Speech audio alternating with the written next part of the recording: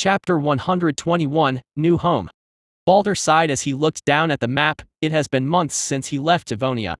To say the journey has been harrowing would be an understatement. On the path down the western coast of Devonia, his fleet has been beset by pirates and Naga. This wasn't that bad since the path they were taking was a heavily protected trade route that was controlled by the Devonia Empire and the merchant princes. Although the lack of escorts flying their colors did attract more attention.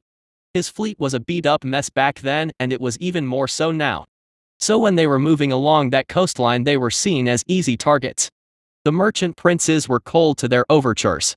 They were willing to buy some of their people as slaves though. However, after the Archangel's chastisement of Devonia, they had returned all the gold they had extorted from Balder's people. The Emperor even gave him a free light cruiser as an apology and a token of goodwill. If Balder was to be honest, he would have done the same. What was a ship when you might face the wrath of an angry archangel? Or even worse, two angry archangels. If Uriel brought her husband Mihail along the next time, corrupt nobles might find themselves as ashes drifting in the wind. This extra money allowed Balder to buy more food and supplies for his people, and he also found out something interesting. The Devonians and the merchant princes were at odds. They usually were at odds, but things have been heating up recently. The destruction of the northern clans and the rise of the Averlanian Empire has kicked the region into a state of tension. With the future now uncertain, the two great powers were now lashing out. Both boasted a massive navy, a large population, vast stores of riches, and a powerful military. A new war would be the most destructive thing in 1,000 years. This news only added credence to a thought Balder had. In the distant past, his ancestors once made a prophecy called the Feast for Crows. The old tales liken the current era of Heaven's Order to a calm before the storm. Heaven's Order has also been compared to a beautiful tapestry that covered the true face of the world. This tapestry must be maintained by the virtuous and the faithful. However, it was said that one day the end of this idyllic era will come. The tapestry will unravel and reveal the true face of the world, the same world that the old gods found themselves in. A world of violence and brutality, where might makes right, virtue was cheap and lives even cheaper. When the Great Order finally collapses, the crows will feast. The storm was coming and Balder needed to give his people shelter from it. The North was lost, he needed to make sure the heirs of the North were not lost too. But that was easier said than done. The attacks from pirates and Naga got worse once they sailed past the jagged peaks and towards the Valley of Plenty. That stretch of ocean was dangerous, since it was basically unguarded. The jagged peaks made it impossible for a port to be constructed. The problem wasn't just the terrain, it was the dwarves living in the mountain range. Once the Devonia Empire tried to make a port, but all they got for their trouble was a half-completed port that was blown to pieces. Thankfully they didn't lose any ships as they passed the jagged peaks. The Valley of Plenty was an insular culture, so they flat out refused to take them in. They at least gave Balder a fair price for food. But the next leg of the journey would be the most costly. They lost 8 ships and almost 10,000 people. They managed to save most of those aboard the ships, but now the remaining ships were overcrowded and they were low on food. One of the ships that went down was a cargo vessel that held a good portion of their food, so now they were on the verge of starvation. That leg of the journey took them in between two dreaded places. The Isles of the Dead and the Azure Sea. Trapped between the cursed waters of the Azure Sea and harrowed mist from the Isles made it so that the fleet had no room to maneuver. The Naga attacks also got significantly worse since the Azure Sea was the seat of power for the Naga. The Naga that they fought previously were probably exiles or distant raiding groups. But when they were near the Azure Sea, the fleet found itself beset by the Naga home guard. They were better trained, more powerful, and better equipped. Balder and his men just barely managed to fight them off and make it through. However, most of their equipment was now heavily damaged and barely functional. The Naga were using abyss steel weapons and the Northemen's own weapons didn't hold up well against them. Then when they got to eastern Volaria, they were offered a place there. But as expected, they were asked to fight for the nations. When he found out what they would be fighting, Balder got back on his ship and raised the anchor. The Mugumans were intensifying their raids and the Naga was becoming more active. Balder initially thought if they were to settle here they would be raiding the Muguman jungle, not fending off concerted attacks from the Mugumans.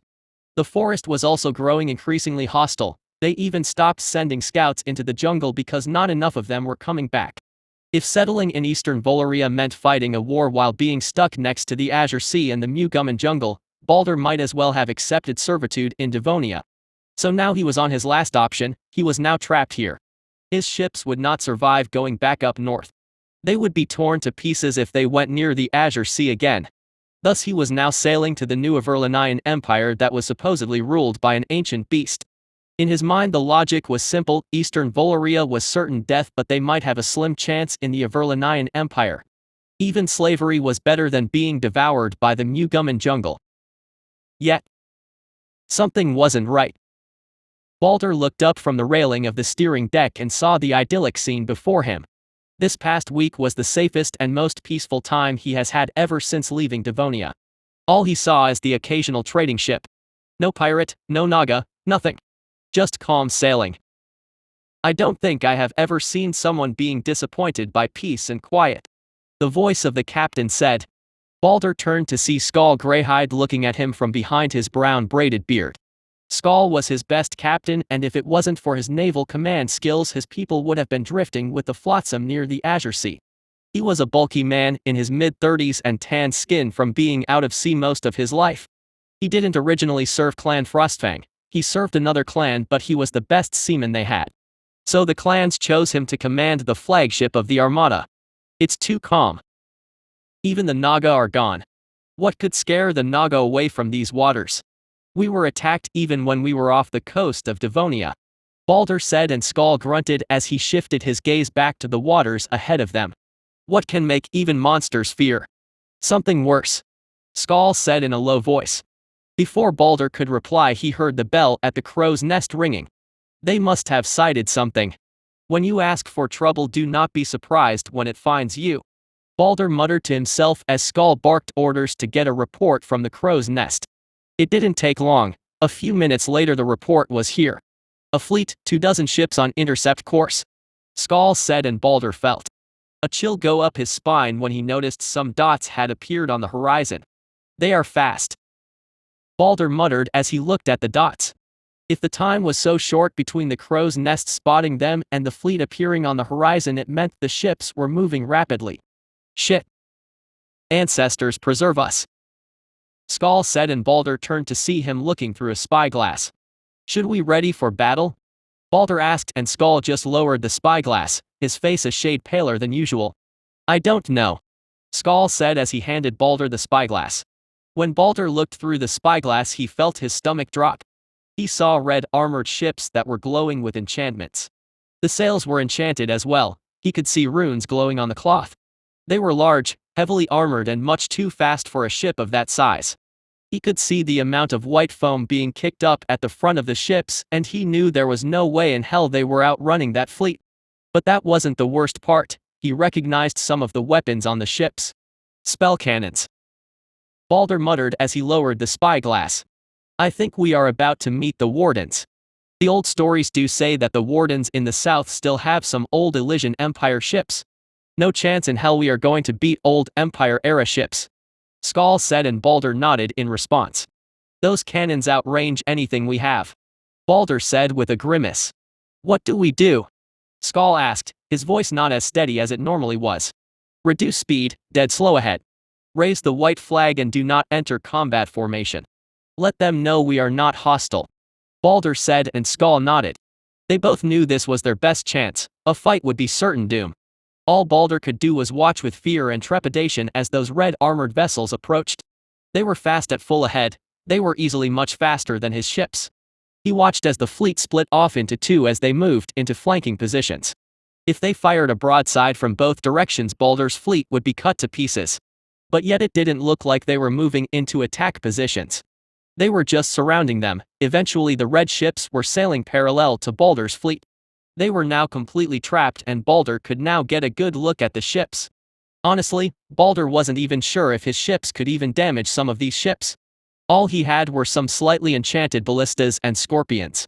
The Warden's ships had this massive ballista on a mount that was glowing with ether and they were pointed right at his fleet. That ballista looked like it was more for attacking castle walls rather than shooting at wooden ships. Half ahead, raise the flags for parley. Balder ordered and he watched as his ship went ahead of the fleet before returning to dead slow speeds. Sure enough, he saw the opposing flagship slowly approach until they were sidelong on the right of the ship. They couldn't drop anchor because they were in deep waters, so this crawl of a pace was the best they could do. Balder looked over at the armored ship and saw the flags indicating that they wished to come aboard. Balder sent the order to reply with a yes. It wasn't long before he saw a group of red armored wardens stand on an enchanted pedestal before teleporting across the gap of the ships onto the deck of his ship. Yeah, they were definitely dead if they fought. That was a lightning strike platform. The older ships from bygone areas had these special platforms to teleport boarding soldiers short distances onto the decks of enemy ships. Balder steeled himself as he descended from the steering deck and approached the red-clad wardens. "Greetings, good sirs," Balder said cordially. "State your business. You are trespassing in Averlanian waters," the warden said gruffly. "We are refugees, fleeing from the chaos of the north. Every other nation has turned us away. You are our last hope," Balder said, and he saw the warden pause at his unexpected words. "You are from the north? Forasraken or northern clans?" the warden asked. "Northern clans. I am the Jarl of this group of refugees. I am Jarl Balder Frostfang, pleased to meet you," Balder said, and the warden nodded slightly at those words. The Forasraken were more brutal and less civilized than the northern clans. Balder hoped that reputation would count for something. "I am Admiral Johan of the Averlanian Wardens," the warden replied as he brought his hand over his heart in salute. "The north, you say? I hear the Angels and Syndicate are at war," Johan said, and Balder nodded. And I assume you seek refuge in the Empire," Johan stated, and Balder nodded again. "Yes, we can work to earn our place," Balder said. "That is naturally the requirement. For integration into the Empire, I cannot promise anything. I must first report this to the Empress. But regardless, there should be little issue if you truly desire to join the Empire. However, know that if betrayal is on your mind, the Empire is not kind to traitors and enemies of the state," Johan said as his tone grew cold. "Of course, I am willing to submit myself for interrogation," Balder said as he privately wondered what kind of interrogation techniques an empire that uses beasts will utilize. There will be no need for interrogation. The Great Beast's Hive has specialized creatures that can determine if someone is lying. You merely need to answer some questions and you will be determined to be speaking the truth," Johan said calmly, and Balder tilted his head in confusion. "So your judicial system is based on the independent judgment of monsters?" Balder asked tentatively. A basic contemplation of this system drew an obvious concern. If the judicial system trusted the judgment of the beasts implicitly, then there would be a serious concern of the beasts just condemning undesirables. Not all of it, only the most important cases are inspected by the Great Beast's Hive. The judgments of the Hive have been verified by the judicial system. They are accurate enough to be used in national policy," Johan replied, his tone betraying the fact that he expected this question. "Now then, do you have any other questions?" Johan asked, and Balder couldn't help but ask a nagging question on his mind for the past few days. "We didn't spot any Naga or pirates in the region. The pirates I can understand, but the Naga is odd. How have you managed to make the Naga avoid your waters?" Balder asked. "We didn't do anything. Rumor has it the Great Beast went into the water for some excursion, and after he returned, the Naga left us alone. We aren't sure what he did. The only people who know are probably the Empress herself and the Inner Circle," Johan replied. "We have also received reports that the Naga have heightened attacks on the other nations. It appears they are giving the Devonian Empire and the merchant princes a lot of grief.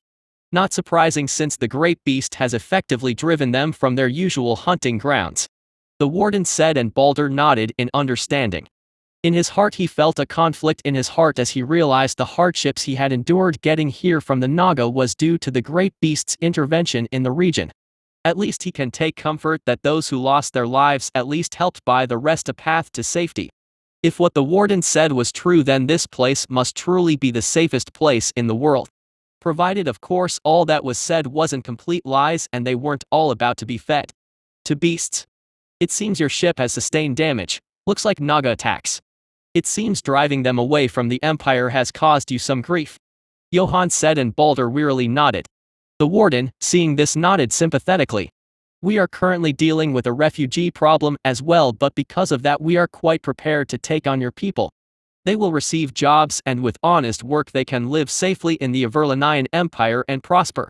Johann said as he turned to look at another warden that looked to be his subordinate. Fetch some food for these poor souls. We do not have much aboard to store, but we can get you more food and help once we dock in Burles. Johann said, and Balder nodded gratefully. Balder couldn't help but sigh in relief. At last it seems their trials might be over. If all of this works out, then he has done what his ancestors wished. It seems his people just might live on yet. The northern clans are not lost yet. Thank you. This is all we could have ever asked for. Perhaps the angels really are watching over us. Chapter 122, New Deal. I sat lazily on my cushion as I upended an entire barrel of wine into my mouth. In my peripheral vision I saw this Balder guy standing nervously before Cecilia. He was leading a group of refugees from the north. Him and his band of ragged refugees were nothing special. Just extra manpower that could be used to grow this nation. However, he did come bearing some valuable information from the north. Sarana's information on the Northern War was sparse and unconfirmed at best. So this information was invaluable. Furthermore, he just gave me a really important piece of trivia. Apparently, the Archangel Uriel seems to have taken pity on these bunch of useless shits. This was of course absolutely fantastic. I mean, think about it, the Archangel of Mercy Uriel has personally assisted this group of starving desperate people. The same Archangel has also chastised the Devonian Empire for trying to scalp them. The chastisement was so severe that the Emperor himself gave them an entire ship. So you could say that the Archangel of Mercy was at least a little invested in the welfare of these poor souls. Which means if, let's say, an ancient beast takes them in and offers them prosperous lives. With said prosperous life only being enabled by the ancient beast and his hive, it would perhaps make the Archangel think twice about burning everything to ash. I was planning to appeal to the angel's mercy and pragmatism, but now I even potentially have personal investment. I mean, if an Archangel personally helped a group of people, everyone else would need to think twice about harming them. So this was like a pot of fresh hearts just falling from the sky and landing in my metaphorical lap. I do so love free things. I am sorry to hear of your struggles, Jarl Frostfang. I have only heard rumors of your people and some basic reports in texts, but all of them speak of a strong and proud people. Cecilia said cordially. Cecilia knew of the implication of his appearance and Uriel's involvement. So she now had to dance a delicate line of being kind while also not appearing weak or giving special treatment. Thank you for your praise, Empress, but we are just grateful for this opportunity. I just want a place for my people in the world. Balder replied respectfully. Lucky for us, he seems to know his place. The sight of me upending another entire barrel of wine into my mouth probably added to the caution. This wasn't something you saw every day, and this strange sight would no doubt cause some unease. This was exactly what I wanted him to feel. I wanted to come across as strange but strangely reasonable, with no ill will towards humanoids. Plus it was an excuse for me to drink barrels of wine. I quite enjoyed the sweeter varieties that the women liked. Cecilia knew this of course, and she raised a knowing eyebrow when I suggested it. But she just let out a chuckle and put out the order. Technically I could drink it whenever I liked, but in the past, I was treating it like water, and I single-handedly caused a shortage of fruit wine, causing the price to double. So I decided to abstain for a while. In fact, my usual treats were now on rotation. I ate cows, then drank some wine, then ate giant cream cakes, wagons of strawberries, wagons of peaches, and then went back to cows. Gotta give the suppliers time to recover, and some of this stuff was seasonal, so I had to grab them while they were available. Friend, I assume they have only spoken the truth? Cecilia asked as she turned to me, and I nodded in response. They not only speak the truth, but they are very eager. They said they would be willing to do the worst jobs, digging ditches, quarrying, mining, and cleaning the sewers. Stuff like that. I replied, and I saw Balder give me a look of apprehension. Relax, we aren't going to make you all dig ditches, we aren't idiots. I said with a laugh, and Balder's face turned to one of confusion. Or savages for that matter. I hear some of your women try to offer themselves to my soldiers in the hopes of leniency. I assume they were all turned down? Reports are sometimes embellished, but I assume you would know the truth on the matter since they are your people. Cecilia said. I have heard of intentions to do so. Many fear that the soldiers will demand payment for things. It is unfortunate, but our wives and daughters have had to sell themselves before arriving here in your empire to secure food and other supplies. Service can be used in lieu of gold in transactions. But none have taken place as far as I am aware. Some of my people's women still wear the scars of such experiences on their hearts. Balder said with a long sigh. I am sorry to hear that. Mother Justina. Cecilia said as she turned to the revered mother who was standing by her side. Mother Justina has been promoted as a church liaison within the royal court since the end of the war. Yes, my empress. Justina asked. See to it that these women get the support they need to overcome these scars. Many of the Volurian priestesses no doubt have experiences dealing with such matters. Cecilia said and Justina nodded in response. We do, Empress, it shall be done. I will send word to have a detachment of priestesses sent immediately. Jarl Frostfang, you mentioned that some of the women were wives and daughters, yes? Justina asked and Balder nodded. Then Empress may the first suggest that I also send some priests to care for the husbands and the parents. Justina asked and Cecilia nodded. Lastly, Jarl Frostfang, this is perhaps the most unsavory question. Were there any unwanted pregnancies? Justina asked and Balder nodded again sadly. Yes. Some have already given birth, it has been a long journey. Fortunately we had no deaths during childbirth. Balder said and Cecilia nodded sympathetically. I must tell you terminations of pregnancy are illegal in my empire as is the abandonment of children. Cecilia said, her tone stern. Of course, Empress, that practice is held in the north as well. The child does not choose the circumstances of their birth. We cannot fault them for existing. If the mother cannot bear to raise the child, then someone adopts the child. We do not tell the child the truth if possible. We feel it isn't right to put this burden on them.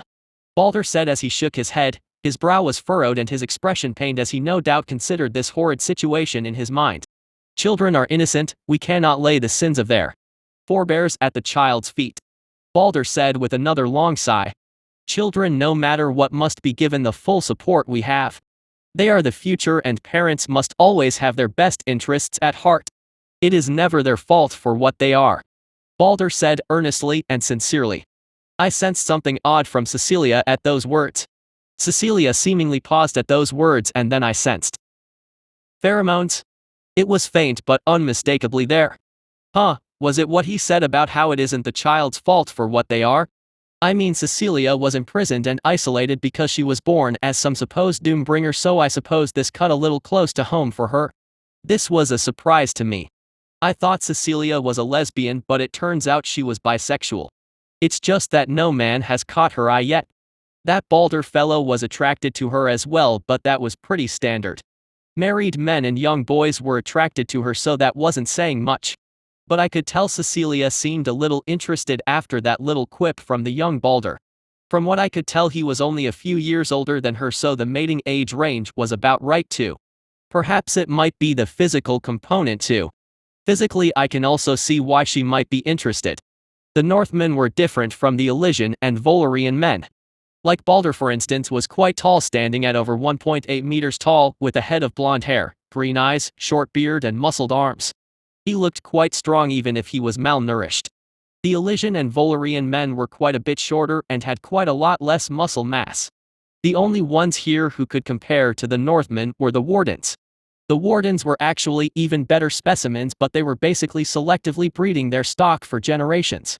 However, most Wardens were far too dutiful and serious for Cecilia's liking.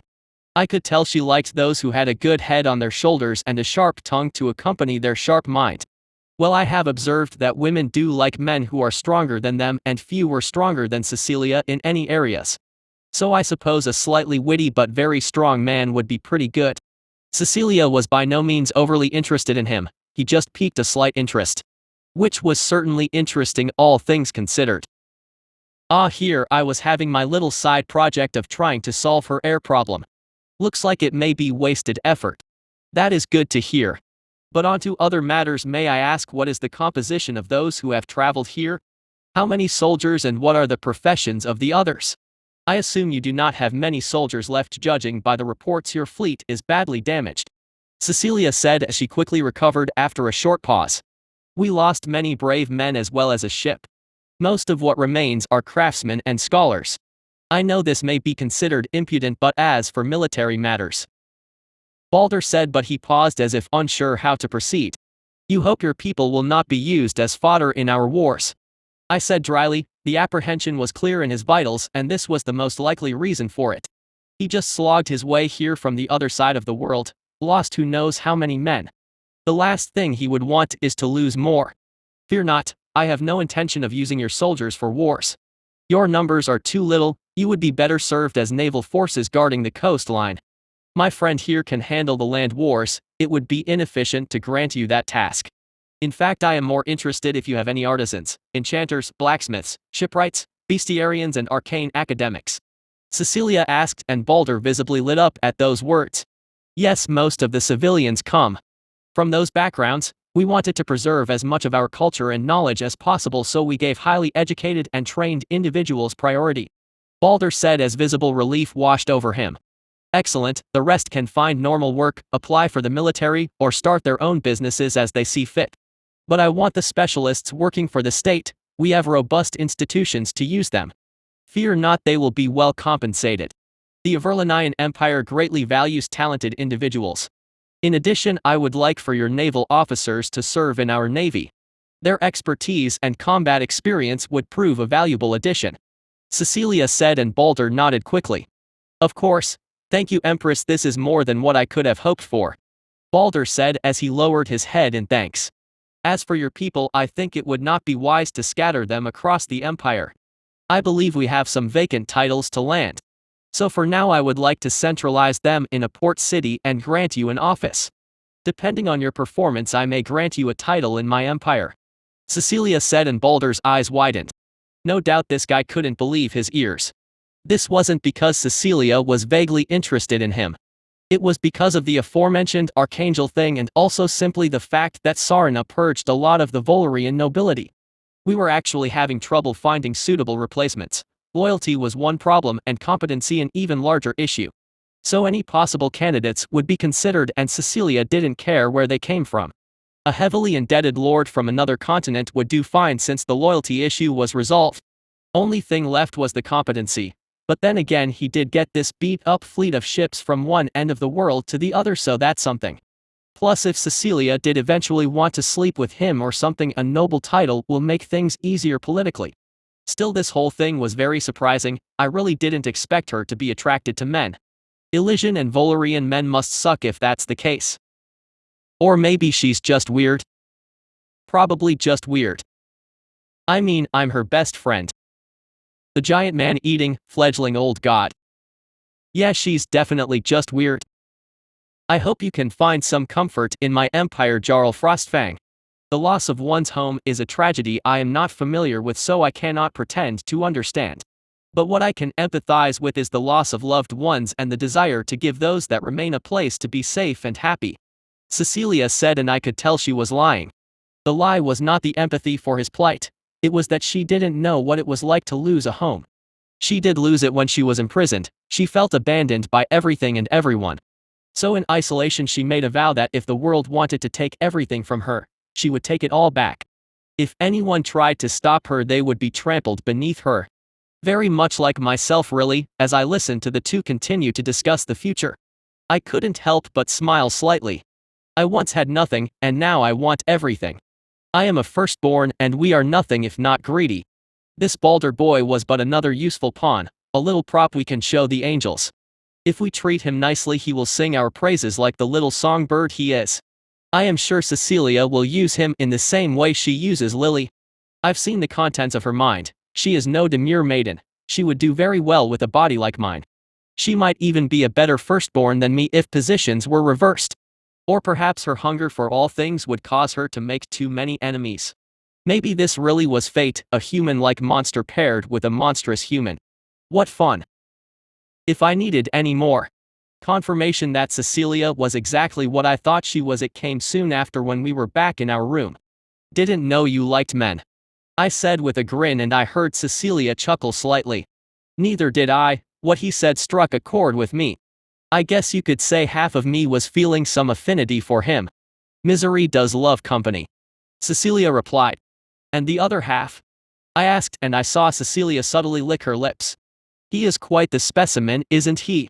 I want to wrap him around my finger and ensnare him, Cecilia said as her smile widened. Sounds like fun. I replied with a smirk. Fun indeed. Chapter 123, The Oracle of the Oceans. I stared at the strange creature before me. She was more powerful than me, similar to Mihaela in strength. Perhaps slightly stronger, but with such a small difference victory would be decided by skill and tactics. Yet she was also perfectly willing to serve me. Apparently, she was a firstborn loyalist. It appears this world wasn't completely hostile to me. Even my supposed allies wanted something, but as far as I can tell, this one was genuinely loyal. Unquestioningly loyal even. She honestly came across as a fanatic. I remember making the first 3 naval hives and sending them out against the Naga. I wanted to cull their numbers and keep them away from our waters. If our waters were safer, then we would be better positioned as a trading zone and I could better project power towards the eastern continent. We have a lot of exports that can reap a good profit, and Cecilia has informed me that a trade surplus was a good way to siphon national power from surrounding nations in the long term. Since the empire was now completely self-sufficient and the only foreign goods we need are luxury goods, we would most certainly be selling more than we are buying. Which means foreign currency would flood into our nation, enriching us and increasing our national power. We can then use that money to improve the lives of the citizens, which lowers the chance of any divine fires popping up in my home. As I gazed at the great serpent before me, I couldn't help but wonder at what the firstborn were like long ago. I have seen memories, of course, but one thing about those memories was that they lacked context. But if this one was a creation, then the creator must have been far more powerful. I remember the first time I met her, quite a surprise, honestly. It was certainly an interesting experience meeting something like that. 2 weeks ago I was in the ocean hunting the Naga. I had 3 hives with me on the hunt. The original plan was to launch an attack. A few Naga outposts have already been scouted out. Our plan was to attack and destroy them. Hopefully, that would either scare them off or incite a counterattack. When the counterattack happens, we can just butcher them, and that should be a clear enough message. However, instead, when we arrived near Naga waters, we were met with a messenger of all things. They were waiting for us with this strange banner that seemed to hang ethereally in the water. The Naga were aquatic humanoids with a humanoid torso and tail that resembled an alligator. They were covered in scales that seemed to be a hybrid of fish and reptilian scales. They also had webbed fins on their spines that went down to their tails. Their faces looked more reptilian than fish, and their scales were varied in color. The party before me had individuals with varying colors of scales. Some were a dark navy blue, some were dark green, and others were in lighter shades like cyan and light green. The moment I saw the banner, it immediately reminded me of something. It was said that both the Mugumans and the Naga worshipped the same creature. It was some sea serpent that lived in the Azure Sea called the Oracle of the Oceans. She apparently could see the future with this eye on her forehead. Which also would explain why there were so many eyes on the banner. Although strangely the eyes looked humanoid, why would a serpent have humanoid-shaped eyes? Or was that just artistic license? Then what came next was even more surprising. They asked for a negotiation rather than war. But the cherry on top was this line that came after. The mistress wishes to welcome the returning king. Long have we waited for the return of an old god. The emissary had said. This of course jolted me quite badly. How the hell did she know I was a firstborn? If she knew, who else did? Did this have something to do with her oracle abilities? Or was this a bluff? Anyway, at the time I felt it would be a good idea to entertain the request. I mean, if she knew, she could have told someone. The fact that she kept it quiet must mean something. Furthermore, the Naga and Mugumans were famously anti-heaven. Many considered them firstborn loyalists. At first glance, the proper course of action was to reveal myself as a firstborn to win their loyalty. But on the other hand, the firstborn followed the rule of the strong. It wouldn't be that far of a stretch to assume their followers did too. So the main problem here was that I wasn't that strong yet. I may just be killed for being too weak as a firstborn. Of course, there was also a chance that they would see things the same way that Mihaela did, which was that I was something to be nurtured and grown to one day topple the rule of heaven. I will admit that the latter theory was the most likely given the opening line. However, it was still a question if I was willing to risk my neck over that little assumption. Still, the alternative was to cower on land and ignore the problem. If I wanted to survive long term, I needed to take some risks. Fortune favors the bold and all that. But still, risking one's neck wasn't an easy decision. But regardless, I decided to at least speak to this so-called Oracle of the Oceans. I remember when I was finally led to this so-called Oracle of the Ocean and I was damn surprised to see what looked to be a female Naga. Well, it wasn't a Naga specifically at first, I thought it was some progenitor to the Naga. I saw some other female Nagas on the way over to her little palace in the Azure Sea. They were similar to the males in that they have reptilian tails, fins and scales. They differed on their thinner stature, scales that looked closer to fish scales and a far more human-looking face. The normal female Naga only had 2 arms but this one had 4. Furthermore, she looked to be larger and had far more pronounced feminine features. But the biggest giveaway was the third eye glowing on her forehead. We were in this underwater palace. I left my hives outside since I didn't want to come across as combative. So I was essentially alone with her. The palace was made of this strange metal and coral. It was oddly beautiful with all of the light coming from crystals of bioluminescent plants. The throne itself was made of this rose gold metal and it sparkled with sapphires. The room itself was massive, easily able to accommodate my size. Furthermore, something odd was that there was no roof in this throne room. It was open air, or perhaps open water would be a more accurate description, but I suppose an open concept throne room made more sense when you were underground. It's not like you had to worry about rain or snow. Curiously, I sensed a magic signature coming from the wall behind the throne. I was willing to wager that the wall was actually a manifestation. "Greetings, revered one," the Naga said, and I sensed mind control effects radiating from her voice. It was easily resisted since the firstborn are immune to mind control. "You wanted to talk?" I asked suspiciously. I could usually sense the power level of an individual, but there was something off about this Naga queen.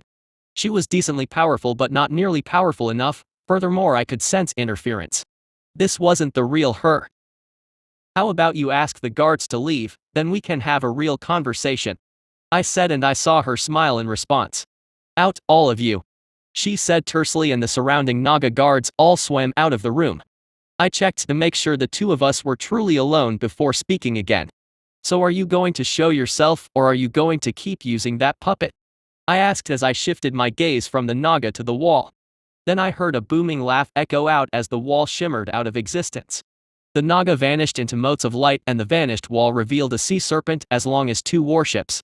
She was rather slender but had a rather impressive length. She was covered with azure scales that glinted like gems. Her head was vaguely draconic, and I could see 3 eyes on each side of her head. On her forehead was a large glowing eye that glowed bright blue. She also had a pair of grasper hands with 3 taloned fingers. She had small fin-like wings all along her long frame.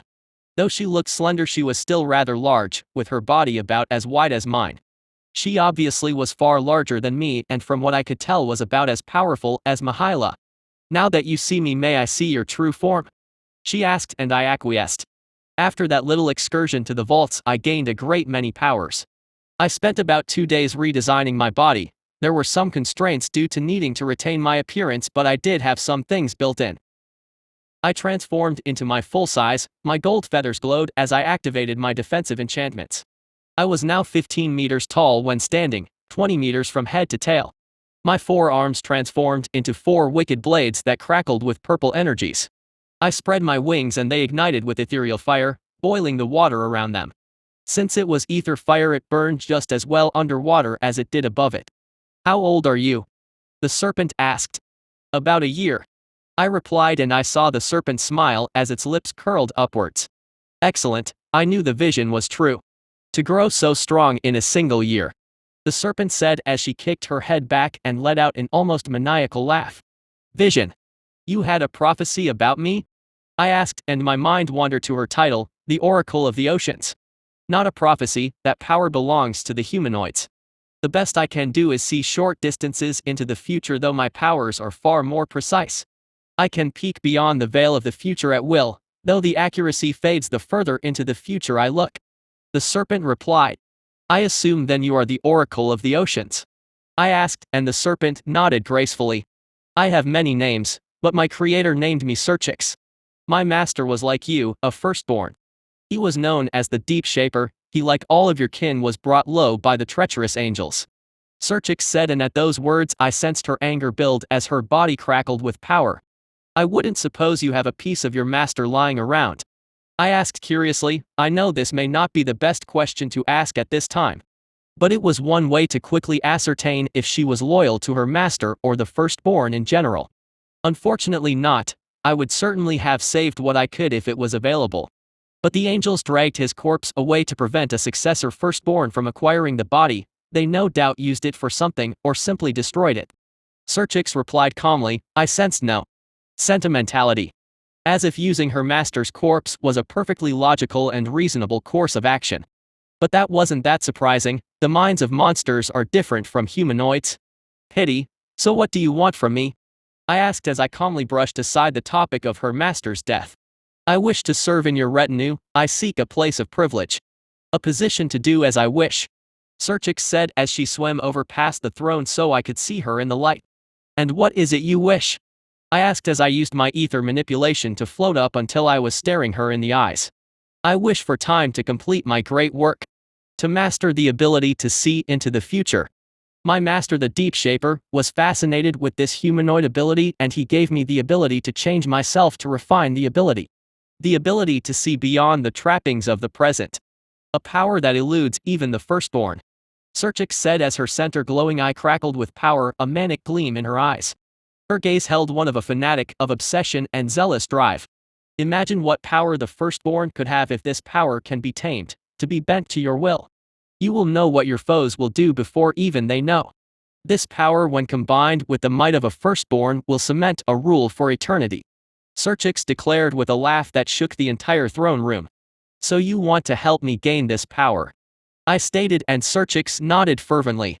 I am but a failed experiment, my master the Deep Shaper wanted to tame this power but he was struck down before he succeeded. I have labored for eons and I have barely made any progress. Syndicate said as her glowing eye crackled. I lack the ability, but if I were to share what I know and am allowed to work under you, to take what resources I need I am sure I can succeed. Syndicate half proposed and half begged. I will not deny that this ability will be extremely powerful. To see the future on command, I will be unstoppable. The firstborn of old would have never fallen if they had this power. I long suspected that the powers of seers had something to do with their fall. It was well known that only humanoids could produce seers, this was a power that eluded all the other creatures, even the firstborn. But Syndicate was right, the power was chaotic and uncontrolled in the hands of humanoids. If I could tame it, refine it, imagine what I could do. For now I can give you something as proof of my sincerity. Syndicate said as she held out one of her arms and a Grahanum crown appeared. My ability of future sight is limited but it has a great many combat applications. I offer this to you. I give you my greatest weapon as a sign of good faith, for I am loyal to the old order. I will not suffer this farce of a new order the Seraphim has propped up. Syndicate said as she floated the Grahanum crown over to me. I took it and immediately absorbed the essence. This certainly was strange, it was less of essence and more of instructions. I could use some of my power to assimilate it so I decided to do so. With that I now had future sight too, and I could tell this power was rudimentary. I sensed I could combine it with some abilities I haven't unlocked to empower it. But those powers were far away, some were still locked away behind core evolution levels. I can improve it but I need to be stronger. I said and I saw Syndicate eyes widen in shock and anticipation. The firstborn were truly the highest form of life. Syndicate has labored for so long and just got this far. But I could immediately improve it, still that begs the question. If I could do it, why not the Deep Shaper? The best theory I could come up with was that the Deep Shaper as a firstborn was perhaps innately weaker than me. Firstborn were after all not a species but instead a class of creature. Then I will help you, Great One. I will help you take this world, all I ask is that you share this power. I wish to experience it. Syndicate said as she lowered her head. I'm not sure how much I can give you, some of the changes rely on my firstborn essence. I cannot give you that I can only give you a weakened variant when the time comes. I said and Syndicate nodded in understanding. As I expected, then whatever is able to be given I will accept. I know I am at the limit of my abilities, I can push it no further. Syndicate said with a weary shake of her head. The limit of your abilities. Limits are a fickle thing. What has been made can be unmade and what is fixed can be changed. I said as I channeled power into one of my arms and showed her my ability to fleshcraft. The spell crackled in my hand and a small rose appeared in my hand. Flesh is to me what marble is to a sculptor. Prove your worth and you will have all that you desire and more. I said as I crushed the rose, before offering her my hand. It may seem strange for me to accept her service so easily. Or for her to swear allegiance to me who was weaker than her. However, she did give me such a powerful ability. I could already tell the future sight ability would make me a nightmare to face in battle. I might be able to stall Mihaela now with this ability. I still can't beat her, but if she wanted to kill me, she was now going to have to really work for it. As for her, being at odds with me would only guarantee death further down the line if I beat the angels, or possibly an eternity of stagnation at the bottom of the Azure Sea. It was a strange arrangement that just so happens to work well for both of us. But can she be trusted? Well, I don't know. I don't even really know if I can trust Mihaela. I'm just buddying up with her because she can chop my head off. There were too many big fish in this pond. I need to get bigger before I decide which of the fishes I want to keep around. I will serve. Serchix said as she lowered her head and took my hand. Good, now since you have seen fit to hide beyond that wall. I think you know the utility of bad theater. I stated and she nodded with a grin. The minds of humanoids are so simple, you just put up what they want to see and they believe it without question. Sweet promises and honeyed lies, you can transfix and seduce. Bend them to your desires. Serchix replied with a low laugh. Indeed you can, but not all of them are so weak-willed. You will get to know some of them as we go along. I said, and Serchix tilted her head at those words. Now that is interesting. I once had a run-in with Mihaela the Swift. She was a tough one, an exceptional individual from an unexceptional race. Serchix said. Yes, she's working with me too. I said, and Serchix visibly recoiled slightly in surprise. My, you surprise me, great one. Your retinue is rather formidable. Serchix said, respect in her voice. With you within it, it just got a lot stronger. I assume you command the Naga? I asked, and Serchix nodded.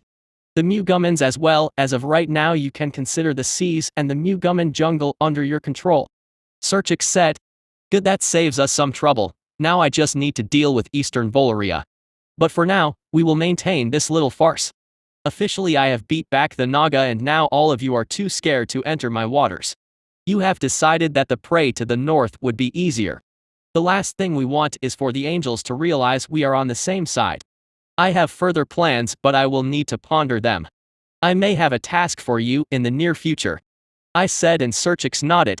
Then we continue this bad theater. Serchix said with a smile as she retreated backwards and her Naga illusion reappeared before me. The smile on the illusion's face was a strange mirror of the smile of Serchix's real face. Indeed we shall. I replied with a laugh as I restored my body to its unassuming form. All that was the past. Since then I have been discussing with Cecilia and Mihaela about what to do with the Naga. The problem was that our lines of communication were rather awkward. We had to play telephone using one of my hive creatures. It was better than having to send a runner, but I would prefer it if we could have a face-to-face conversation in a convenient manner. Having an ancient in command of two civilizations so far away and not within my direct control made me uncomfortable. The Azure Sea was right at the edge of Eastern Volaria. It was closer to the Devonia Empire than it was to Elysia. Still, I could tell she wasn't lying when she said she sincerely wanted to join me. But then again, Mihaela told me Serchix was around before even her master was born and she was one of the oldest creatures alive in all three worlds. Her age was not something to be scoffed at. When I consumed that little blueprint she gave me, I realized she wasn't that good at flesh crafting. She had used her own essence and somehow made a copy. But the problem was that essence wasn't like parchment. You couldn't just copy some parts and leave other parts out easily. She probably didn't know this, but there were some traces of her memories woven into them. Notably, the strongest memories were what made it through. One of the standout memories was that of her creator, the firstborn, titled the Deep Shaper. He was a complete psychotic lunatic. He was obsessed with the concept of time. He was a master chronomancer and he experimented extensively on future sight abilities. His obsession was all-consuming. From what I could glean from the limited memories, I had a suspicion of why his obsession existed. I suspect he could not reconcile the fact that the lowly humanoids could obtain a power that he could not. So great was his obsession that he actually sacrificed himself to save his so-called magnum opus, Serchix. A monster with vague and limited future sight abilities, a failure, but it was the best he could manage. Although from what I can tell his methods do seem rather crude and uninspired. It's honestly amazing to me how he was chasing this ability for so long but he never actually sat down and had an actual conversation with a seer. I mean, wouldn't that be the first step of the whole project? I mean, you are a firstborn, just ask and the seer would most likely agree, especially if you offer them protection.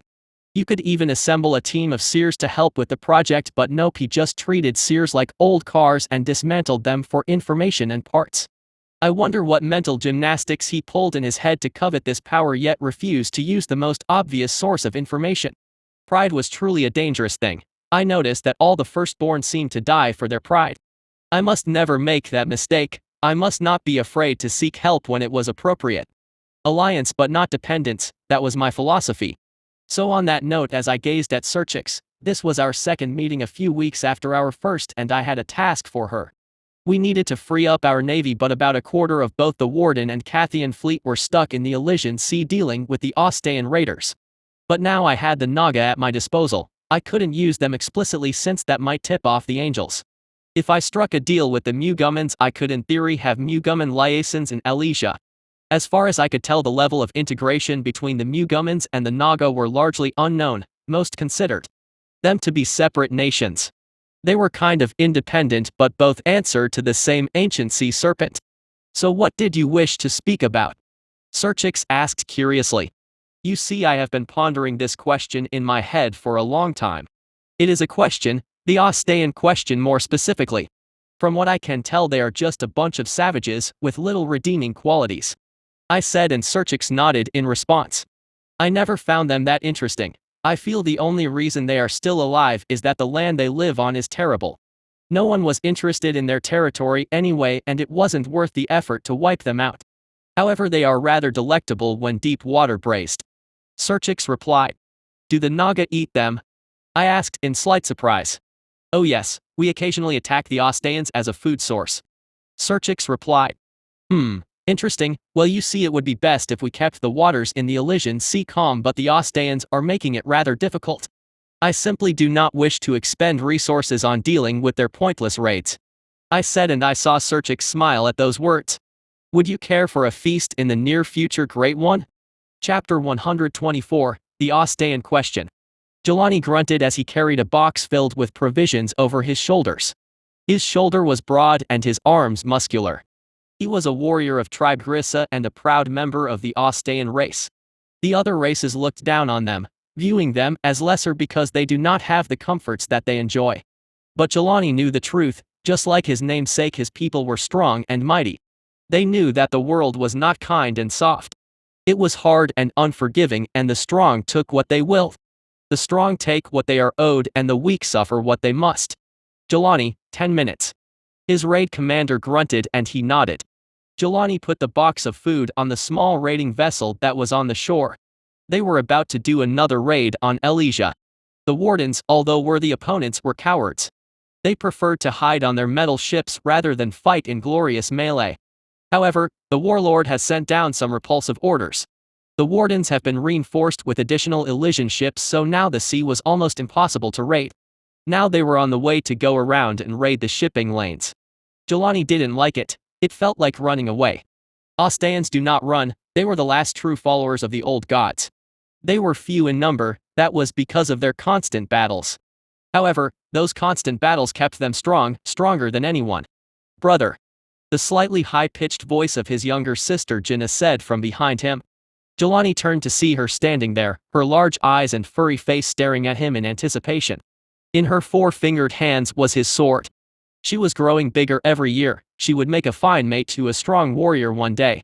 Then she would birth many future warriors for the tribe. Jelani gruffly took the sword from her and attached it to the belt on his waist. Go, help with the loading, Jelani said, and Jinna smiled as she nodded before hopping off towards the bed. Like him and all Aeans, she had bipedal legs tipped with cloven hooves. Aean men had long curved horns on their heads, but the women didn't. The men were also significantly larger and more muscular, towering at 2 meters tall on average as compared to the females who were 1.5 meters. Jelani took a moment to look at his sister amble off. She was always eager to help. In the back of his mind, he always wondered if his sister was too soft for an Aean. She was kind even for a female, but at least because of this she was popular with the other younger males. But regardless, Jelani was still worried if she would adapt well to marriage. However, those worries were for the future. Deep down, Jelani truly did care for her, but an Aean man must be stoic. A warrior must be even more so. That was their way.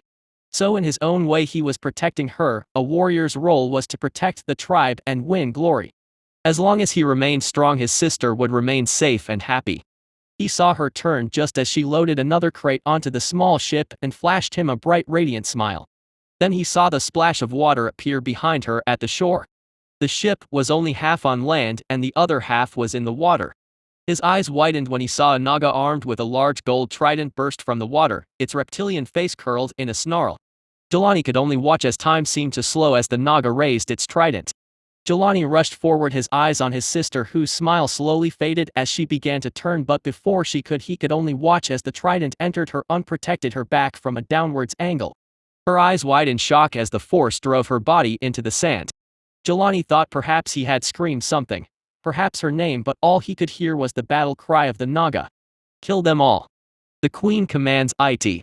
Jelani had no time to mourn. After that quick moment he realized the Naga wasn't alone. He halted in his tracks when he saw thousands of Naga emerge from the waves. This wasn't a raid. This was an invasion. Then to his horror he saw the sea seemingly retreat and the receding water revealed Naga in the tens of thousands standing on the sand that was once beneath the waves. Jelani froze as he looked around and saw his remaining brothers fighting a desperate melee against the Naga vanguard. His gaze shifted to his sister's twitching body as the Naga ripped his serrated trident from her body. Jelani snarled as he raised his sword. He felt the roiling hatred in his heart. Without thinking he raised his sword and charged. The Naga seemingly smiled as he readied his trident and prepared to meet his reckless charge.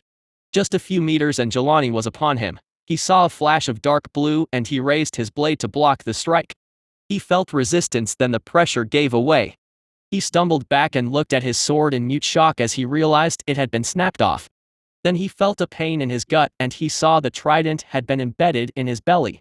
The Naga laughed before ripping it free and smashing Jelani across the face with the butt of his trident. Jelani felt his teeth go loose and he tasted iron in his mouth as he went sprawling onto the sand. His head was spinning and then he felt a rough strike as he was knocked onto his back. Jelani's gaze swam as he looked up to see the Naga looking down at him in contempt. The Naga calmly raised his trident to finish him off. The last thing he ever heard was a final insult from the Naga dressed in ornate gold armor. In a moment of lucidity he noticed this Naga was far more well dressed than the other Naga he saw. This one must be some kind of commander or lord. But regardless of his station or how outmatched Jelani was, the contempt in the Naga's voice was there all the same. Pathetic weakling. Sathix was a deep guard, one of the Queen's finest warriors. The Naga were a proud race, a hateful race, one that endured eons of isolation beneath the waves. But now at last the promised time was upon them. Generations of preparations have been done for this era. The Naga knew that one day the old gods would return. They are as constant as any facet of nature. The last eons of their absence was no different than any of the humanoid races being able to fight off a flood or survive a storm. A temporary victory that meant nothing. The humanoid races wither and fade, but the old gods endure. Sure enough, an old god has returned, but not all of his people knew it. If news of this leaked, then the angels may strike the old god down before he was strong enough to become unstoppable. So for now at least the information was only available to the elders, the deep guard, the deep sirens and a select few others. As far as anyone else was concerned, they had merely struck a deal with an ancient beast to avoid war. So now, with resources now limited, the Queen had declared a colony to be set up on Aean lands. The Naga could survive on land, they just were not as powerful as compared to when they were in water. But against the weak Aean with their pathetic equipment, conquest was easy. Their weapons made of crude steel shattered against the Naga's abyss steel weapons. Abyss steel was harder than mithril but more brittle and less enchantable. However, abyss steel was still a highly effective material for weapons. This difference was now on full display. It has been 4 hours since the initial landfall of the invasion forces. They were ordered to advance in and destroy most of the major settlements. There were more settlements deeper inland, but those were to be left alone and they were few and far between. After this invasion the Aeans would be broken with a scant few survivors. Not nearly enough to pose a threat. If they tried to raid the Elysian again, the Naga could just advance further inland and finish the job. So the objective was simple: destroy the Aeans. Their standout ability was their fighting ability. Only problem was that their fighting abilities were subpar in comparison to the other races, so they were effectively worthless as a species. So the old god in his wisdom decreed that the Aeans were to be slaughtered. Their flesh would serve him better than anything they could produce as a people. Sathix looked over at the ruins of the Aean town. The ground was a mire thanks to the rain beating down upon them.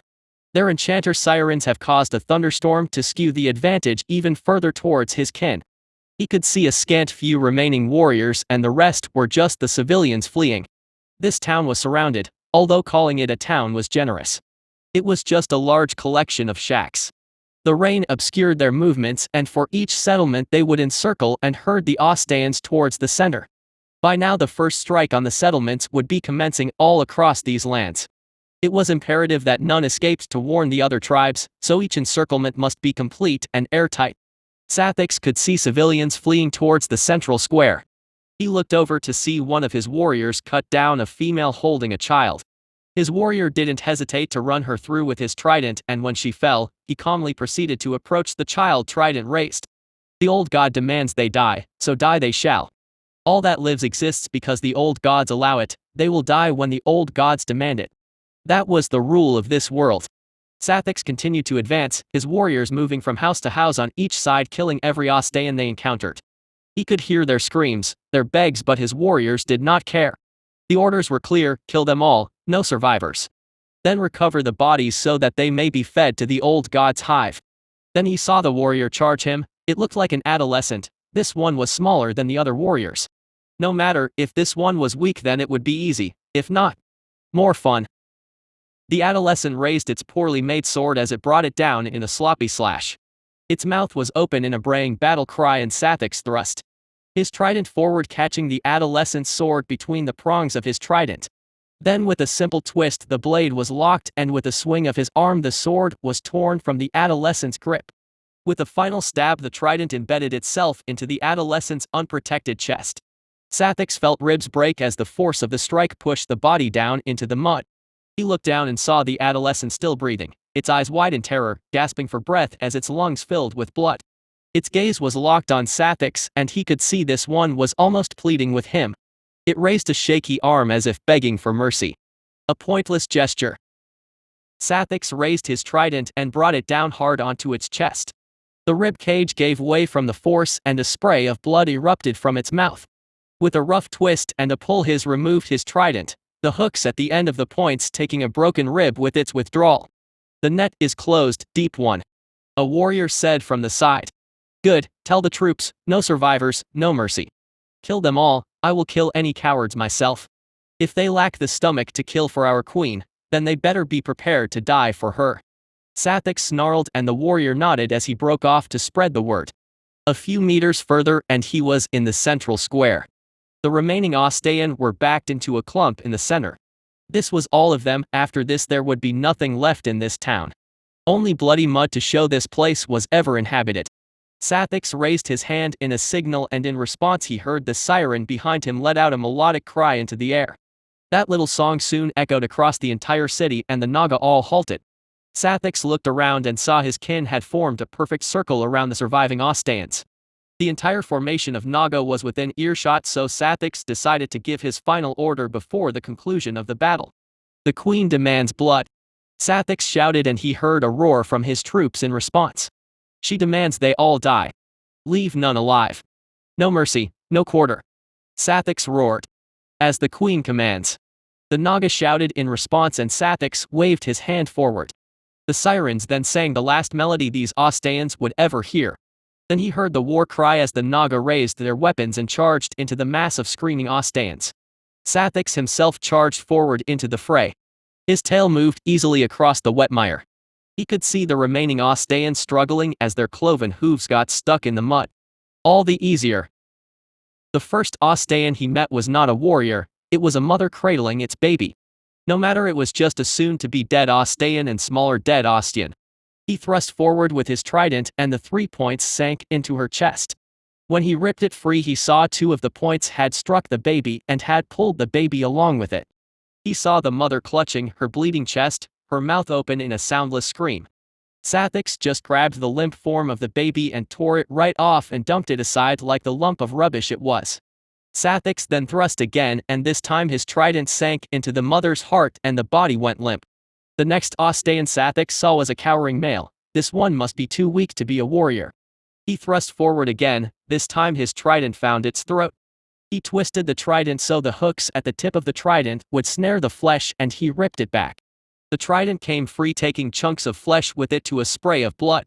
The body was pulled forward and it went sprawling into the mud. Sathix moved forward again right over the body onto his next target. This time it looked like a child, probably female. Sathix thrust into the child. The trident slammed right through its fragile chest. Then he lifted it up with the trident and tossed the body over his shoulder like one would hay. Sathix didn't want their corpses clogging up the advance. Then there was another and another. Until all was silent. I appended another barrel of wine into my mouth as I looked down at the book in my lap. It was a little romance novel about some human girl falling in love with a vampire. Pretty novel concept, although the vampire does come across a little creepy.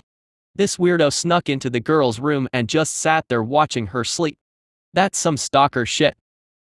Still reading, friend? I heard Cecilia ask, and I turned to see her walking towards completely naked. She was just having some fun with Lily and I was on a break. Yep, this one is odd. Weird premise. I said as I put the book aside. What was it you wanted to talk about? You mentioned something earlier. I assume it isn't urgent since you waited for me to finish. Cecilia asked as she casually took a cloth and began to wipe her fluid-covered nethers down. Yeah, nothing important. It's done, the Aeans are finished. They won't be bothering us for a long time. What's left of them are probably cowering further inland. We can finish them off whenever we want. I said. That was fast. The Naga worked quickly. But then again, you did say they were fanatics. Cecilia mused as she sat down on the couch as she reached for a robe. It wasn't because she was modest, it was because it was cold. It was after all towards the end of autumn. Well, it is a welcome surprise. But yes, the Aeans are no more, at least most of them. Most of their civilization was near the coast. The estimated casualties put them at having lost 75% of their population. It would take 1,000 years for them to recover, assuming we even allow them to. I said, and Cecilia nodded calmly as she poured herself a glass of wine. That is very good for 2 weeks of work. They are remarkably efficient, a surprising result for any race, let alone an aquatic one tasked with a land invasion. Furthermore, their settlements are spread out, they must have moved quickly and left no gaps. Cecilia said before taking a sip of wine. Yeah, well, that settles that, I suppose. Well, chances are they are going to join the orcs in extinction. But I guess we could use them as slaves later if we so choose. I suppose that concludes the Aean question. I said with a lazy stretch. That's good. Now we just wait for the hunger to set in the various Volarian states. That little blight you released is looking to be quite effective. Sarna reports food riots in some cities. Cecilia said. Yeah, now we just wait for it to really set in and then we swoop in to save the day. Like the benevolent rulers we are. I replied with a chuckle. Cecilia let out a little laugh as well before taking another small sip of wine. Benevolent indeed. Chapter 125, Aggressive Feeding. Montes stood firm as he gazed at the border, his brow furrowed and his lip curled in displeasure. He was right on the border. Varia, which was now basically a pariah state. Their so-called allies to the west have abandoned them. Varia, in their infinite stupidity, has refused to acknowledge the legitimacy of the Volarian Protectorate and has branded it an illegal occupation. So that meant that they refused to maintain diplomatic relations, which by extension branded themselves as a hostile power to the Averlanian Empire. The Empress did not go as far to blockade their sea routes, but she did cut off all land trade to Varia. However, despite all that, the problems were numerous and quite dangerous. First of all, Varia was only barely self-sufficient for food, so their food supply was not stable by any means. One bad harvest. And they would have to import food. Recently there was a blight that struck the region. The Druids said it most likely came from the wave of rain that suddenly came a month prior. The Druids have dubbed it fall rot because that was exactly what it did. It fell down from the sky and it caused the crops to rot. The worst part of this blight was that since it came with the rain and water, it even ended up getting into the food stores. Luckily for the Volarian Protectorate, the Druids sent over from the Empire were quick to detect the issue. They managed to save about 2/3 of the harvest, but the food stores were mostly lost. This would have normally required strict rationing, but the Empress simply ordered more food be sent over to Volaria to address the problem. So now the food stores were filled to the brim once again. The other Volarian states were not so lucky. Those within the Empire were struck with a mild inconvenience, with the clerks and laborers grumbling slightly at having extra work. The other states, however, were facing famine. Vororia and Boria managed to trade with the Zaramans and the northern border states, who were not affected by the fall rot. Varia was now facing a failed harvest and decimated food stores. This meant famine if food was not acquired from external sources. However, the land routes were closed, which left the sea routes. The Empire was leaving their sea routes alone, but the Empire was not only the thing prowling the waves. The Great Beast had recently expelled all the Naga from the Empire's waters, which meant the Naga now had to find other sources of prey. The already weak Varian fleet now presented itself as a soft and easy target. So the situation now was that the land routes couldn't be reopened because of the tensions, and the sea was impassable thanks to the Naga. Montis personally expected the Empress to just let the Varians starve and then order Montis to march right over the border.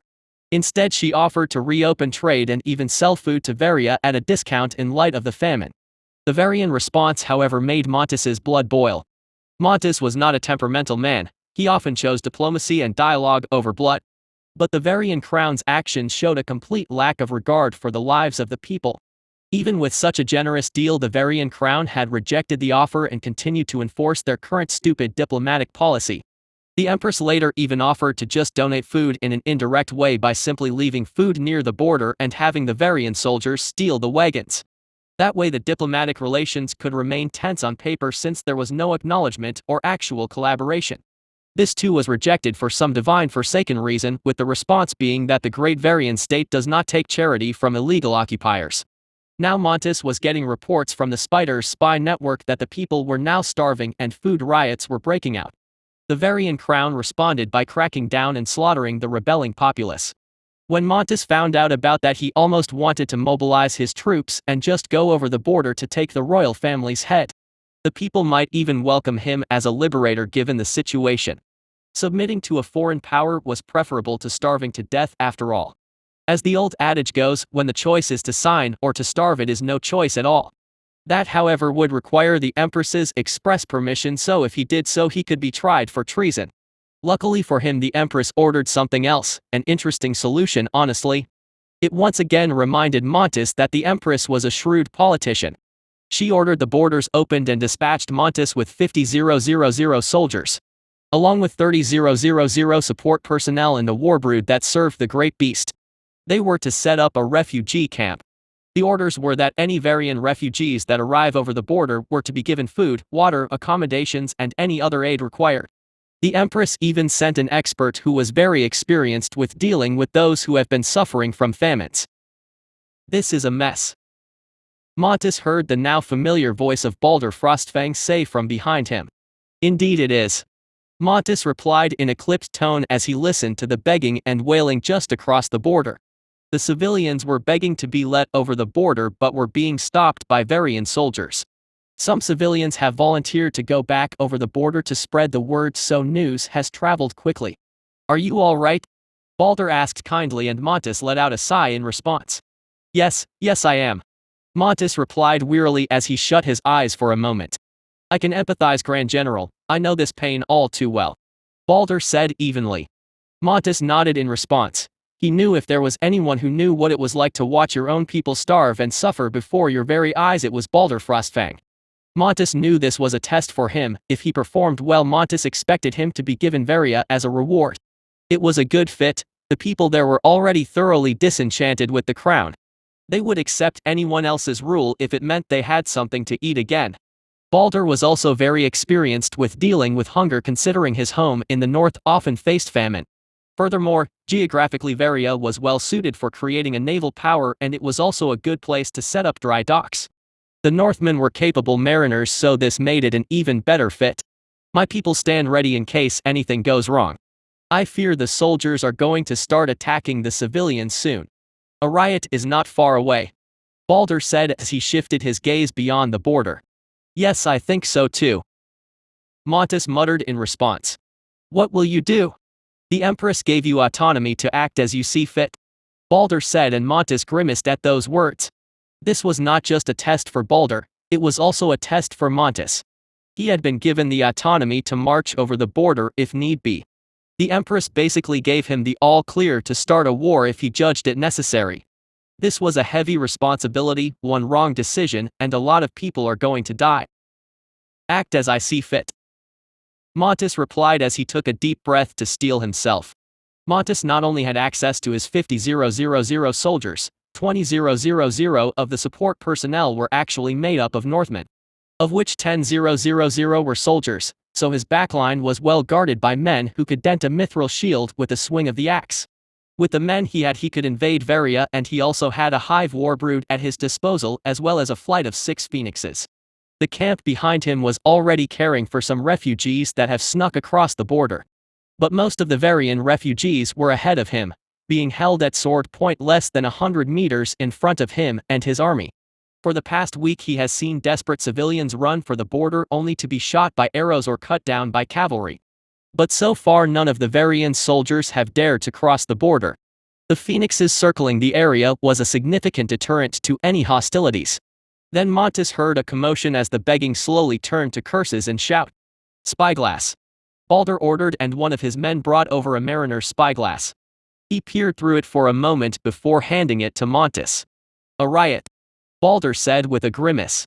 Montes looked through the spyglass and saw Balder was right. Stones were being thrown and the soldiers were shouting back at the civilians. Although interestingly the soldiers seemed extremely demotivated, some were even backing off from the screaming civilians. From the infantry's equipment they looked to be peasant soldiers that were drafted. This was a bad recipe. If the Varian soldiers devolved into infighting, things would get messy. Sure enough, he saw the soldiers started to argue. Some of the infantry threw down their weapons and started to shove their officers, others didn't even throw their weapons, they just pointed their weapons at their commanders. The noble commanders shouted as they raised their weapons. If Montes had to guess, the officers were threatening the death penalty. Eavesdropper worms. Montes ordered as he turned to a nearby hive adjutant so that the order could be relayed to the hive underneath his feet. Eavesdropper worms were small creatures that would unburrow slightly beneath the feet of the enemy so that they could overhear what they were speaking about. Immediately the adjutant raised one of its arms and a blue orb appeared. Montes turned and began to listen in. The worms were soon to be in position. Soon Montes could hear voices speaking. As expected, it sounded like an argument. From what he could gather, the conscripted soldiers were on the verge of rebellion. From what he could tell, many of the conscripts were on half rations for weeks, while the knights and officers were still whining and dining. So now, with the officers demanding the conscripts to attack the desperate starving people, something was starting to snap within them. Montes shifted his gaze back to the mass of shouting soldiers in the distance as he listened to the angry voices crackling out of the magic orb. I will have all of you executed for treason. Fuck you.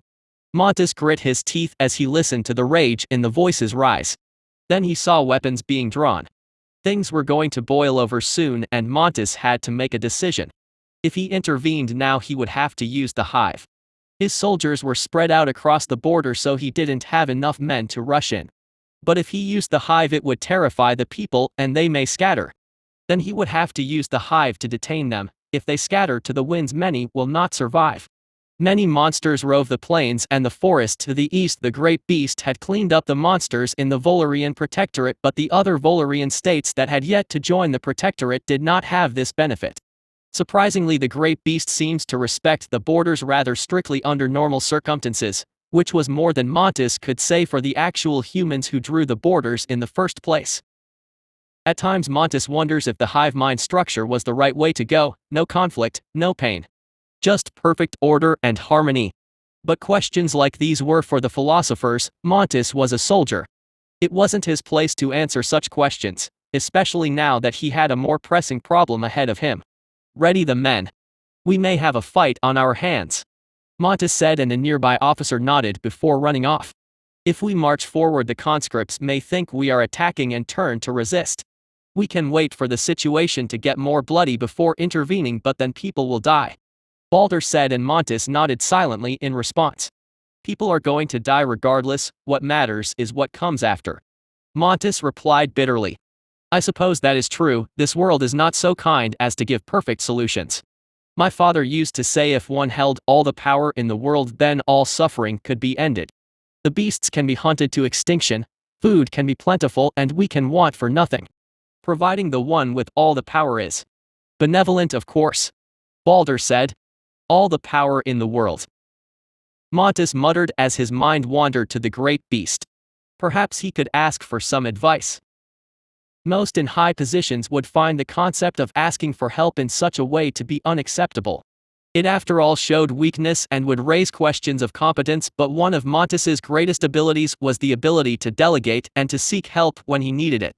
He knew what he did know and what he didn't, and right now he wasn't that sure of the full capabilities of the hive lying under his feet. Also he was unsure on how to proceed. The last thing he wanted to cause a diplomatic incident that spiraled into war. The hive tasked to him was ruled but Broodmother Nafas, and the hive was none other than Warbrood Prime. Warbrood Prime was the largest and the most powerful brood. Montes was once on the wrong end of the claw of Warbrood Prime. This was apparently the warbrood that led the ambush against his army in Elysia. Though he had fought this warbrood before, he still knew little of it. To be fair, calling what happened to his army a fight would be giving both himself and his army too much credit. They just marched into a gaping maw and were swiftly cut in half. Well, if Montes had to choose between his pride and saving more lives, he would take the lives. After all, the real power on the continent was the great beast. A little humanity from the Grand General of the Volarian Protectorate would actually be beneficial. It lowers the chance of resistance movements and rebellions. Adjutant, I wish to speak with the great beast, is he available? Montes asked as he turned to the adjutant, who nodded before it stilled for a moment, no doubt sending a message into the hive mind. It didn't take long, soon the ground in front of Montes bowled upwards as none other than Broodmother Nafas emerged from the ground, and with her was brought a cocoon. Montes looked on in mute surprise as the cocoon opened up, revealing a particularly well-designed adjutant. Oh, it's nice to stretch my legs, not that I have any originally, but still mixing it up once in a while is fun. The adjutant said in a sarcastic tone that Montes instantly recognized. The voice was different, but the manner of speech was unmistakable. The swagger of supreme self-confidence and the subtly condescending tone. Greetings, my king. Nafas said with a bow. It was an odd sight to see such a large creature bowing to a small humanoid. The broodmothers took after the great beast with the same snake-like tail and similar shaped head. The difference lies in that the snake tail was significantly thicker. It looked almost bloated. Unlike the combat forces, the queen didn't have any arm blades. Instead they had 4 arms with grasper hands. Although they did have the spines on the shoulder like the great beast, and they were also heavily armored. It was clear that this was a defensive design. Thank you once again for placing one of your vessels within my brood. It is a great honor. Nafas said, her voice filled with gratitude. Well, I was thinking of sending Legiona, but the dwarves needed her help. They are terrified of her, it's really funny. The great beast said with a laugh. Now then, you should probably get back underground. Queens aren't supposed to be this exposed. The great beast said, and Nafas nodded before instantly burrowing underground. It was an interesting sight. Most humans would have exchanged a few more pleasantries, but Nafas just instantly obeyed without question. Clearly showing the difference in command and control between a hive and a band of independent individuals. Now then, you should send the food wagons ahead first. Let them see the prize first. If you show them soldiers first, they are going to freak out. The great beast said as he turned to look at Montes, answering his question before he even asked. How did you? Montes began, but the great beast cut him off by letting out a laugh. Why else would you ask to speak to me? The great beast replied, and Montes shifted his gaze, pondering his words. The great beast must have his personality pegged. Montes knew he certainly wouldn't be short on information. It's an open secret that both the great beast and the spymaster spies on the population at all times. The adjutant next to him, for instance, could cloak itself so effectively there was no way to detect them. So there were invisible monsters walking around spying on the population. There were also other creatures like the eavesdropper worms, some flying variants that could circle over population centers, and now there were small insect-like flies that could observe and relay information. Combine that with the spies of the best spy master in the world, and the Empire had an iron grip on the information within their realm and beyond. You could have just had the adjutant reply. Why did you come in person? Montes said as he pondered if this counted as the great beast being personally here. Oh, I'm doing something else at the same time. I can multitask multiple bodies without issue. But the main reason as to why I'm here is that I'm bored. The great beast said with a grin. Bored? You came here because you're bored. Montes replied dryly. He didn't believe that for 1 second, there was another reason he was here. I see, so will you be joining me? Montes asked as he suppressed a sigh. Smart one, aren't you? Come on, let's get over the border. The great beast said as he looked behind Montes to see the soldiers forming up. Montes still needed to get the food wagons ahead of the formation. However, he could hear shouts of alarm and confusion from behind him. Montes had an idea on what he was hearing, and as he turned around he saw he was right. The food wagons were pulled by the beasts of the hive. Usually they would listen to the drivers. However, now he could see the beasts just moving on their own as they headed over to the front of the formation. He could see driverless wagons with drivers trying to get back on the wagon. He could see wagons with the drivers pulling on the reins trying to get the beasts back under control, but the beasts of course ignored them. You understand that if we cross the border even with the intent to feed the starving people on the other side, this will be considered an invasion. Montes said as he glanced at the great beast, who in turn just smiled. Borders are just lines you humans like to draw on a map. Borders mean nothing if you do not have the power to defend them. You probably don't know this, but a rebellion is only a few weeks away. Right now we have two choices: we let the entire region catch fire, or we go in and crush the embers. The people on the ground are not going to complain. You should know by now that my army has great restraint as far as civilians go. They are arguably better than humans at avoiding civilian deaths. The great beast replied. That is true. Montes said with a nod. Come on now, I know you want to go over there. I can read you humans like a book. Tell you what to think of it this way: this isn't an invasion, this is a liberation. Consider it a peacekeeping operation in light of a potential future civil war. The great beast said with a chuckle. If you think about it, we are just forcing those idiots to be fed. The great beast added with a shrug. So we are crossing the border, I presume. Montes stated for final confirmation. Yes, don't worry, Grand General, this little incident is a small matter, there are larger games at play. The great beast replied as he faced the border. Some of the Varian knights noticed the movement on their side and were already trying to reorganize. To put it simply, we are going to feed them whether they like it or not. Chapter 126, Salvation at Knife Point. Gilly held her little sister's emancipated hand as she watched the soldiers argue. She was barely able to stand since she hadn't eaten in 5 days. She knew what was going to happen, and in the back of her mind she thought maybe this was for the best. What was the point? She came here with her sister in the hopes of leaving for the Averlanian Empire. Gilly in her naive 18-year-old mind felt that if the crown refused to feed the people, then they should at least be fine with the hungry people leaving. After all, hungry populations either revolted or quietly died. If they revolted, then there was bloodshed. If they starved to death, then the bodies would need to be disposed of. Why even keep them here if they were just mouths to feed? However, once Gilly got to the border, she got called a traitor who was abandoning the homeland. She watched as desperate people tried to cross the border anyway by running for it. They ended up cut down by cavalry or shot by arrows. Gilly was at the edge of the crowd. She could easily make a run for it, but what was the point? Then Gilly saw something. She saw the soldiers of the Empire marching forward. Then she saw the Varian soldiers start to panic as wild orders to form up were being shouted. Even to an untrained observer she could tell the stark difference between the two armies. Though the Varian soldiers were more numerous, the Empire soldiers were far better armed, and it looked like they had no shortage of motivation for the coming battle. They marched in perfect formation, their footfalls forming a single neat beat with each stride. Their armor and weapons gleamed from flawless maintenance. In contrast, the Varian soldiers were holding dull swords and spears. It was clear which of the two nations placed greater emphasis on their military strength. However, even to Gilly's rather uneducated mind, she would have known this even without seeing it herself. The Averlanian Empire has conquered most of the region, and the Empire could probably fight every other nation in the region all at once and still win. If Gilly needed any more confirmation, it would be the phoenixes flying neatly in a V formation right over the Empire's army. The phoenixes alone could easily defeat the Varian army.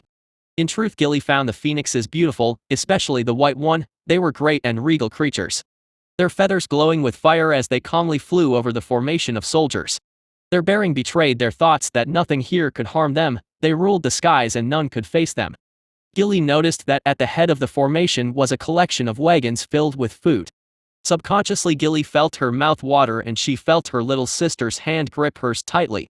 They were both starving. Her little sister had a small piece of bread yesterday, but that was barely enough to do anything. Her parents were too weak to come with them to the border, and honestly Gilly didn't even know if they were alive. She had heard some parts of the nation were resorting to cannibalism. Gilly partly came here because she was afraid of her and her sister ending up as someone's meal. Unknowingly she took a step forward towards the wagons. They were so close, only 50 meters away. She could see the bright red apples right there. The hunger pangs that have almost gone numb now flared up again. She could feel her hunger roaring up with a vengeance. Hungry. Gilly heard her little sister say from the side. Food. Gilly heard someone scream in desperation. That almost deranged shout snapped her right back to her senses. Gilly looked around and saw all the hungry, desperate people were staring at the wagons with eyes filled with madness. Gilly started to get a very bad feeling in her gut and she quickly began pulling her sister away. She wasn't the only one who started to feel something was wrong. The soldiers ahead of the crowd started to get nervous as the crowd began to surge forward. Gilly thanked the divine that her and her sister were close to the edge of the crowd, so if there was a mini stampede she had the chance to get out. She could feel the shoving and she instinctively yanked her sister towards her before scooping her small thin body up in her arms. Though Gilly was weak, the thought of her dear sister being potentially trampled in the crowd gave her enough strength to carry her. Gilly could hear the desperate screaming people around her and she tried desperately to move to the edge of the crowd. But with her weak body all she could manage was to try not to fall and be trampled. Gilly took in quick rasping breaths as she started to panic. She couldn't see what was happening. Previously there was some space between each person, but now everyone was compressed together. Then she felt the man in front of her stiffen before she watched in mute horror as he collapsed forward. The falling body revealed a soldier with a bloodied spear and a horrified look on his face. Gilly froze when she saw the bloody spear and she stumbled. She went tumbling right on top of the still warm and twitching body. Gilly looked up and froze as she saw the bloody spear pointed right at her head. Gilly hugged her sister close as she trembled. Then she saw a flash of white and after that a wave of heat that threatened to dry out her eyes. Enough! A loud feminine voice shouted. The voice was booming and regal. Gilly opened her eyes and saw a great white phoenix flying above her in the divide between the starving masses and the soldiers. Gilly then noticed the bloody spear was gone and instead the soldiers were backing off in fear. TCH, you humans are so difficult. Feeding dogs is easier. The phoenix spat in annoyance. Dogs obey Azatharine, humans have a process. A cold and arrogant voice said just as Gilly saw a flash of blue light. She looked up in shock to see a regal creature of pure white. It had bipedal legs and forearms. It had no eyes, just a domed head, and on its collar was a crown of bone that fanned out in intricate patterns. Then Gilly started to shake as she realized that the monster was staring right at her with a wide smile on its face. She shook as she saw its maw was filled with serrated teeth that looked to be the size of fruit knives. Apple. The beast said with a mirth in its masculine voice as he reached out a hand and a shiny red apple appeared in its hand. Gilly paused for a moment before reaching up and taking it. Though she was hungry she took it because she knew it wasn't a good idea to deny a monster. See, that's not so hard as it is, Azatharine. The beast said with a laugh as it turned to look at the white phoenix. It appears so, my king. The phoenix named Azatharine said with a regal bow of her head. Now then, I was hoping to tempt all of you out of this stupidity with food, but it looks like I once again overestimated you humans. I need to remember that the Empress is not your average human. So since diplomacy and pretty words have gone out of the window, I'll just make it direct. Where's your commander? The beast asked as he looked around. Gilly looked around and saw the soldiers part, revealing a red-faced noble in ornate armor. He looked furiously around at his soldiers who for all intents and purposes looked like they had no intention of fighting. From what Gilly could guess, the only reason they haven't dropped their weapons was that they forgot they were holding them. Are you it? I'll be frank, I've seen enough of your nation's stupidity and my friend the Empress has lost her patience. It appears the only way to save all of you is a violent restructuring. So surrender and prosper. Or you can resist and die. Makes little difference to me considering if I left all of you alone, you would be dead anyway. The beast drawled as it calmly looked at the noble. Gilly watched the noble give one last look at his terrified soldiers and then he looked up at the giant white phoenix glaring down at him. The phoenix Azatharine jerked her head in the direction of the white humanoid beast before letting out a growl. The noble lowered his head for a moment, gritting his teeth, and then walked over to the white beast. I assume you are the great beast? You were referred to as a king. But the stories say you are far larger. The noble said through gritted teeth. This vessel means little, my actual body is far away. Now then, my friend Empress Cecilia did mention you humans like to do silly things like informing your enemy that you will be attacking them. What do you all call it? A declaration of war? Anyway, consider yourselves informed and war declared. Although this is more of a war of liberation rather than conquest. The great beast said with a wry smile, and Gilly noted the noble's face was turning a very deep shade of purple. Careful, you might get a stroke if you keep that up. The great beast said with a grin. You need to send a formal declaration to the crown. You cannot just inform me verbally. The noble replied as he began shaking with rage. Oh, well, that's rather inconvenient, don't you think? Alright, tell you what. I'll have someone write it up and you can send it over. After you surrender, of course. The great beast said. Surrender? You expect me to relinquish the border of my nation without a fight? The noble spat in response. Well, feel free to fight, but just in case. The great beast said as he turned to face the rest of the soldiers. So if any of you don't want to fight and wish to surrender, would you kindly drop your weapons and walk that way while raising your hands above your heads? The great beast shouted as he pointed in the direction of the border with a voice so loud that it hurt Gilly's ears. Gilly looked on in mute fascination as all the soldiers looked around at each other, then at the 5 phoenixes leering down at them. One by one they threw down their weapons and began heading over to the border, hands up in the air. In the end, all that was left was a small collection of knights who still stubbornly held on to their weapons. Alright, so I'm guessing the rest of you won't surrender? The great beast asked. We will not surrender, on our honor and the honor of our king. The noble began, but the great beast simply raised a hand before cutting him off. Soon to be dead king and well, royal family actually. Well, the royal family part will depend on how things go. The great beast said, and Gilly could see the noble was ready to pull his sword and attack. So what will it be? Will you surrender? The great beast asked as he spread his 4 arms as if to embrace the noble. Though the wide-fanged smile betrayed a far more insidious plan working in the beast's head. To hell with you, monster! The noble shouted as he drew his sword and pointed the tip at the great beast. Fine. The great beast said with a bored sigh before simply snapping the fingers on his upper right arm. Then Gilly heard a sickening crack and she blanched pale when she saw the noble's head had been turned completely backward, snapping his neck. Pathetic insect. The great beast said as he turned to the knights who had taken a shaky step back. Anyone else? The great beast droned as if bored, and sure enough weapons were thrown onto the floor and hands were raised. Good, now who is second in command? I need a glorified messenger to deliver that declaration.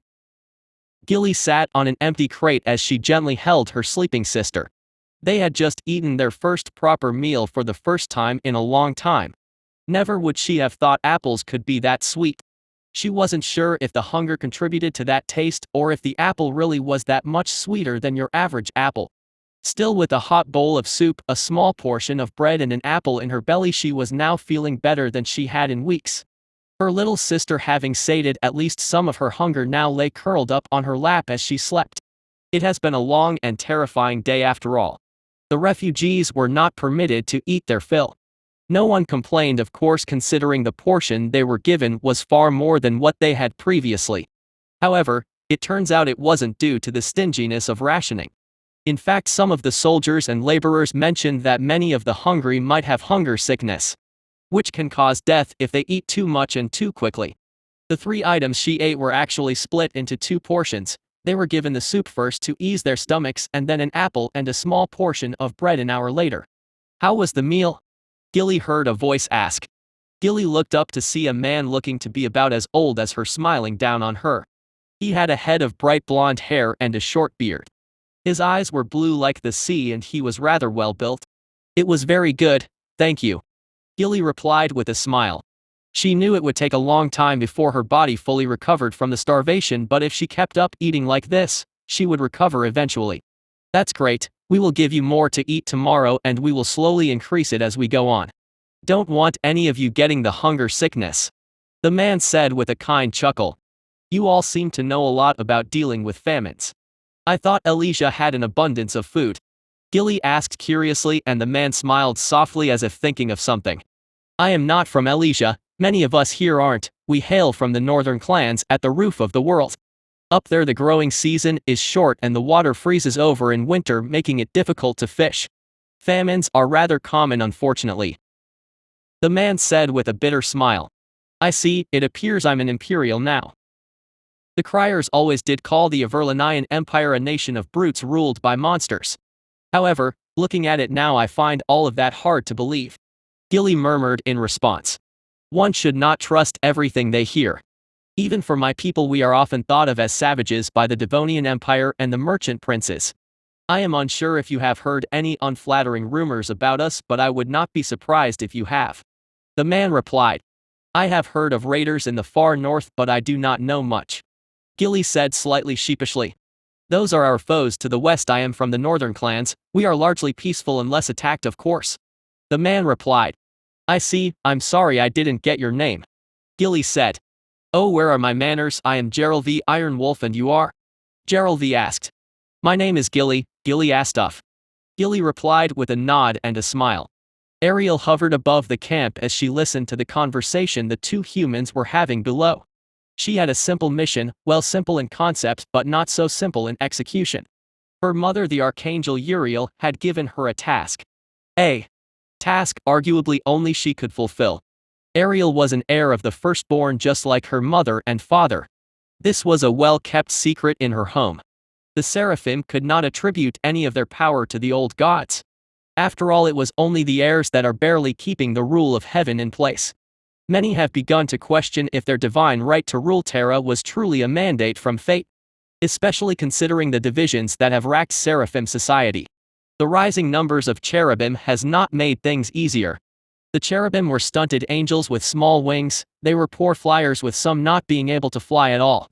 This of course led to a lot of discrimination, and many feel that the cherubim would eventually breed weakness into the seraphim. Though her mother Uriel keeps attempting to champion their rights, the higher angels all view the cherubim as lesser and not worthy of notice. Ariel gently flapped a pair of her 6 wings and she lightly drifted to the side. Ariel was a scouting expert, she was always shy as a child, often hiding behind her wings when she felt uncomfortable. Perhaps that was what led her to her proficiency of stealth. In all of the realm of heaven no one was better at staying undetected, she could even hide from all but the most skilled individuals of the Syndicate. Though even with her skills she was rarely sent out, her mother feared for her safety and often refused to use her. Ariel could see the logic within her mother's mind. At the end of the day she was the daughter of 2 archangels who were both members of the Divine Council. If she was captured by the Syndicate she would be an excellent hostage to be used against heaven. For that reason the children of the Divine Council were rarely sent out into Terra despite their natural power. So like her other 14 brothers and sisters she has spent most of her days cooped up in the palace. However, if Ariel was sent out it means her mother was certainly worried. The new Averlanian Empire was her first stop on her reconnaissance mission. It was a rather large territory, so she would have to spend at least a few days flying high above it. She would need to find a discreet place to rest, but it shouldn't be that difficult considering the intelligence branch indicated that the Empire had an extremely low Syndicate presence. It was suspected that the most powerful Syndicate members like Nemesis, Heimdall and Persephone were in the north waging war against the forces of heaven. So this place would be relatively unguarded. Her mission was to investigate the situation in the south and west. The north was burning and the east was in chaos. The south was largely at peace. In fact, the prayers from the south were so filled with optimism the yield of ether was rivaling even the fanatic devotion from the Devonian Empire. If this was kept up, the Averlanian Empire might become another priority for heaven to defend and protect.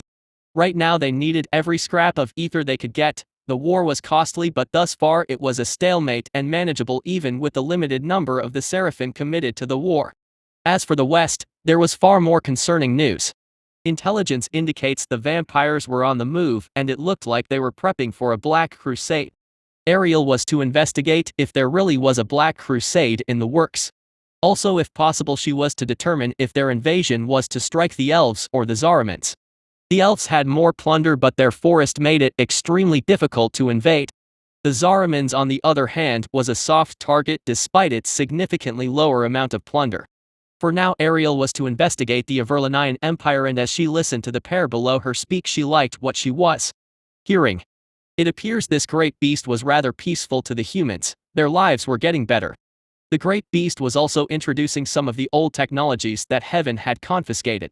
It appears the great beast was mostly introducing technology that had little military applications. If the Averlanian Empire could be secured as a devout follower of Heaven, or at least an ally, it would go a long way to help the war effort. It also looked like this empire would be able to hold its own against a Black Crusade, which means the Seraphim could conserve their strength for the war in the north. The man was speaking to her of a logistics system, greater crop yields, new education initiatives, and new economic policy. The empress of this empire seemed to be a rather impressive individual. Many of her ideas resembled some of the policies used in Heaven. She must be no common human. Ariel nodded to herself as she decided she had eavesdropped enough for now and decided to head further south to the old capital of Tralis and the current capital of the Volarian Protectorate. Perhaps the courts would have more information. Then Ariel saw something that made her blood freeze for a moment. The great beast's false body turned to look up at her for a moment, before looking away. At least it looked like it was looking at her. It didn't have eyes, so it was hard to tell. But Ariel couldn't sense any detection, so perhaps it was just a scare. It would be a serious problem if the great beast's spare body had the ability to detect her. It would make his main body extremely dangerous. No, it must just be a coincidence. Keep it together, Ariel, Mother is counting on you. Chapter 127, Empire of Gold. I looked up at the wall of the capital city of Aria. I could see the soldiers on the wall trembling as they gazed at me. Not only that, I could hear what sounded like a riot in the city. I could detect the very clear scent of rotting flesh emanating from the city. There were corpses, a lot of corpses in that city. Great beast, what are we waiting for? The defenders have completely rejected any form of negotiation. No doubt on orders from the royal family. Montes said from the side. The royal family has already fled. They left on a ship the moment they got my declaration of war. They plan to use the city as a distraction for their escape. I replied calmly. What? Then shouldn't we alert the fleet? If they become a government in exile, it will be problematic in the long term. Montes said seriously. I turned to look at Montes and saw him peering at me intently. I could tell he knew I wasn't just letting them go. Judging from his gaze, he was just fishing for confirmation. Don't be coy with me, Grand General. I replied with a fang smirk. So the royal family is taken care of? Assassins perhaps? Montes asked. No, better. That's one of the things we are waiting for. I replied.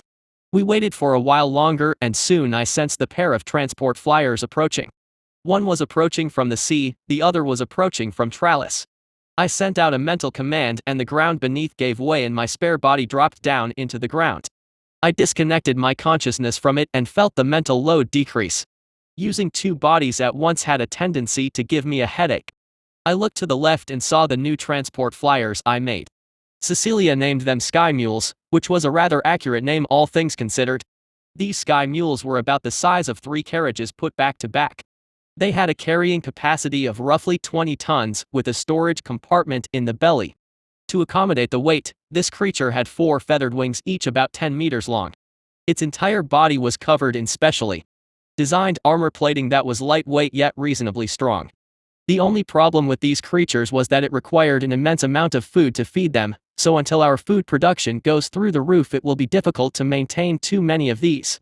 But honestly, these Sky Mules had limited uses. I would rather not create an air-based logistics network when my main enemies are a bunch of winged humanoids. In truth, this was a ruse. I wanted my air power to seem weaker than it actually was. These Sky Mules could be easily modified into carriers or flying weapon platforms. However, as to if I actually want to do that, it depends if I feel I can even contest the skies.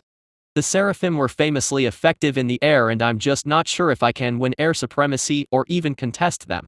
I shifted my gaze down to the formation of soldiers standing on top of the walls of the capital. From what I could tell, the wall was horribly undermanned. My flying scouts and adjutant infiltrators have shown me that the whole city was in an uproar. Soldiers were mutinying, the citizens were rioting, and half the city was starving. This was partly due to Serena's spies spreading the news that the royal family had left and abandoned the city to its fate. Ironic how all that propaganda about how savage my hive has ended up backfiring. The entire city has gone mad, with many believing that they are now in the final hours of their lives. I angled my flight downwards and the sky mule next to me did the same. We slowly circled the landing zone before I gently touched down on the grass. I turned to look at the sky mule, which was hovering above the ground as it slowly lowered itself. Insect-like legs extended from its side to form landing gear. Once it touched down, its wings folded neatly over the top of its body and the side armor slid open, revealing a plush and luxurious interior. Within on a couch sat Cecilia, who was holding a glass of wine as she glanced up at the opening before calmly putting the glass of wine down. She came here because at this point the situation was going out of control. If things didn't get resolved soon, these idiots might actually burn the whole city down. There was another reason for her presence. I detected a little angel spying on me a few days prior. She later moved on towards Trallis, but I wanted her to see me and Cecilia act as benevolent rulers to win extra heaven points. So I plotted a flight path that took us over Trallis, and sure enough this piqued the angel's interest and she ended up following us back to Veria. Now she was hovering over us above the clouds, silently observing. "Empress, what are you doing here?" Montes asked in surprise as he immediately fell to his knees along with all the surrounding soldiers. "I have matters to settle with the royal family," Cecilia replied, her tone slightly cold. I could tell she wasn't really upset, but she needed to play the part of a ruler that was disgusted by the callous actions of the Varian royal family. "Friend, how long until they arrive?" Cecilia asked, and I looked over to the east. "Right about now, actually," I replied, and sure enough, right as I said it, another sky whale dived out of the clouds. I watched as the sky whale descended right over to where we were before landing like the other one. Although this one was noticeably less gentle with its descent. When the side of the sky whale opened, it revealed none other than the Varian royal family, bound and gagged. There were adjutants in there as well, and they roughly threw all 6 of them out of the cargo hold. The family consisted of the king and the queen along with their 4 children. The royal couple seemed to be in their 50s and their children ranged from early 20s to children. I felt kind of bad as I looked at the terrified faces of the teenage daughter and young girl as they stared up at me. They were all soaking wet and they smelled of sea water. Well, I suppose that would be the case if the ship you were in was sunk by my hive. The rest of the crew was food since I only needed these 6. "Ungag them," I ordered, and once it was done the begging immediately began. I saw Cecilia's eyebrow twitch in annoyance as she raised her arm as it glowed blue. The king and queen were both lifted off the ground before slammed down. The 2 ended up as 2 gagging and coughing messes from the force. "Now then," Cecilia hissed as she reached down, her body glowing from an enhancement spell. She grabbed the king by his sopping wet hair and began dragging him towards the wall. "I hear all of you do not wish to negotiate because of your king's orders. Is this a king worth dying for?" Cecilia said as she tossed the king forward like a sack of rubbish. "Go on, if you tell them to open the gates and I just might let you live," Cecilia said as she glared down at the king. The king's eyes widened in a moment of hope as he struggled to his knees. He looked quite pathetic, honestly. His arms were bound behind his back and he was also rather overweight. So he just looked like this fat worm wriggling in the dirt as he tried to move himself. "Oh, for the love of the divine," Cecilia spat in disgust as she walked forward and yanked him to his knees by his hair. "Open the gate, your king commands it." The king half wailed at the wall. What met him was an eerie silence from the wall. I could see the disgust on the faces of those on top of the walls. I could clearly understand where this disgust came from. These men were willing to die for their city, and this flesh lump in soggy robes just told them to open up the gates to save his own skin. And here I hoped you would have some semblance of pride left. Cecilia spat as she magically shoved the king's head into the dirt. "Is this your king?" Cecilia asked, her voice magically amplified to carry over to the walls. "Look at him. He is willing to sell all of you to save his own skin," Cecilia said, and there was a wave of disquiet across the walls. "Open the gates and surrender. I swear none of you will be harmed. I have food to fill your bellies. You will never know hunger again," Cecilia said, and I saw the hesitation in their eyes. All was silent for a few minutes as the soldiers on the wall whispered amongst themselves, as if discussing whether to open the gate. "Oh, for the love of—" I growled, and the entire wall stiffened as they heard my bestial growl echo out. I opened my maw and sired a supercharged beam right at the protective ether dome surrounding the city. The protective dome collapsed like it was made of toothpicks the moment the beam contacted it. I made sure to aim at an upwards angle so it wouldn't hit any buildings. "Do you really think we can't force our way in?" I said as I flapped my wings and channeled ether in my body. My body began to glow as my wings ignited with ether fire. "Open the gate." "Before I open it for you." Ariel looked down at the scene below her and shook her head at the sight of the king. The Empress was right, he truly was a pitiful wretch. Ariel knew her mother would have executed him and put a new ruler up if she knew how bad the situation was. Still, what came next surprised Ariel. The Empress spared the king and the queen, instead choosing to imprison them until their last day. This was thanks to the pleas of the children, with the teenage daughter even offering herself as hostage. At those words, the Empress let out a sigh and then ordered the royal family to be captured and taken away.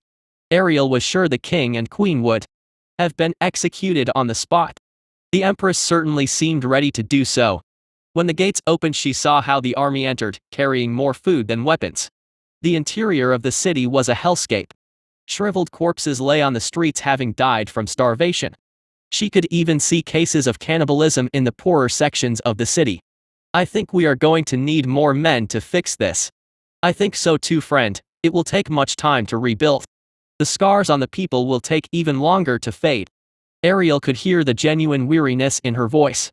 In a little way, Ariel's heart went out to her. From what she could tell, this Empress was genuinely trying to help, but she was thwarted by the self-destructiveness of humans. This was why humans needed to be guided, and Ariel was aware the Seraphim had shirked this duty. It was partly due to the Syndicate, but in truth Ariel knew it was just plain indifference. The Seraphim only bothered to do something when the ether received from prayers went down. Ariel continued to watch as the Empire soldiers subdued the riots and began handing out food. The Imperials even brought a few hundred priests and priestesses to help tend to the people. At a glance, this was not a small expense. The sheer amount of food, manpower and other resources would dissuade many from being so generous. Yet here they were giving out bread, soup and fruits. There was even some dried meat stored in the wagons, most likely to be used for later. The people, although initially hesitant, soon welcomed the Empire as saviors. The king and queen were dragged through the street, and all the while the angry populace, though starving, still found the strength to hurl refuse and mud at them. Mercifully, the children of the royal family were in a carriage further back so as to spare them the humiliation. Despite her short time in Tralles since she had to double back here, she was quite pleased with what she saw. This empire was not only prosperous with its citizens living well, but it was also strong and clearly able to defend itself.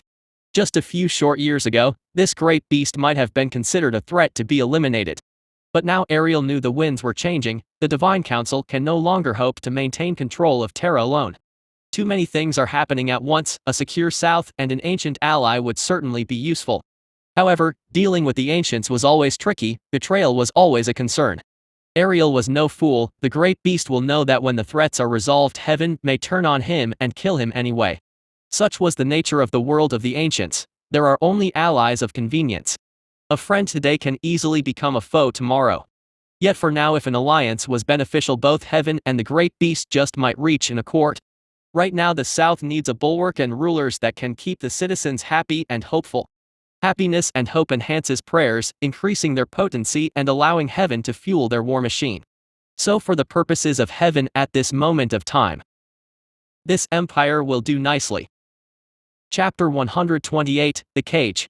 Ariel flew above the capital of the empire. This city of Everlyn was truly a city unlike any other. The city was going through extensive improvements. She could see hive creatures swarming across buildings as they raised structures faster than even the Seraphim could manage. She could see many of the older buildings were undergoing renovations. Judging by what she saw, the city was expanding and expanding quickly at that. Ariel felt a soft smile cross her face as she shut her eyes and felt the soothing warmth radiating from the city. This was happiness and hope in such a pure state. It was a level of good she has never encountered before. So often the prayers that leak from cities are often tinged with desperation. The people often seek salvation rather than give thanks. But here it was clear there was no salvation to seek, salvation had come. Ariel focused on what looked to be a mage academy, and she felt the excitement of scholars who knew they were pushing for a better world. Then she shifted her attention to what looked to be a massive orphanage, and she felt hope. There was some pain, but that was from the loss of their parents. However, she also felt a hope for the future, hope strong and true. When she exited the World Gate in Devonia, she came across many such orphanages. They were pits of desperation, where hope was but a last plea. Hope was barely there, hanging by a thread, one last push, and then there would be the fall into darkness. After a brief examination of the state of Devonia, it was no wonder the ether from Devonia was fading. When Ariel examined Devonia, she saw that her mother was right. She could definitely sense demons there. Humans turn to the dark powers when they have nowhere else to turn to. The demons do not give things for free. You will always end up worse off. Yes, you will get what you want, but you will pay more than you could have possibly imagined. But here there was no reason to go to the demons. Life was good and the future was bright. Whatever this Empress and Beast was doing, it was working. Last but not least, Ariel turned her attention to the great temple within Averlin. She saw the renovations undergoing and knew the priesthood wanted to make their temple the greatest in the world. The creatures of this hive were helping with all of it. Normally a hive would be flagged as a high priority threat, but now Ariel was not so sure. If there was a dark crusade, these creatures would certainly be useful. The vampires were dangerous in war because they could raise the dead, so you would effectively have to kill their army several times over. But a hive? As long as they take ground, they basically have no losses. Any dead are just reassimilated. They are just vampires but better. Hive soldiers are more intelligent than the reanimated creatures the vampires use, and the types of soldiers are more flexible. A hive army can often adapt in the middle of combat. It would feel like fighting a different army by the end of a battle. There was a reason the hives were the chosen soldiers of the old gods. None are as effective at war, but from what Ariel was looking at, hives were pretty useful as laborers too. So it seems Ariel had a favorable report on Averlin.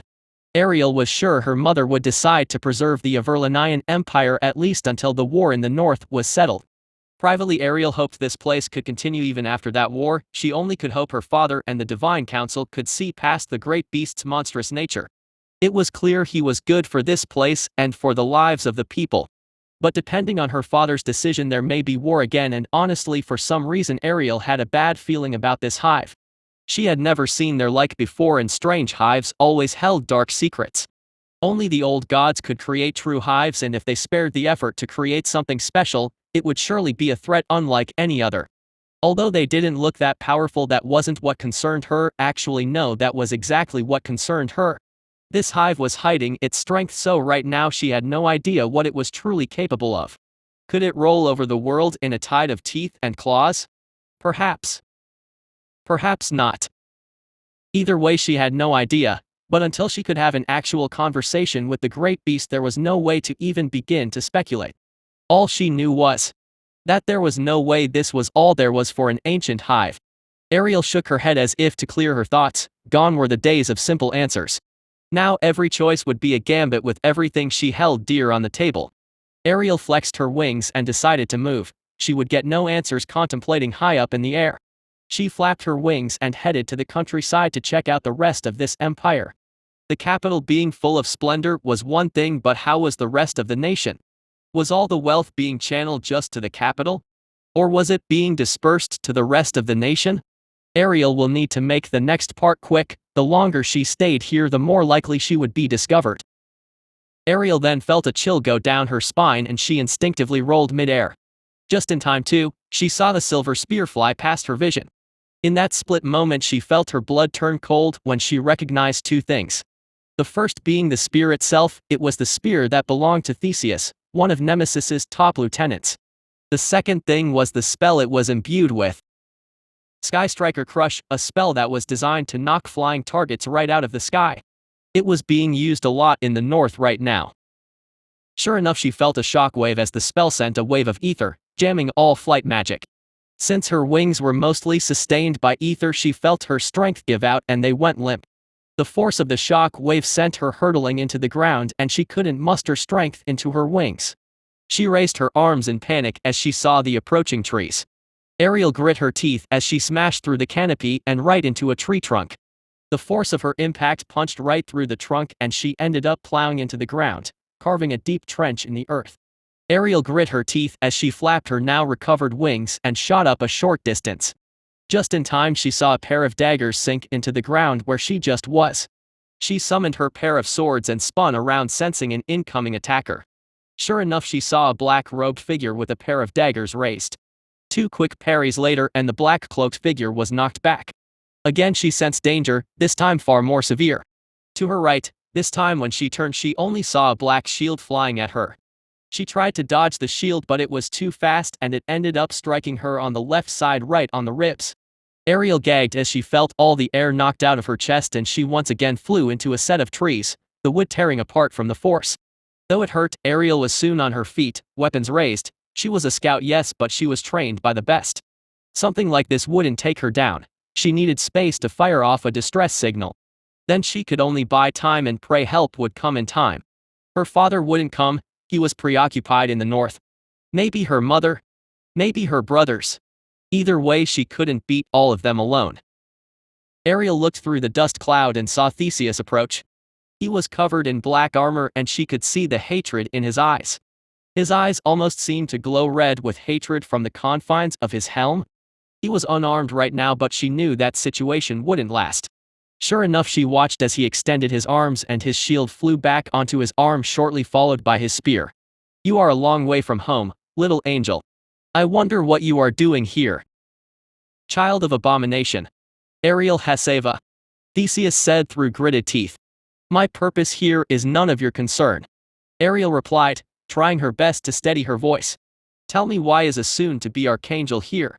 What about this place has piqued your mother's interest? Theseus said as he slowly approached. Aerial for her part matched his pace as she slowly retreated all the while taking note of the enemies around her. She counted 12 total enemies including Theseus, so it was 12 against 1. Not exactly good odds. Come quietly and you may just keep your wings. You will not be harmed. Theseus said. And what? Become a hostage to be used against my family? You speak in half-truths and I will not be disarmed, even your words can be twisted into weapons. My mother has taught me to hold to truth with every breath and I will not be tricked by your false promises. Aerial replied as she narrowed her eyes. Fine, it's more fun like this anyway. Theseus said right before shooting right at Aerial. Aerial could see his eyes alight with hatred mixed with glee. The thought of striking down a child of Mihail must excite him to no end. Aerial rushed forward to meet his strike. If she waited and allowed him to command the pace she risked being struck from every direction at once. Right now she needed to keep moving and keep their encirclement disorganized. Her swords met his spear and shield with a shower of sparks. She instantly darted off the right. She sensed there was a weak point in the encirclement and she charged right at the shocked Syndicate assassin. Out of the way. Aerial roared as she slashed at him. He parried one of her swords but the other sword cut into his shoulder. The wound wasn't deep but it would be enough for her. Instantly she whirled around and tried to parry a spear thrust from Theseus. However, she only managed to block the strike and she felt the vibrations travel up her arm from the force of the strike. Shit blighted poison. The Syndicate assassin she struck hissed as he clutched his twitching arm. Poison. You truly are different from the other angels. That is not very honorable of you. Theseus said as he charged. Do not lecture me of honor. Aerial spat in response as she ready to meet his charge. All you angels are always so high and mighty.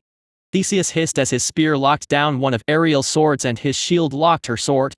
Aerial cursed as she sensed as 4 presences closed in from behind her.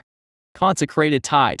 Aerial shouted and a wave of divine power expanded from around her and knocked all those around her back slightly. Heartseeker, Theseus intoned and Aerial saw the spear now glowing red shoot right at her chest.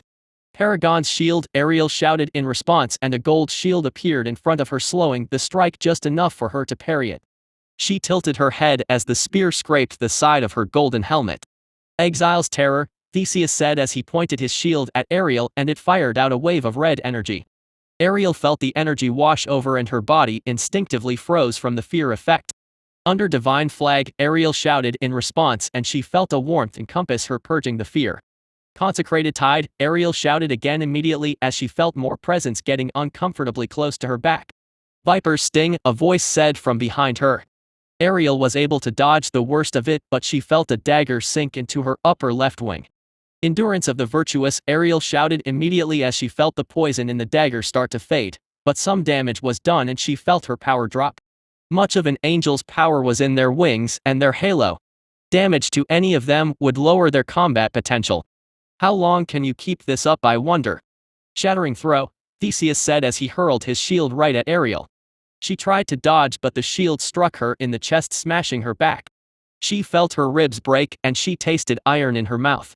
Ariel felt herself go through half a dozen trees before coming to a halt.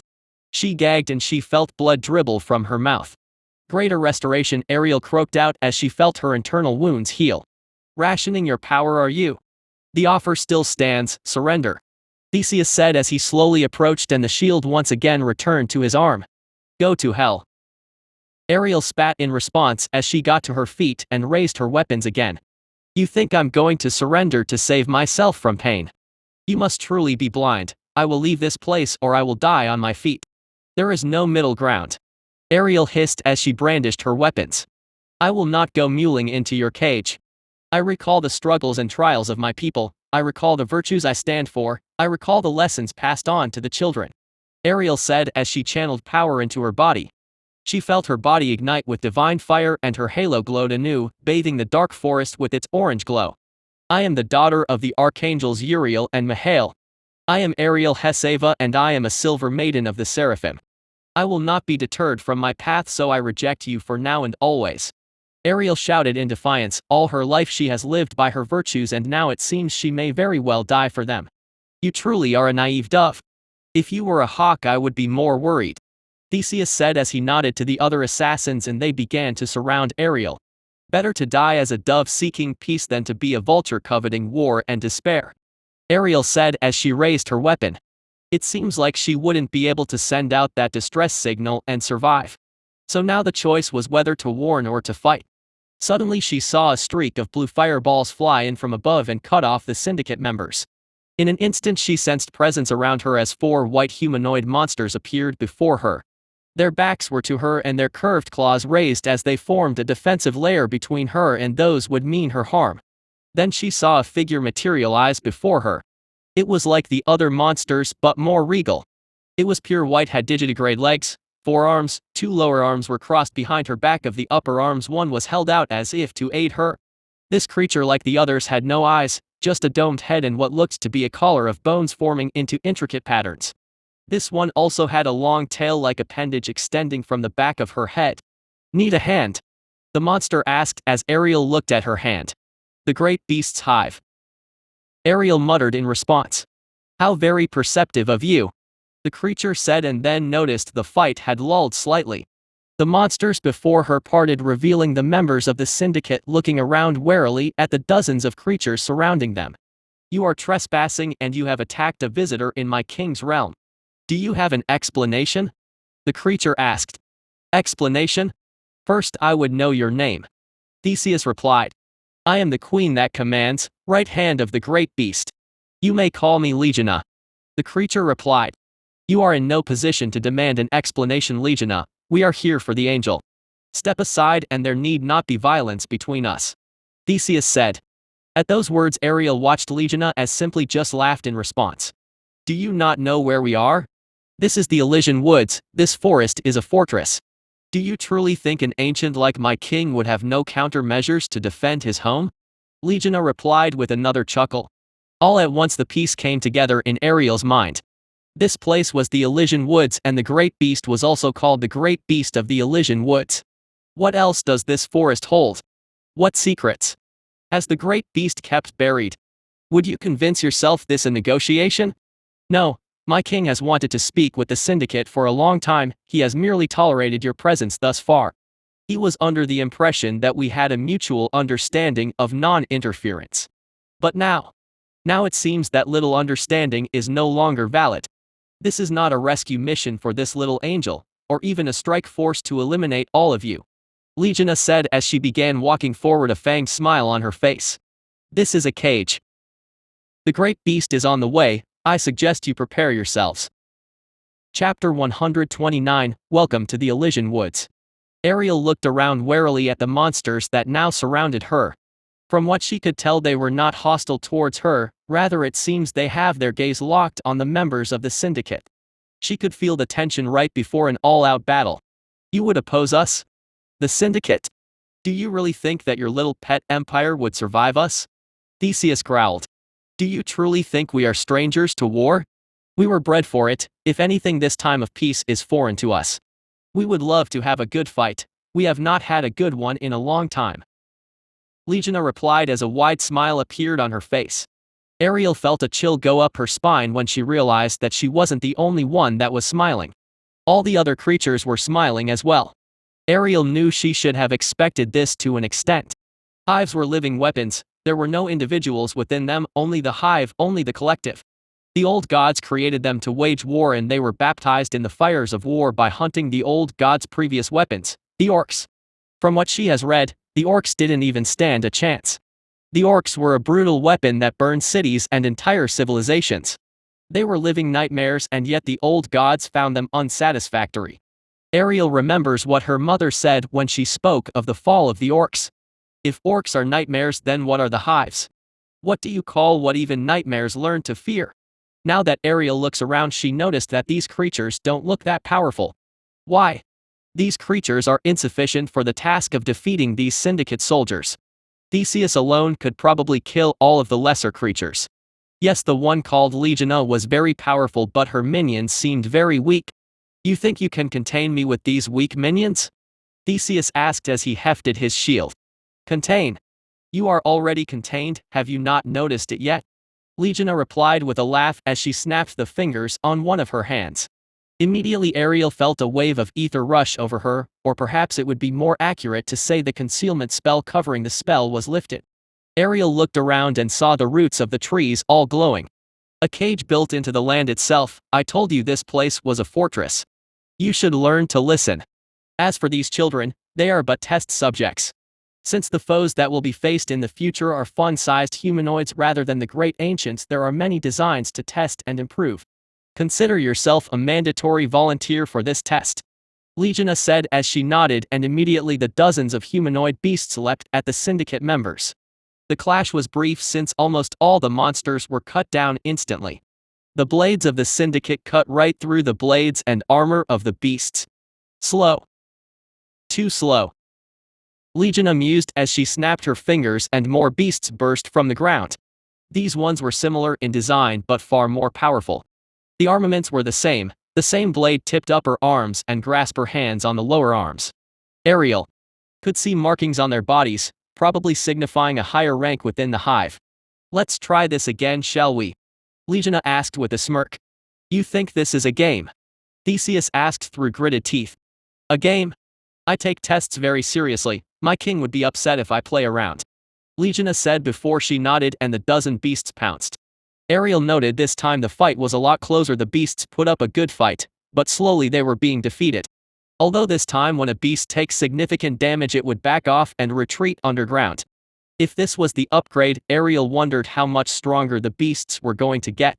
Ariel watched as Theseus cut down the last beast. This one couldn't escape. The spear thrust right through its head and the body crumpled into the ground. Theseus glanced up at the still smiling Legina and bestial growl escaped from his lips. He didn't say a word, but Ariel knew he was about to pounce, and from Legina she sensed excitement. There was a flash of light and Ariel turned to see a sword now in each of Legina's 4 hands. Each was enchanted with a different element: fire, lightning, frost and divine light. Last test then. Royal guards to me. Legina commanded and more beasts burst from the ground. This time they were of varied designs. Ariel saw one had a shield formed of bone and carapace on one arm.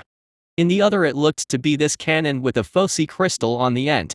The others had grasper limbs on all arms, but in each arm they held equipment formed from bone and flesh.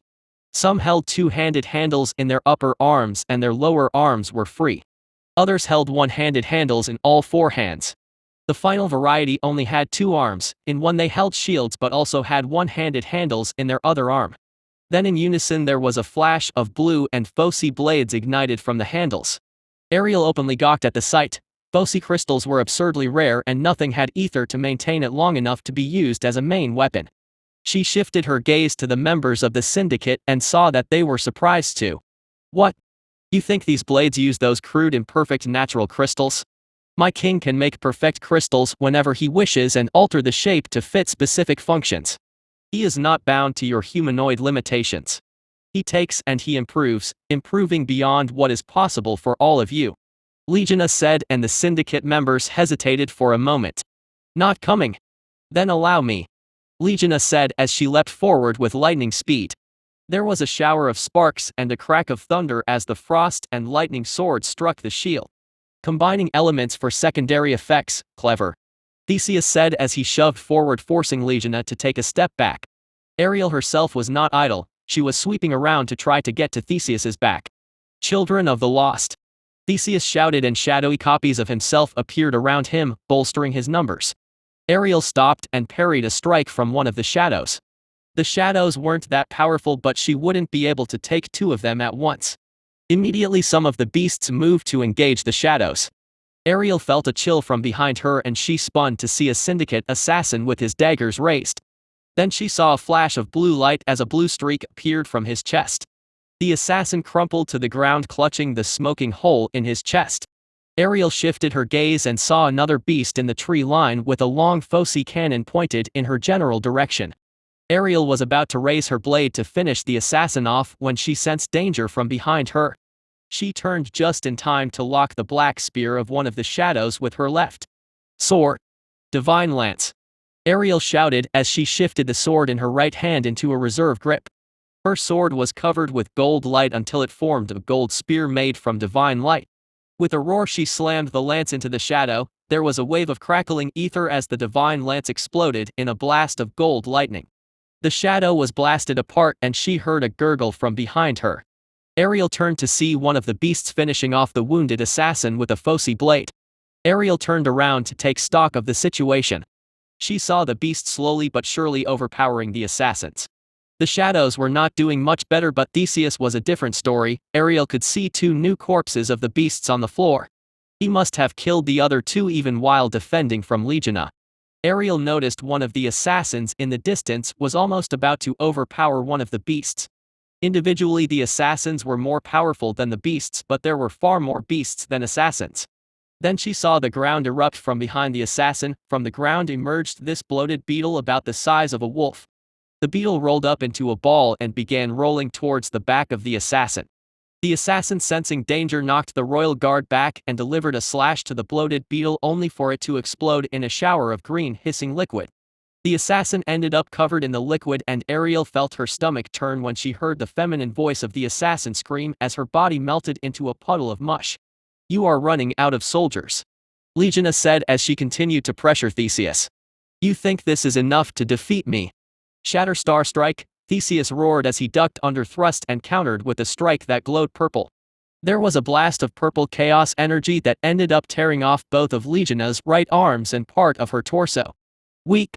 Theseus spat as he raised his spear, intent on finishing her off, but Ariel wouldn't let him, she already closing in, her wings flapping furiously to close the distance. Theseus flinched and turned just as Ariel reached him. Sunburst Reeve. Ariel shouted and slashed with both her swords. A wave of gold fire emerged from her slash. The force managed to push Theseus back. Theseus hoped back, expecting a follow-up attack, but Ariel simply retreated before putting herself between Theseus and the wounded Legiona. Are you all right? Ariel asked as she kept her eyes on Theseus. I am well, thank you for the assistance. Legiona replied, and Ariel turned her head to see her body had already regenerated and her two swords flew back into her new arms. Can you fight? Ariel asked, and in response she heard a small chuckle and Legiona stepped into her peripheral vision.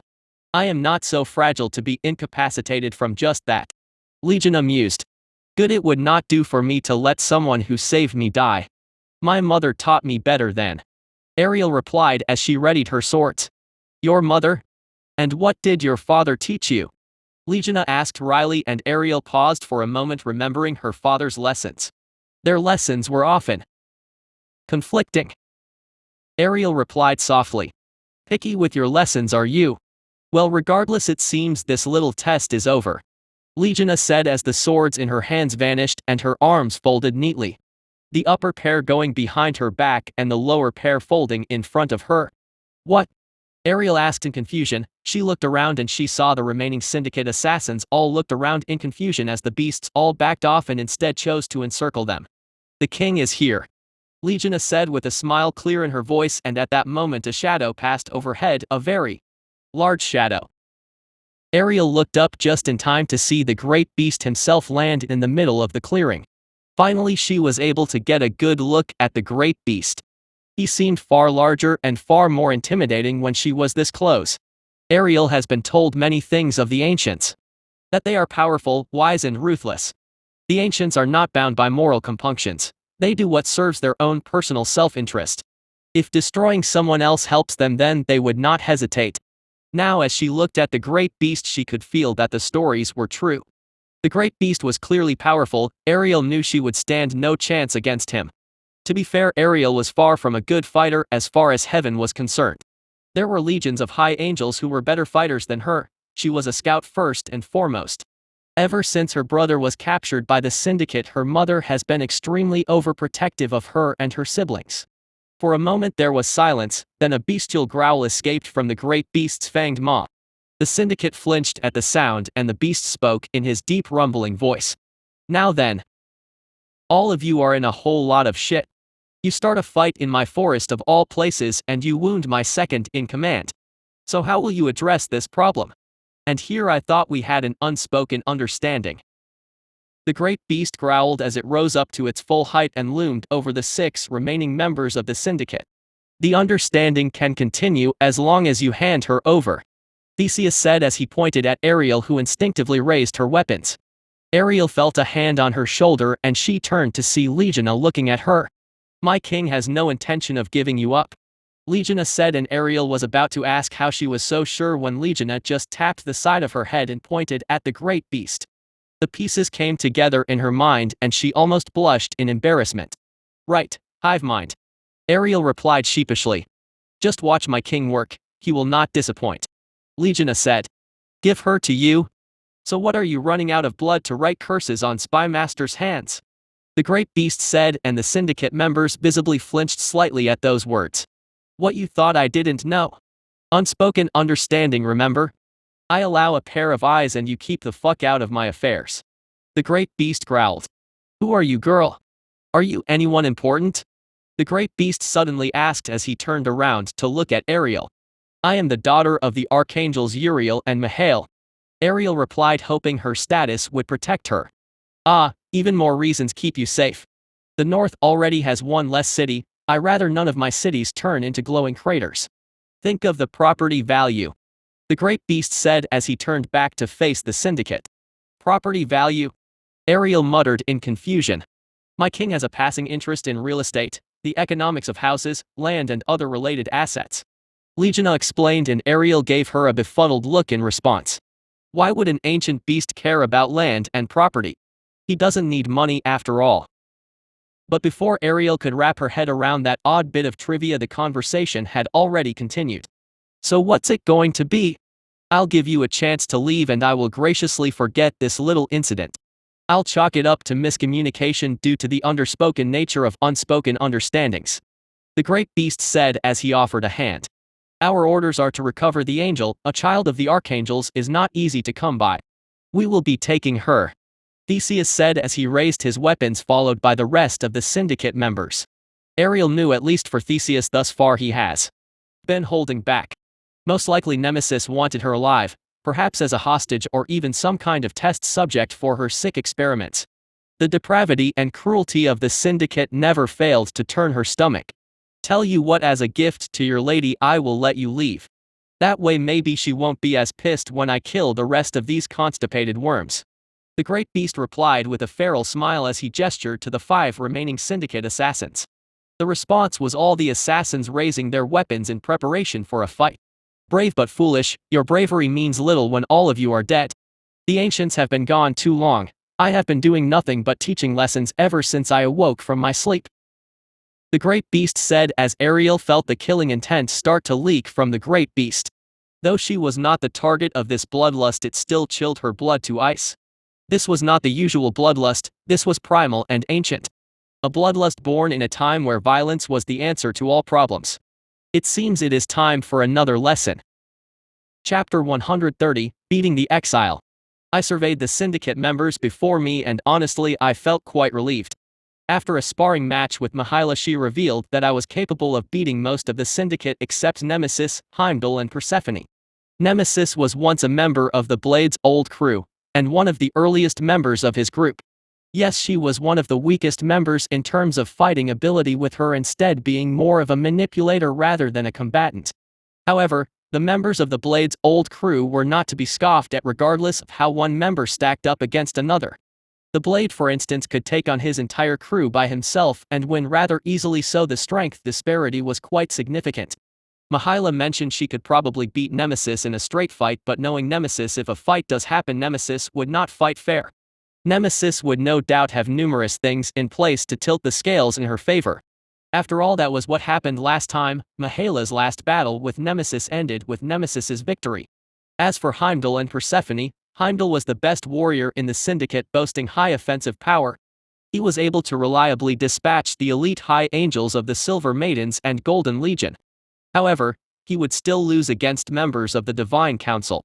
The members of the Divine Council were simply a cut above the rest. Even Uriel, the Archangel of Mercy, who was the most peaceful of the Divine Council, was no weakling in combat. In fact, Uriel even had some private tutelage under the Blade and the Crowfather. They apparently took a liking to the gentle-hearted angel. Persephone was an odd one. She was a powerful magic caster and the last of a long-dead race known as the Shadowlings. The Shadowlings belonged to the same generation as the Elder Demons and the Ancient Seraphim. The Shadowlings were adepts of a rare branch of magic known as sigil magic. According to Mihaela, Persephone has not even taught Nemesis how to use sigil magic. So as far as the world was concerned, Persephone was the only surviving user of sigil magic. This particular type of magic worked on the soul rather than the body, making resisting and purging the effects extremely difficult. Unlike soul magic that tries not to damage the soul as much as possible, sigil magic instead strikes the soul with little regard for damage or long-term effects. A cruder and far more cruel variant of soul magic. As for the man in front of me, Theseus, he was the youngest of 3 lieutenants. Heimdall led the group that's main task was to hunt, capture and kill angels. Persephone and her task force were Nemesis's Doombringers, able to turn cities into hellscapes. Theseus, on the other hand, was just an enforcer. He threatened and negotiated. He was the one that spent the most time interacting with the larger world. Simply put, if Theseus failed at his task, Nemesis would send someone who would be far less gentle. Most of the time it was Persephone, and sometimes Nemesis herself would resolve the issue. If Nemesis or Persephone arrived in a city intent on exacting some kind of punishment, cities tend to end up depopulated and in ruins. The man in front of me was easy enough to defeat. His strength was his defensive abilities. His main tactic was to defend then counterattack. But this strategy falls flat on his face if you cannot defend in the first place. My Void Enchant for my blades now has a unique ability that would be quite hard for Theseus to deal with. The more resistance my blades encounter, the harder they cut. So I doubt his shield can hold up to my strikes. Of course, that was if I wanted to kill him. It may be more beneficial to let him crawl back to his mistress. I know pretty words won't work on someone like her, only a show of force would be hurt. Plus Mihaela told me the Syndicate was on my side. Well, kind of. They wanted the Seraphim dead and extinct. As for me, well, extinction seems like such a waste, honestly. After all, the aerial girl behind me seems pretty nice. She saved Legina, who was a monster, which by itself was already a departure from what I have heard about the angels. If they could be reasoned with, I have no issue sparing them. My goal was to survive and just relax. I have no interest in world domination in and of itself. It's just that control of the world meant control of resources, which would enable a great many things. If I had eyes, I would narrow them as I gazed at the defiant gaze of Theseus. His previous words, his posture and his gaze were all defiant. He spoke of taking the angel back to his dark mistress, yet here he was just standing there menacingly. You know, with your little defiant line previously, I was expecting you to take the initiative. I said, and Theseus didn't reply. He just stared right at me, waiting for me to make the first move. It was a sound strategy to see what the opponent could do. That is, if you were some inexperienced novice. However, thanks to all the memories I now have, I know that the last thing you want was for your opponent to dictate the tempo of battle. Well, a bit of mockery seems to be in order. It seems this Theseus guy has spent too much time beating on weaklings. He has no idea how to fight a superior opponent.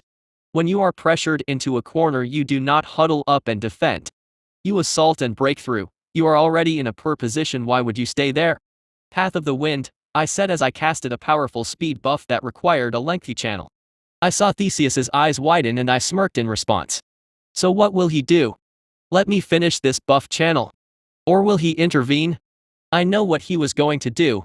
He was going to do exactly what I wanted him to do. Theseus charged forward intent on stopping my channel. I laughed as I cancelled the channel right as he was about to reach me. When someone forcibly cancels a channel, the ether would short-circuit and spin out of control before discharging violently. But what if you could get it under control? I instantly began raining in the discharging ether, funneling it into my blades. My blades glowed blue and crackled with unstable ether. I raised my blades intending to slash at the charging Theseus. His eyes widened in shock as he ground to a halt, but still within my strike range. The same was true for the other Syndicate assassins. In truth, attack wasn't for Theseus. Ether was a funny thing. It loved to flood from areas of higher concentration to areas of lower concentration. So right as my slash contacted Theseus's shield, I released all the stored ether in my blades. I could tell the shield was a powerful relic, most likely highly resistant to ether-based attacks. Nothing short of a highly specialized penetration spell would breach its defenses. But even if this formless, unstable ether could not pierce the shield, it still had to go somewhere. There was a loud bang, like a hammer striking a metal wall, followed by a flash, then the sound of thunder. The blue ether blasted outwards in a flurry of arcing lightning bolts, and the lightning scorched the 5 remaining syndicates. 4 were lightly wounded because one of them was too close, and now he was just an unconscious, smoking body on the ground. I followed up the strike with another slash, this one with the intent of knocking Theseus back, and for my final attack I buried my blade into the chest of the unconscious Syndicate assassin. I made sure to avoid the heart. He was a precious source of information, and his power wasn't that bad either. That's one, I said with a laugh, and the remaining Syndicate assassins all took shaky steps back. Only Theseus stood his ground, but I could sense the fear in the other assassins. Afraid, are you? Of course, all of you are. The body knows when it is about to die, I said with a bestial laugh, and the assassins all flinched at those words. Steel yourself, we have our mission. If we run, Lady Nemesis will not be far behind us, Theseus replied curtly. Then I sensed an even greater jolt of fear. The members of the Syndicate apparently fear their dark mistress more than death itself. This can only mean the alternative was far worse than what Oblivion could offer. Well, that was rather concerning. Still, I cannot deny the effectiveness. After all, it was enough motivation to push these soldiers into a suicide mission. And they say I'm a tyrant, I said with a wry smile before letting out a chuckle. Fear is a powerful thing, isn't it? All of you learned that very well from the Firstborn, I said as I channeled power into my blades and gave it a light enchantment. I didn't use my void enchant just yet. If I just cut all of them down instantly, I wouldn't be able to gather information on how they fight. They do say there was no experience like first-hand experience. Fear was only one of their weapons. It is a crude instrument, perfect for those who prefer to club their way through all their problems, I said as I brandished my blades, and the Syndicate members all tensed as they readied for an attack. But you know, I'm a clubbing kind of guy too, I said as I paused for a moment before charging forward. Theseus instantly raised his shield and moved to meet my charge. The other assassins scattered around me. Typical strategy of assassins, they were trying to get into my blind spots. Only problem was, I don't have blind spots. I have a 270-degree cone of vision, and my other senses accounted for the rest. I let loose a hard horizontal slash at Theseus with both blades. I aligned the edge for blunt force rather than cutting power, and the strike knocked Theseus off balance. He ended up having to do this staggering spin to the side to keep his footing. The point of this strike was to knock him away. The other assassins will think they have an opening, but there was a reason I used a horizontal strike. I used the momentum of the strike to carry my body to the right. I used my wings to stabilize and accelerate the turn while my blades found a pair of assassins who were just about to jump me. The 2 of them ended up in 4 pieces. They were most definitely dead. My blades had a blighted wounds effect, and I laced them with this cocktail of poisons I made from the venoms of wyverns, manticores, and those freaks I ran into in the primordial font. The venom by itself was not that dangerous since I still haven't solved the problem of making it fast acting. It takes a while to really get going, so if it was cleansed in time the venom would do very little. However, the blighted wounds reduce the effectiveness of heals and cleanses, so that should stall them. Also, since they were now in two pieces, the healer would basically only have a few seconds to reattach both ends, get rid of the blighted wounds and counteract the poison. Which was pretty impossible unless you had some spell that could do all of the above at once. I know the Archangel Uriel had a spell like that, but she wasn't here and she sure as hell wouldn't save these assassins anyway. That left two more assassins. One of them backed off when I did my spin and the other kept going. Whether the one that kept going was brave or stupid remains to be seen, but I had an idea which it was. The assassin buried his blade into my side as he intoned the spell Malignant Corrosion. I felt a burning sensation in my side and instantly I heard that voice in my head sound out. Corrosion detected. Shedding affected armor plates. Shedding complete. Armor regeneration complete. Toxin detected commencing adaptation. Adaptation complete. Pathogen detected commencing removal. Removal complete. All threats neutralized. Resume combat. While I was listening to all that, I had snatched the offending assassin with one of my lower arms. The assassin predictably tried to use an emergency teleport to get out of my grasp. It was a typical strategy. Teleportation was expensive in terms of ether, so it was usually only used in emergencies or crucial moments. My body had a natural ability to disrupt spells to anything that was in direct contact with me. It's a rather clever little adaptation that I received naturally. It caused most spells to be shredded on contact with my body, reducing their offensive capabilities. This assassin had more resistance, so more of his spell went through. However, all that succeeded in doing was making more ether short-circuit, and this ended up frying the assassin. By the end of it she was unconscious and just a smoking limp body. I crushed her in my hand and her body popped like an overripe grape. That's 4. I said, and I turned to face the last assassin. I could sense that Theseus had recovered and was closing the gap. I activated a solarite decoy and sent it towards Theseus to keep him busy. I pounced on the last assassin, blades raised. I slashed downwards, fully expecting him to jump away. I noticed this one was like a rabbit, rather jumpy. He liked to leap up and backwards when threatened. Sure enough, the assassin leapt into the air and I fired a wave of spines at him. You couldn't dodge in the air unless you activated some kind of spell. To this one's credit, he teleported to dodge the spines. But there was something about teleportation that most don't know. The spell will appear at the destination for a split moment before arrival. Most wouldn't be able to detect this, and even if they could, they would have to react to in time.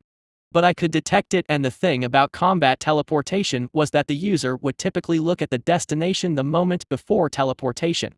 I say typically because there were those like Mihaila that had such good spatial awareness that they could teleport without even looking at the destination or even look in a different direction to confuse the enemy. So I turned and fired a wave of spines at the destination. The assassin arrived just in time to see the incoming spines. The shock of the prediction delayed his response. For a moment, and though he managed to dodge the worst of it, one still pierced his right leg, nailing him to the ground. Then I fired one more spine and it went right into his chest, killing him. With the assassin settled, I turned to see Theseus slowly overpowering my decoy. I sent a mental command to the decoy, ordering it to overload and detonate. I saw Theseus's eyes widen in shock as the decoy flashed before exploding. Theseus was knocked back and he tumbled backwards, his armor now smoking from the blast. That's 5. I said with a smirk as I approached Theseus, who had just scrambled to his feet. You're on your own now, I said with a laugh, and I saw Theseus's gaze dart to the corpses of his men. Shall we continue? I asked, and Theseus let out a growl as he raised his weapon. In truth, at first, I wanted to play around a little more, but this was honestly getting quite boring. Plus, I didn't want to come across as too cruel to that aerial girl behind me. Theseus raised his spear and charged. I could tell he was pissed, his vitals were going crazy. If he gets any more pissed off, he might actually get a stroke. I guess I should end this soon before he kills himself. I activated a void enchant on one of my blades and I slashed at his shield when he got close. I intentionally struck at the part of him that had the highest resistance. My void enchant would do more damage the higher the resistance was. When I struck the shield, my void enchant crackled and my blade carved a deep gash in his shield. But the cutting power wasn't the only thing that went up. The physical force also went up significantly and the structure of the shield buckled slightly. Theseus was thrown back, tumbling back into the dirt. I could see the arm holding the shield was broken and it looked like he had a bunch of fractures all over his body. Then to my surprise, he raised his spear as if to throw it and I saw ether begin to gather at the spear. Walpurgis enchant, Theseus roared, and then I realized he wasn't aiming at me, he was aiming it at Ariel. The Walpurgis line of spells were extremely destructive spells based on cursed fire. If that spear hits Ariel, she might not survive. I dash in front of the spear as it flew towards Ariel. I know I can take the hit, so I caught the spear with one of my hands. The spell discharged and a great red fireball engulfed me. I sensed the damage as it melted my armor plates. Cursed fire detected. Activating regenerative molt. Purging affected armor plates. Purge successful. Regeneration successful. Resume combat. Now I'm pissed. That fool would rather kill Ariel than secure his own escape. He was like some dog that has been trained so well it would run off a cliff if ordered. Lucky for me, this attack seems to be concentrated with a focus on damaging a single target. So the blast was rather localized. I looked at the ruined stump that used to be my left lower arm. It took only a few seconds, but soon I had a new arm. I moved towards Theseus, who took a cautious step back as he raised his ruined shield. "You little shit," I growled as I flexed my now healed arm. I dashed forward. I am not in the mood now. I'm not going to kill him, but I do plan to rough him up slightly. I lowered my body closer to the ground in the pose that I used when I'm really in a fight. It's far less regal, but it lowered air resistance and I could use my arms to help propel myself forward. It also had the added benefit of making me a smaller target. But for this instance I just wanted the speed. Theseus reached out his hand to call the spear back. Without looking, I grabbed the spear with one of my arms just as it flew past. Then I whirled and slammed my tail into Theseus, sending him careening into the trees. The strike ended up knocking some of my own soldiers flying since they were surrounding us to form a cage. I approached Theseus and he struggled to get to his feet. My strike had broken even more bones and I saw him cast a spell as he desperately tried to heal his wounds. You are a dog on a leash, held by your mistress. Even when facing death you still try to carry out your mission with no regard for your life. You disgust me. I growled as I threw the spear into the dirt in front of him, as if daring him to pick it up and strike me. But you are happy, aren't you? Happy to serve your mistress, as if your vengeance will somehow bring you peace. People like you are witless fools, happy as a hog that has its face in the trough. With no thought at all about the butcher's axe, I said as Theseus reached for his spear. I let him pick it up just for me to cut off the hand that held it. He fell to the ground clutching his stump, his teeth gritting so hard he might crack his molars. You are a brute, undeserving of your own aspirations. So you look for someone with the will and guile to guide your brawn. So you play your part as her pawn, a toy for her great schemes and rapacious plots. Grasping at things you are undeserving of receiving. I said as I reached down and picked up the fool. As I looked at him I saw defiance still fresh in his eyes. He was a fool, a loyal fool, but a fool nonetheless. That must be why his scheming mistress sent him. She never expected him to succeed. He only expected him to play his part in this bad theater show. In truth, as far as the Syndicate was concerned, this whole farce was just a negotiation with Nemesis. No doubt I was being watched by some of their best infiltrators. I'm going to let you live because I rather not have a war with the Syndicate, just as I almost finished building that shiny city in the distance. So how about you go back and tell your mistress that me sparing you is an olive branch and me killing your men was payment for fucking up my forest. Sounds good, I said, and Theseus just hatefully stared at me. I'll take that as a yes. In case you get any other ideas, the next time I have a run-in with all of you it's war. The first thing I will do is hit that silly little base you have in my sewers. Got it, I said, and still no response. He was just hatefully staring at me as he ground his molars to powder. I don't think your mistress will be overly pleased with that state of affairs. So go back and tell her my message. If she wants to send a messenger I'm fine, but no more attacks on anyone in my territory. Am I clear? I asked as I leaned in and I saw him still grinding his teeth. I sighed as I looked at the defiant look on his face. I suppose I couldn't exactly wait until he actually ground his teeth down in powder. Alright, time for a more direct approach. I guess you really are witless. Okay, I'll make it simpler, I said as I bared my teeth. Answer me or I'll bite your fucking head off. Chapter 131, Diplomatic Overtures. I nodded in satisfaction once this dunce in my hand gave an affirmative on passing on my message to Nemesis. Alright, now that just left getting him on his way back to his dark mistress. As I looked at him, he really still looked pretty irked. Well, I suppose getting manhandled and having his men slaughtered would sour anyone's mood. But still, he did ruin this patch of forest. Someone has to pay for the lost property value, and it sure as hell isn't going to be me. Alright, I'm going to send you on your way, but first I need to tell you something. Consider it free advice. I said. Theseus predictably remained silent and continued to try to drill a hole in my head with his glare. Remember to roll. I said simply, and I saw his demeanor change slightly in confusion. What? Theseus asked, breaking the silence. For when you land, remember to roll. I replied with a smirk, and I saw his brow furrow for a moment before widening in realization. Have a nice flight, I said with a laugh before I flexed my arm and chucked him up over the tree line towards a verlin. We were quite deep in the forest, so he should land somewhere along the forest edge. Pretty good throw if I do say so myself, I said as I watched him soar off into the distance. His spear and shield that were lying on the ground trembled on the ground for a moment before shooting into the air after their master. Oh, now that I think of it, that's a handy trick. Pretty dramatic too, I muttered as I watched the two pieces of war gear fly off into the distance. Now then, are you all right? I asked as I turned to face the angel named Ariel.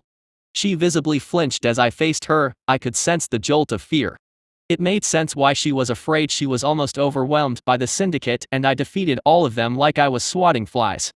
I could have sworn you high angels were stronger the last time I was around. Or are you just not a very good fighter? I said as I approached. I'm a scout. I'm not as well trained for combat, Ariel replied cautiously. So stealth then, still you could stand to be stealthier. I mean, you got knocked right out of the sky from what I heard, I said, and I saw her awkwardly shuffle her feet at those words. Anyway, it looks like you're injured. One of your wings got clipped. Turn around, I said as I motioned for her to show me her back. She didn't move. She just stared at me suspiciously, and I sighed in response. I'm going to heal you. Your wings are mostly ether circuits. It's just a matter of repairing the circuit. You probably don't know this can be done since humanoids don't have the fine control to do it, I said, and Ariel furrowed her brow in suspicion. She glanced at the hive soldiers around her before turning around and showing me her wings. I saw one of her wings had a slash in it, and the ether circuit there was fried from the ensuing short circuit. It was a simple fix: clamp the ether flow and fix the circuit. Then the wing should fill itself back up. High angel wings, although looking to be made of feathers, were actually more ether than flesh. So as I did the quick fix, I noticed the circuits on her wings seemed atrophied from lack of use. You walk everywhere? I asked, and Ariel turned her head as she shifted some of her wings so she could get a good look at me. What? Ariel asked in confusion. Your ether circuits are atrophied. If you don't use them enough, they tend to degrade over time. When was the last time you really used these wings? I asked, and Ariel furrowed her brow at those words. I spend most of my time in the palace. I don't get to leave much, Ariel replied softly. Huh, bird in a cage then. Well, I'll fix that too. You should get more exercise or you may end up grounded, I said as I repaired the last atrophied circuit and power flooded into her wings. Ariel let out this weird gasp as her wings fluttered for a moment. She took in deep breaths of air as she gently flapped her wings as if to test them. Better? I asked, and Ariel nodded slightly in shock. Yes, much better. Is this happening to all of us? This atrophy? Ariel asked, her voice filled with concern. How the hell would I know? I need to see more of you angels before I can answer that. But if all of you are cooped up indoors all the time, then yes, most likely.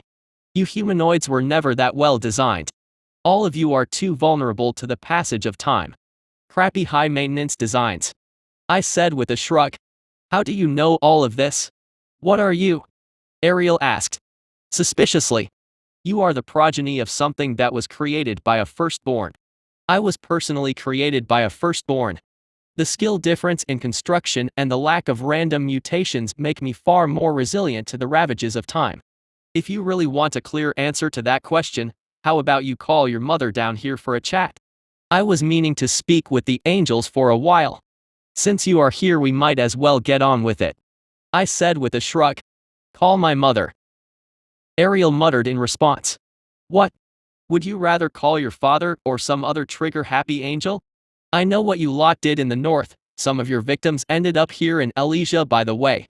Like I said, I rather Daedalus stay in its sheath. Your father's sword doesn't play well with population centers, I said dryly. I will call her, although I am unsure if she will come, Ariel replied with a nervous nod. Afraid that the Syndicate will do something? I have just the place for a meet-up. Don't worry, she won't fight alone. It's one of the most well-guarded places in the Empire.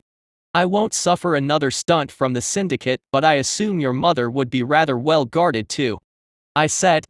You assume correctly, Ariel replied with a stiff nod. Come, follow, I said as I spread my wings, and I saw her do the same. I took off just as I told the hive to clean up the mess and send word to Cecilia to come over.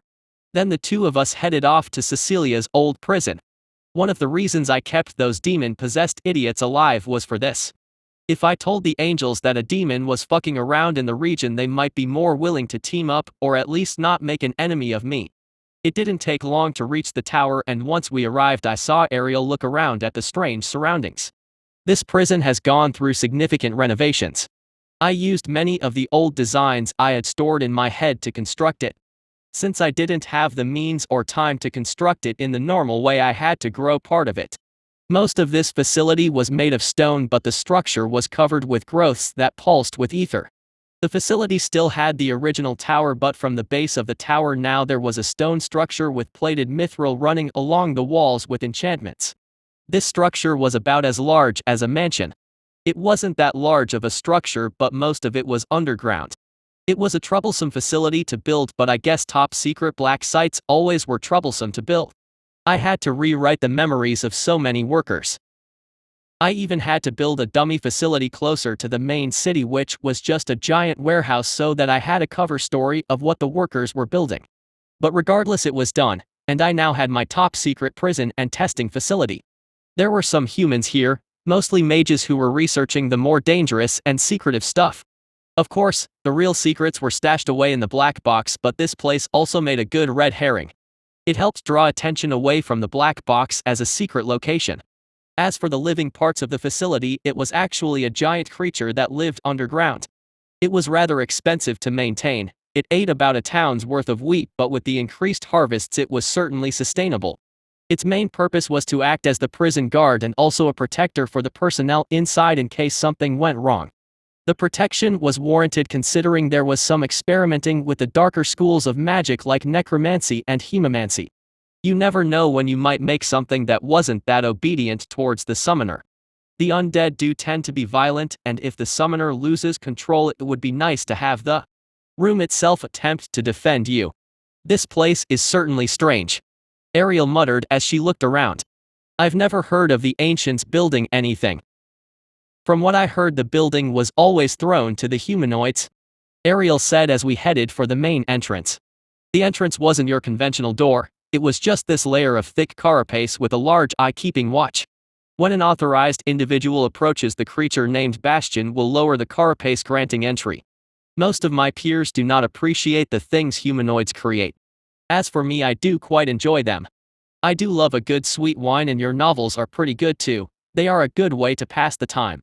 City planning is pretty fun too, kind of like solving a puzzle, I said, and I could sense the ever-growing bewilderment from Ariel. Have you ever tried your hand at trading? It's pretty fun doing risk trades. It's like gambling but more complex, I said. I see, Ariel replied, her voice filled with confusion. Most of the ancients would find little joy in such things. You are truly a strange one, Ariel said as she turned to look at me just as the entrance opened up. Well, I can assure you there is nothing like me. The Eternal Mother ensured that fact, I replied with a smirk as Ariel tilted her head in response. You mentioned that earlier, so are you a creation of the Firstborn? Ariel asked. Yes, I was created by a Firstborn. As to whether I am a failed or successful creation, that depends on who you ask, I replied with a playful smirk. Honestly, this was pretty fun. Yes, they do say the Firstborn are unreadable by most means. However, I am still playing on the safe side. The whole cover story of me being a rogue hive leader from the Eternal Mother's hive was a good cover. I've got to hand it to Mahila, this cover story was perfect. It gave me a lot of flexibility to say misleading truths. For instance, I am technically made by firstborn because I came from a firstborn egg. There is indeed nothing like me because each firstborn was unique. The Eternal Mother did ensure I was quite different considering she gave me a piece of her power which interacted in strange ways with my baseline abilities. As to whether I am a failed or successful creation, well, that depends on if I survive and win this grand game. After all, the show isn't over till the fat lady sings. Actually, why do they say that? The show isn't over until the fat lady sings? What fat lady? Why does the lady that ends the show have to be fat? Oh well, I'll ask Cecilia later. We continued through the facility towards this main atrium. I could tell Ariel was still extremely cautious. Which was a good thing. If she wasn't, she was a fucking idiot. To be fair, she didn't really have a choice but to follow me in here. Ariel was almost killed by the Syndicate and I swatted that attack team like a bunch of flies. So how will you contact your mother? Or will you not contact her? I said as I turned to look at her just as she flinched. You are brave, I will give you that, but you should know that I can tell when you are lying. I said, and I saw Ariel fidget in response. It was obvious to me that she was hesitant on calling the Archangel here. You know, if you want to leave you can just go. I just thought it might be best if our factions at least started to have some level of communications established. I know what's happening in the north. Now a high angel is here alone and the Syndicate attacks her. I'm sure you can understand why I want to talk. So if you really want to leave, I just need you to answer at least one question. I said as I faced her. I saw her tense as if preparing for a fight. This was just an instinct to a perceived threat, nothing more. To her this was hardly unexpected. If she followed me in here, she was prepared to die in here. Why are you here? I asked, and Ariel averted her gaze for a moment. No doubt contemplating how much to tell me. I am a scout, the north is in ruins, so my mother wished to ensure the south was stable. Ariel said after some hesitation. Alright, in truth I just brought you here as a little test and also to have a private chat with the Empress. After which you can be on your way, or you can walk the city and decide for yourself if what is happening here is acceptable to you and your fellows. If you want to call some extra security or clear it with those up there, that's fine too. I said, and I saw Ariel give me a funny look. Yeah, surprising, right? The giant monster being so accommodating. I saw her gaze shift, her eyes darting all across the room. She was expecting some kind of trick and I could tell thoughts were racing through her mind. Honestly, I kind of like her, she's earnest and honest. Which was another way to call someone naive, but honestly I don't like shifty types. She reminds me of Beatrice in a way. Yeah, she was definitely sheltered as all hell. It didn't take long, but soon I could tell she was ready to answer, so let's see what she is going to say. I would like to speak with the Empress first. I assume she is on the way here. Ariel asked in an attempt to look calm. Yes, I think I can work with this. If she was some mindless brute, I would have to kill her. She's on the way. We have a lot to talk about. Chapter 132, Crumbling Order. I sensed a pulse of ether rock the facility. The runes in the walls glowed for a moment before fading once again. That long-range teleportation circle sure has quite a bit of kick. Well, to be fair, it's mostly because this structure wasn't that well constructed. It's a bit of a jury-rigged solution due to resource limitations. The long-range teleportation array discharged quite a bit of ether once the transfer was complete. Usually, the structure was supposed to handle that discharge. The Averlanian Palace was designed to accommodate that, so there was no issue there. It was this place that had some trouble dealing with it. Then I felt the structure shake again as the ether reached the end of the structure and it rippled out into the surrounding earth. A little dust fell from the ceiling from the shaking and I saw Ariel look up in concern. It won't collapse, don't worry. This place is a temporary facility, so it's a bit crudely constructed. I said, and Ariel nodded slightly in understanding. Is that the Empress arriving? Or did someone set off some kind of magical explosion? Ariel asked as she continued to examine the room. Good guesses, what made you think that? I asked with a wry smile.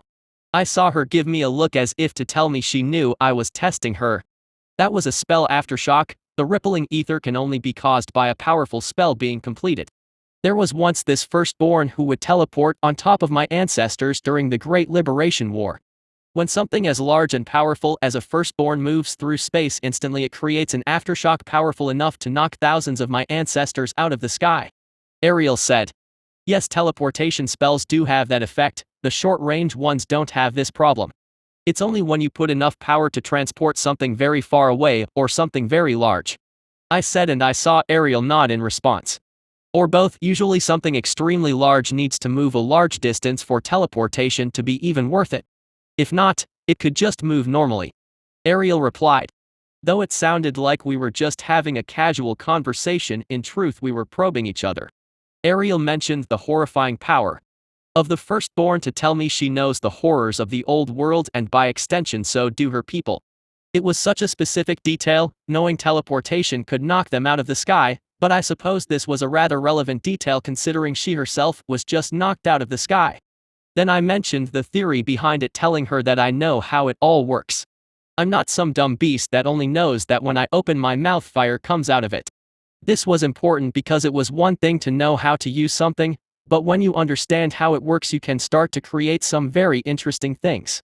Anyone can wave a staff around and discharge some kind of magic, but a master can raise the dead, scar the land, boil the seas, tear the sky, and even bend time itself. How old are you really? I asked, and I saw Ariel raise a brow. 2,000 years old. Ariel replied. Oh, on the young side then. Elysia was already fragmented when you were born. All you know of this world is this withered ruin you see today. But I suppose you read the histories, the words on a page. However, seeing is believing, little angel. I said, and I saw Ariel avert her gaze slightly at those words.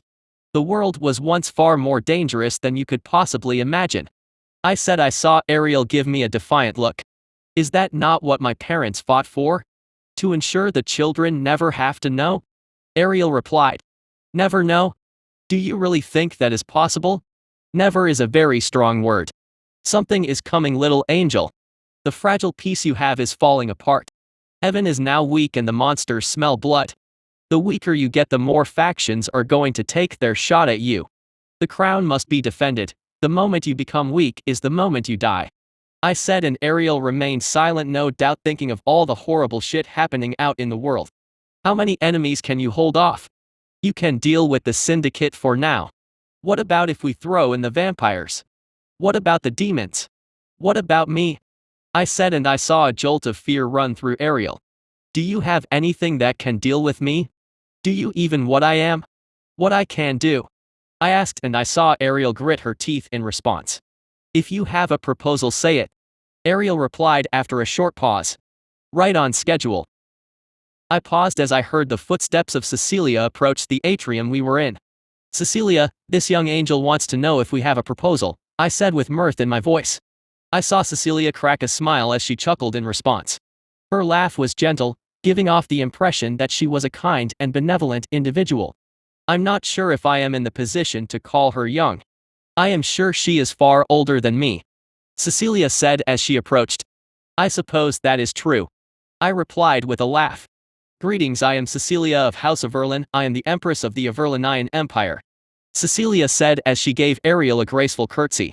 Ariel for her part returned the curtsy with a bow and a hand over her heart.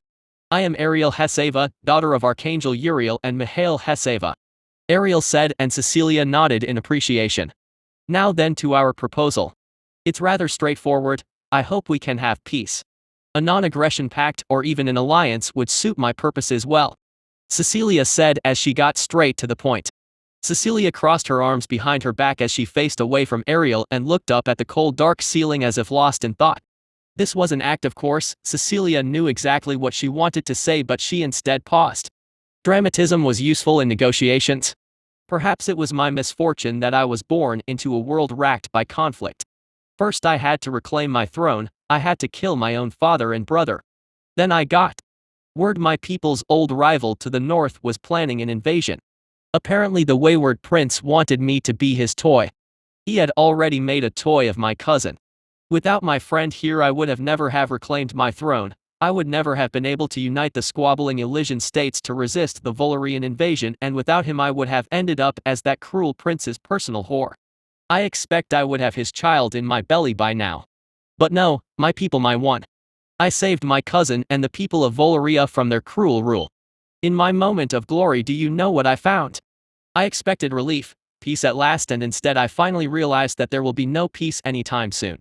Cecilia said as she walked forward and past Ariel, her gaze distant and far away.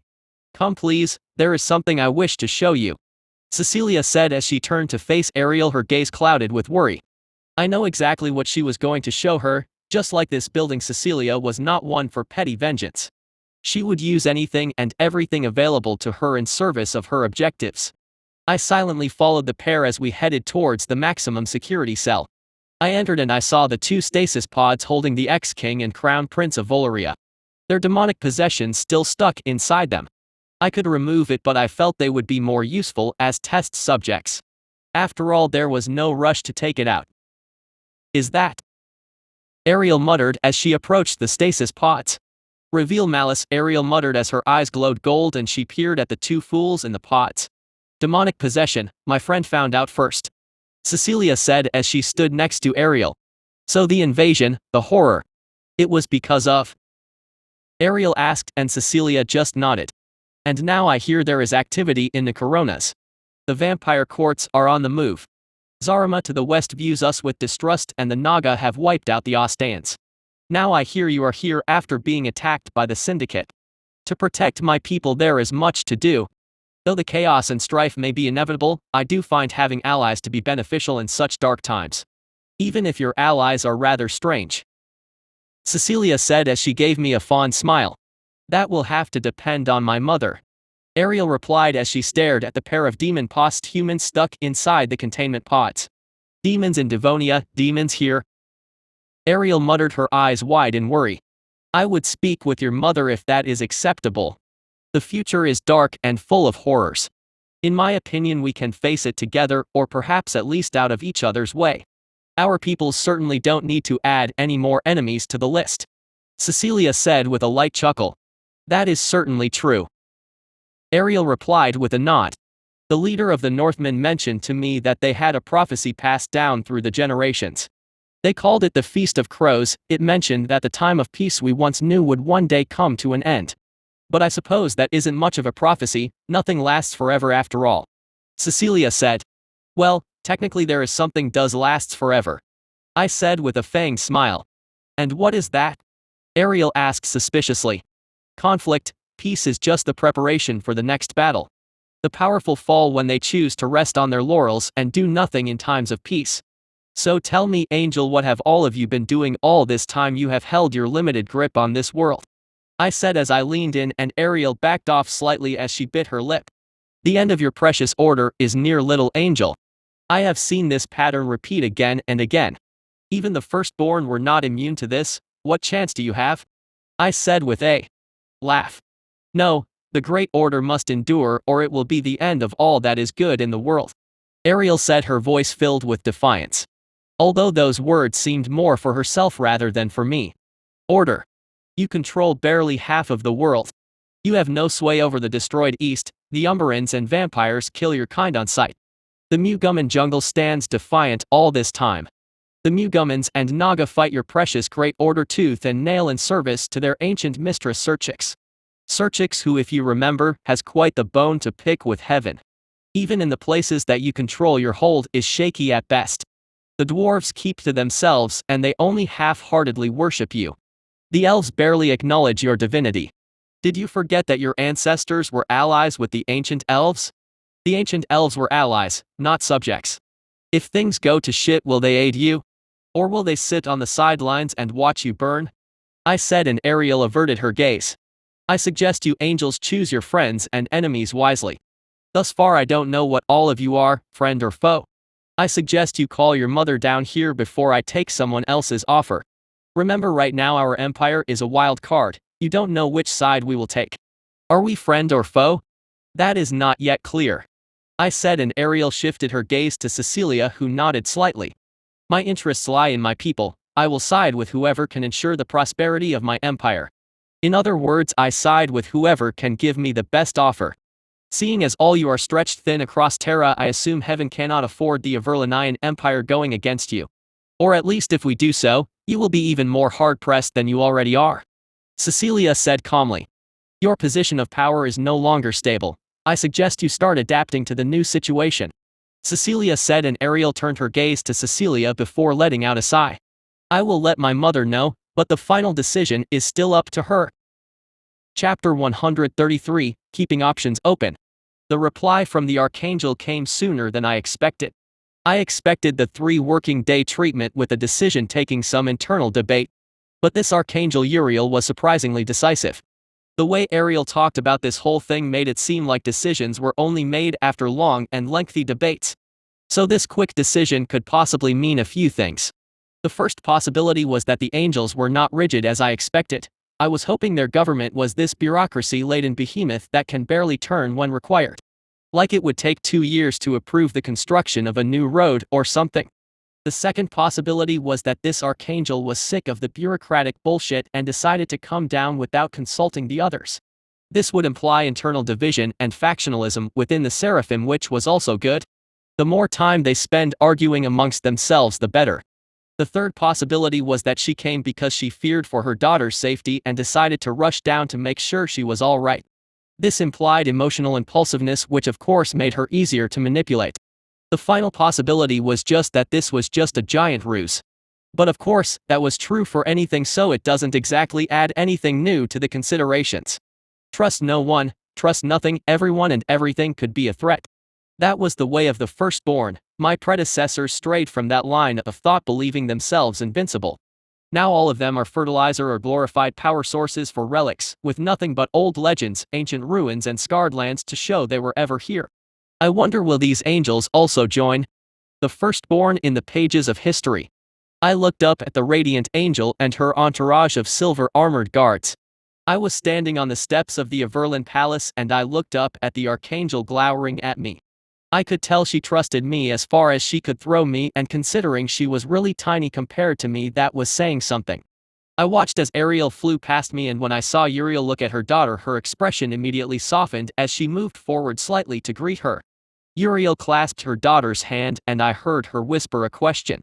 Uriel asked if she was all right and Ariel just nodded. Then Uriel told her they would speak at length later. But Ariel said one thing before she took her place at her mother's side. Mother, you should know the great beast is like a sweet calamity, Ariel said, and I couldn't help but chuckle. That was a rather clever little line to convey a nuanced message. I knew that line from an old song about the firstborn. The line she was referencing goes like this. You are wicked like a beautiful dream. Like a sweet calamity. It was a song about how a once great hero was turned into the second prime evil, the firstborn that helped to engineer the genetic line of the demons. The firstborn were master manipulators, even if they were brutish most of the time. If they truly wanted to do so, none are as persuasive. After all, when negotiating with each other, nothing less than a flawless performance would even stand a chance of success. It was one of the few times that the firstborn chose manipulation rather than use force to bend the will of a humanoid. The histories record only a handful of humanoids who were granted this twisted honor. To be deemed worthy of the firstborn's manipulations. The Blade and his closest friend the Crow Father were among them. The usurper of the Light Realm, the Lord of Dreams, was one as well. The one this song covered was about a princess of the ancient demons. She was an heir of the firstborn and a particularly powerful one. Her name was Menyé Morningstar, and she was one of the few demons who actually tried to seek peace rather than strife and war. That naturally did not go well with the primeval, so he managed to persuade her to promote strife rather than peace. Megan's grappling with her own violent nature probably helped things along quite a bit. As the song goes, the primeval finally broke her convictions with one final line. If you want to feel alive, then let's set the world alight. Long story short, Menyé became one of the primeval's top lieutenants, and in typical demon fashion, she was part of the rebellion that slew the primeval, and she later took his place. After that, she gave the angels a lot of grief, making them fight tooth and nail for their position as rulers of Terra. However, one day she vanished and the realm of hell fell to chaos and infighting. No one really knows what happened to her, but the Seraphim sure as hell remember who she was. Menyé Morningstar, Empress of Hell and the second primeval. Ariel was basically telling her mother that I was a good talker but I couldn't be trusted. In other words, I spoke sweet words but I was a calamity waiting to happen. Not that far off the mark, but only a fool wouldn't come to that conclusion. They thought I was the first Vanguard hive, the one that rebelled against the Eternal Mother and somehow managed to survive. That alone was something to be wary of. One does not survive the wrath of the firstborn alone. Yet I supposedly did. This was the reaction I wanted. A mewling lamb will be swatted like a fly. A great danger would be taken out preemptively. But an unknown quantity that is neither harmless or unbearably dangerous? That creates hesitation. Can they afford to be wrong about me? What if I am far worse than they could possibly imagine? To be fair, that was exactly what I am. I could beat the Archangel's guards one-on-one, but I probably couldn't beat all of them at once. As for Uriel herself, she was more powerful than me and could probably beat me or at least escape. However, if she did choose to attack me now, Mahila was next to me in her fancy disguise. She would cut through them like she was carving a cake. I've sparred with her. She has enough strength to kick me across a room for one thing. Combine that with her speed, she was a nightmare to fight. At times I wonder if Mahila was the weaker apprentice, what the blade was like. Sweet calamity. I find that's a bit of a moot point. Anyone with enough power is a potential calamity. Just ask him. I said as I gestured to Balder, who was awkwardly standing next to me. I saw Uriel's gaze flicker as she averted her gaze for a moment, as her mind no doubt shifted to the state of Balder's home city. I believe his hometown is suffering from a severe bout of non-existence because your husband lost his grip on his sword. But I'm sure Balder doesn't mind. Dropping your city-destroying sword by accident could happen to anyone, really. I said sarcastically as I turned to look at Balder, who uncomfortably nodded. Okay. Guilt tripping seems to work quite well. Alright, time to lay off a bit. Friend, it is a difficult time for everyone. We have done our own fair share of drastic measures. Cecilia said, and I let out a laugh in response. Of course, I can be quite the calamity when I want to be. I said as I looked up at Archangel Uriel. She seemed less aloof now, and now also more cautious. If I may be so bold, could I perhaps invite you inside for our discussion? I would be a poor host if I allow guests of your stature to remain outside in this cold. Cecilia said with a gracious smile, and I noted how the angels were indeed steaming in the snow. It turns out divine fire instantly melts snow. Who knew? I saw her guards look at each other for a moment before shifting their gaze to Uriel. She paused for a moment before descending towards the ground. Her guards followed her until she landed. It was then that I noticed that Uriel was barefoot. Her garb didn't cover her feet at all. Ariel landed next to her and her guards just continued to hover a few inches off the ground. It was kind of eerie how these angels could just float there without flapping their wings. They must use something similar to my gravitic hover ability. We headed inside with our little entourage in tow. Those that were present on my side were Balder for guilt-tripping purposes, Mother Justina for divine faith lip service, Montes to answer any questions regarding military affairs and the treatment of the people in Occupy Tralis, and Mahila, who was masquerading as Lyra. Mahila was here for stabbing purposes in the event of hostilities. I expected Uriel to want to walk around and have a look at the city before she left, so Cecilia or Justina could help do that. We were heading to the meeting room that Cecilia liked to use so much when I spotted a head of messy brown hair turn the corner. Empress, about the menagerie we are setting up. There are some things I need to discuss with you, Beatrice said as she hurried over to us, her head buried in a book, completely oblivious to everything going around her. Beatrice, Cecilia said patiently, and Beatrice looked up to see a bunch of six-winged angels staring at her. She proceeded to jump in shock, and the book she was holding fell to the ground, with many of its pages coming loose. I channeled magic into my hand and I crudely reassembled the book before levitating it back over to her. Beatrice quietly took it back as her eyes darted from the angels, then to me, and finally on Cecilia. We'll talk later, Beatrice, Cecilia said gently, and Beatrice nodded before scurrying off like a rabbit. I like her. She's fun, I said to the angels, who all just looked at each other in confusion. Beatrice is also our best bestiarian. With my friend's hive now being an integral part of my empire, she has proven to be invaluable in reconstructing our society around the hive's presence.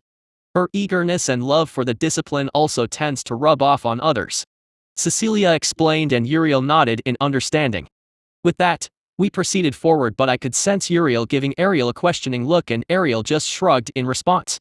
Beatrice's appearance was rather opportune, since it just throws more confusion in the way of the angels. After all, ancients don't like humanoids, that's a general rule. At best humanoids are tolerated as tools, at worst they are nuisances or threats. More confusion was good, the less they think they can predict, the better. When we eventually got to the meeting room and sat down, I noted that Cecilia decided not to take the seat at the head of the table and instead took one of the side seats. I have been with Cecilia long enough to know this was a little test of hers, and judging by the look on Uriel's face I could tell she knew it as well. Uriel simply smiled and took a seat opposite Cecilia as if she was an equal, but she also spread her guards around the room as if to surround the table. This could be seen as a security measure, and this wouldn't be that strange considering her daughter was recently blasted out of the sky by assassins. Cecilia for her part simply gestured for those attending to her to sit down next to her, so now even though Cecilia was surrounded she showed that she had trusted retainers around her. Uriel on the other hand was sitting alone with only her daughter at her side.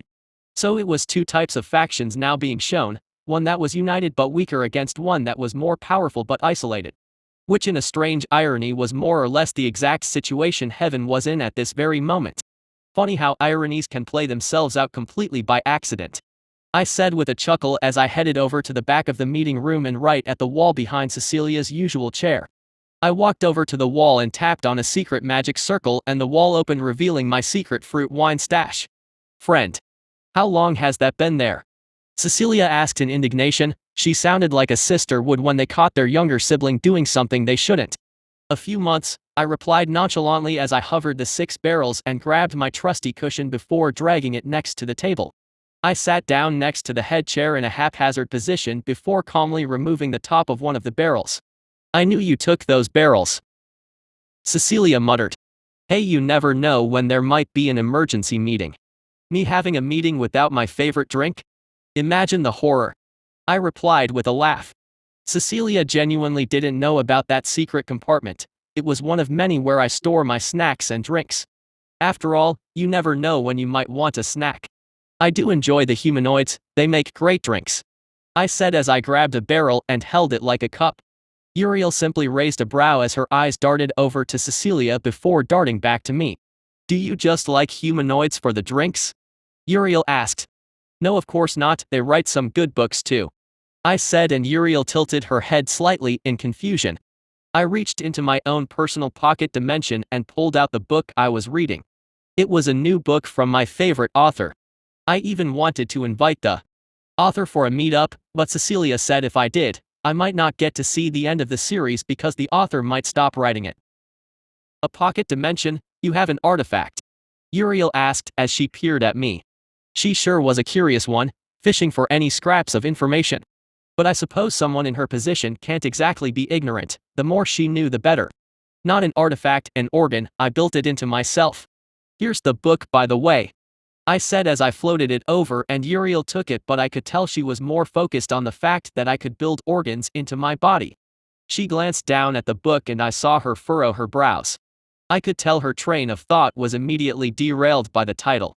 It comes with pictures, I said with a smirk, and she opened it out of curiosity. Her eyes went wide, her face turned slightly red, then she slammed the book shut and put it on the table like it was this diseased thing. I saw Uriel furrow her brows as she tried to reach for the book out of curiosity. Uriel, however, simply slapped her hand to stop her from taking it. I love messing with humanoids. The book was called The Sultry Mansion. On the side of the book was the words, now with illustrations. It's all so funny to me, honestly. I have no idea why humanoids breed in such weird positions. Weird, right? All of you humanoids, I mean. Also, what's with the ingesting of that white stuff? I hear it tastes terrible and the nutritional value is poor. There are far better sources of nutrition, or even taste, I said, and I saw Uriel give me a very uncomfortable expression. Then she blinked a few times as if trying to clear her head. That is very interesting, but I was more curious about your ability to create organs within yourself, Uriel said as she tried to power through my sudden offer of pornography. Oh, that. Not sure if your daughter told you, but I was the leader of the first ever Vanguard hive. The Eternal Mother spared no expense, so the ability to make modifications to myself would be quite useful when I'm deep in enemy territory, don't you think? I'm not as good as a firstborn, but it still comes in handy, I said as Uriel nodded in understanding. And you betrayed your mistress, Uriel said, obviously, implying that betrayers cannot be trusted. In response I laughed, the loud thundering sound bouncing off the walls. And what did your old masters just keel over and die on their own? The angels once served the firstborn, we all did. I retorted, and I saw Uriel narrow her eyes in response. Once. We are no one's servant, not if I have anything to say about it. Uriel replied. If. I said, and I saw Uriel's gaze sharpen at my veiled threat. I just ran, you all killed your masters. Do you think I trust you? I said. Then why have you invited me here? Uriel challenged. For peace. I replied simply as I flashed her fanged smile. Peace without trust? Uriel asked as she raised a brow. Come now, Archangel, I am not some lamb that only knows this little caged garden you built. I think we both know how things used to work. I said as I pulled a little transformation trick. I pre-programmed my body to be able to change my feathered body into the purple armored appearance of the Eternal Mother's old lieutenants, the Hive Tyrants. Uriel instantly sprang to her feet, her guards all readied their weapons, but Ariel just looked around in confusion. Oh, I see all of you recognize this, it looks familiar. I said as Ariel took another look at me before realizing what I was copying, and she instantly stood up and drew her swords. The Hive Tyrants have to be based on something you know. I said with a laugh. Although the angels looked ready to attack Cecilia and the other humans remained seated as they gazed at Uriel. I have to admit their nerves are pretty good. I suppose Cecilia has chosen wisely. Archangel, my friend seems like something from the old world, does he not? Cecilia said, and Uriel relaxed slightly as she shifted her gaze to Cecilia. Do you really wish for us to return to the ways of old? Can we not remain civil? Cecilia asked calmly. In response, I chuckled and returned to my gold-feathered appearance. My friend likes to play his jokes. I hope you will forgive him. I feel you are a calm and reasonable person, Archangel Uriel. I hope my feelings are not misplaced. Cecilia said. Uriel shifted her gaze from Cecilia to me, then back to Cecilia.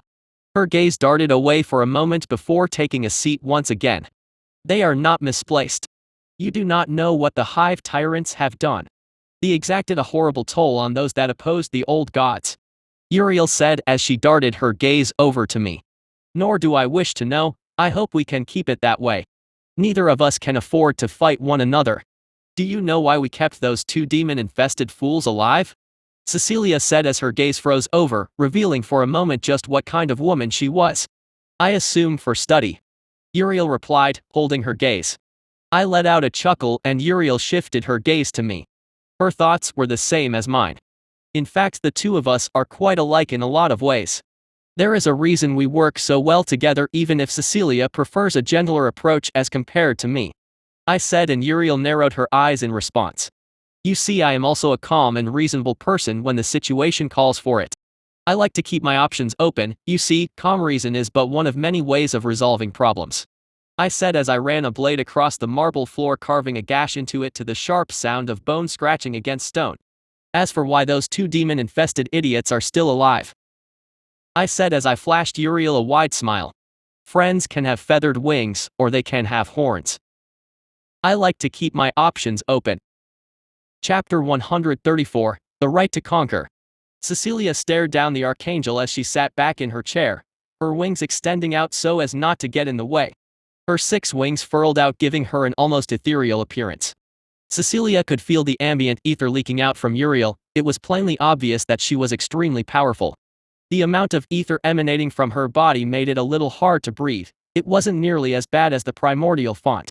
But this time Cecilia did not have any of the protective relics that Mihaela loaned her, so she could feel it quite acutely.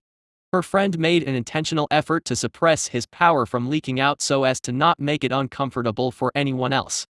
Mihaela did the same, so this pressure was not something Cecilia was used to. Suppressing this pressure had the effect of also making it harder for enemies to read your strength. Cecilia had no doubt that was part of the reason why Archangel Uriel was so suspicious of her friend. Mihaela mentioned that her friend was uncannily effective at hiding his power. So effective in fact that to the uninitiated they would feel nothing, and to the initiated it feels like something was missing.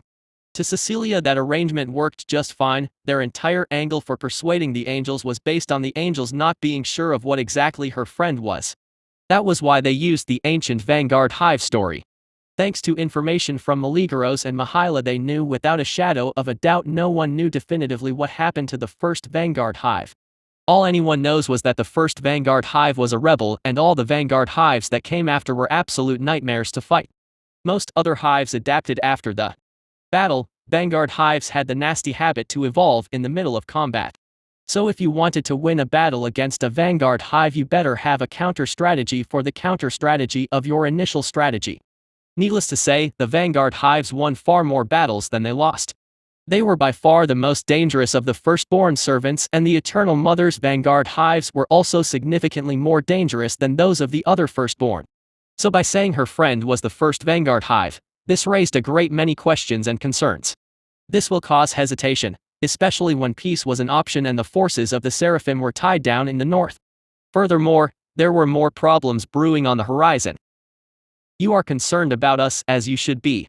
But you are concerned because we have the capacity to be a great hindrance, or even a threat to you. Cecilia said as she picked up the freshly poured glass of blood red wine.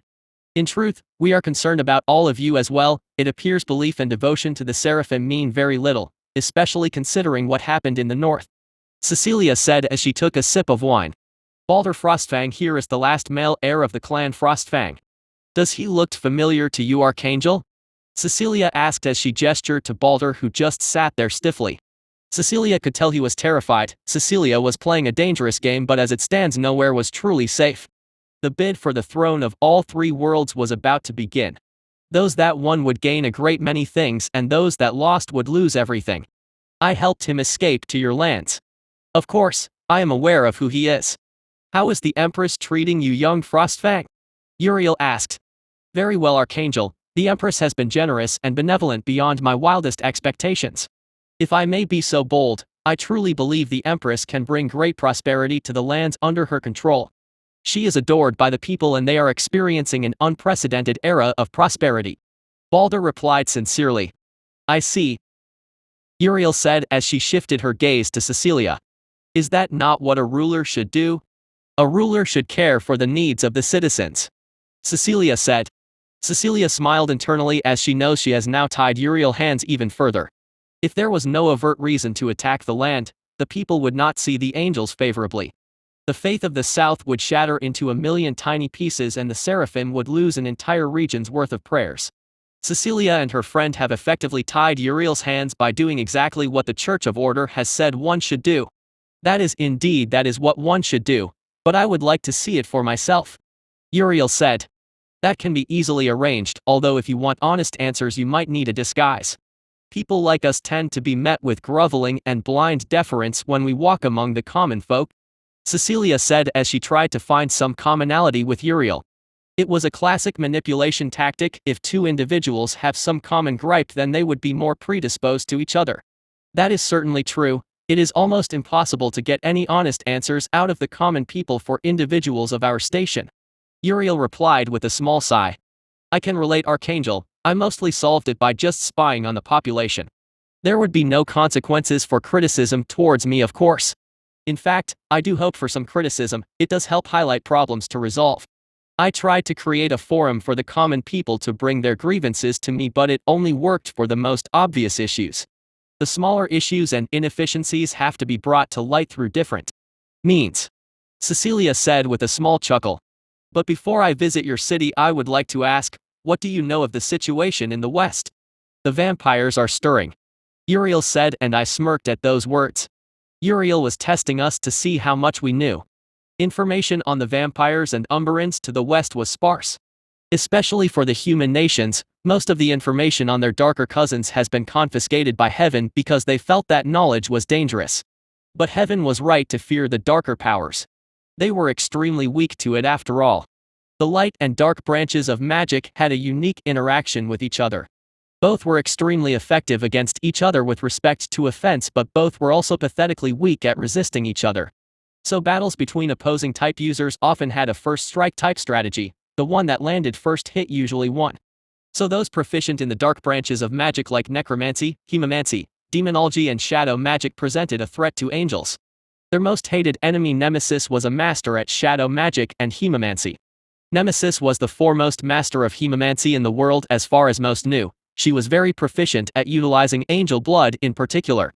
Marche de la Mort. Cecilia said, and Uriel narrowed her eyes. I told her, Funny little trick they do to achieve their so-called immortality. Cecilia heard her dearest friend say from the side. Did you teach her how to perform it? We will not tolerate use of such. Uriel began, but her friend just laughed in response. Do not insult me. You think I need to use some crude method like that to extend her life? Why make a withered body last longer when I can just create an undying body, or just a completely new one? A human body is hardly that difficult to make. Her friend replied. The Marche de la Mort means the March of Death. It was essentially what the other nations call the vampires' Black Crusade. The Marche de la Mort was only the first part of a ritual that allowed the vampires to extend their life indefinitely. The first part involved a crusade that claimed many lives. This would generate necromantic energies that would be used to fuel the next phase of the ritual, known as the Dance Macabre or Dance of Death when translated to the common tongue. Usually, at the end of the whole ordeal, entire cities are left depopulated, their population slaughtered to the last to acquire necromantic energies for their dark ritual. This would be completely unsustainable if it wasn't only required every 1,000 years or so. The vampires have two options, well technically three, but the vulpes are hardly attractive targets. That leaves the elves and the lizardkin. After they deal with one of those, they will inevitably turn their gaze here. I can tell you right now that the lizardkin are not prepared in the slightest to repel a Black Crusade. Their entire civilization is going to be folded like an omelet when the vampires arrive. Cecilia said as she took another sip of wine. I doubt the vampires will go for the elves even if they have wanted to corrupt their ancestral tree for who knows how long. Cecilia said as she scanned Uriel's face. Cecilia could tell Uriel was not happy with how much Cecilia knew. But that was hardly surprising. The Seraphim prefer their humans, stupid, ignorant, and docile. Basically creatures who only know how to survive and pray to them to fuel their power. This brings me on to one of my suggestions. In the event of a Black Crusade, I would like an assurance from you that will not intervene when I choose that moment to conquer the West, Cecilia said, and Uriel sat back in her chair. Conquer the West? Uriel asked, her voice low and clearly giving. Cecilia then managed to choose her next words carefully. The Zaramans are finished, you know. If a Black Crusade comes, they are as good as dead. I would rather take control of whatever land I can grab and put up a proper defense. The alternative is to sit on my side of the border and watch all the lizards get turned to necromantic abominations. Then said abominations are going to be thrown at me. I would rather march forward, take the land and evacuate as many of the lizardkin as possible. I am certain my empire alone is enough to repel the Black Crusade, but I would rather not expend more resources than necessary. Cecilia said. If you are so confident in your ability to repel the Black Crusade, why be a conqueror? Why not be a savior? March forward to save the Zaramans. Uriel said, and Cecilia cracked a smile in response. You think the lizardkin don't have more problems? Corruption is rampant in their nations. Their people suffer under the yoke of power-hungry sycophants. Their governments have enough red tape to make a carpet. If I march, I will be both conqueror and savior. Cecilia said, and her friend let out a little chuckle in response. Cecilia raised an eyebrow as she shifted her gaze to her dearest friend, who was chuckling to himself. Cecilia noted that Uriel was doing the same as the two gazed questioningly at the giant laughing monster. Well, personally, I have another reason for conquering. Another reason why charity like that is a bad idea. Her friend said as he flashed Uriel a smile of serrated fangs. His mouth widened, showing his curved fangs that were the size of greatswords, reminding everyone in the room that he was not only able to drink out of wine barrels. He could just as easily bite a knight in half if he wanted to. You know what they say, if you can do something well, never do it for free. Her friend said, and Cecilia cracked a smile as well. Wise words. Cecilia said, and Uriel turned her gaze to Cecilia, her gaze clouded with concern and wariness. It was clear Uriel had no idea what to make Cecilia. Her mind was like this mix of a benevolent human and a twisted monster. If I am to expend the lives of my soldiers to defend Zarma, at the very least I have to justify their sacrifice. As it stands, the lizardkin are hostile towards my nation. They have formed an alliance specifically to oppose my empire. What would my citizens think if I was to help them for free? What would they think if I threw their sons and husbands into the fire to save an alliance that is openly hostile to us? Cecilia asked, and Uriel nodded slightly. On this point, only a fool would disagree, but Cecilia was sure there would be a counterargument. Yet there have been cases where enemies united against a common enemy. Uriel said. Cecilia smiled at those words. Cecilia knew Uriel was just testing her. That point was technically true, but there was a key factor she was omitting. Those instances were against a great enemy. The vampires do not qualify, at least not to my empire. The question is if they are worth destroying and if the Zaramans are worth protecting.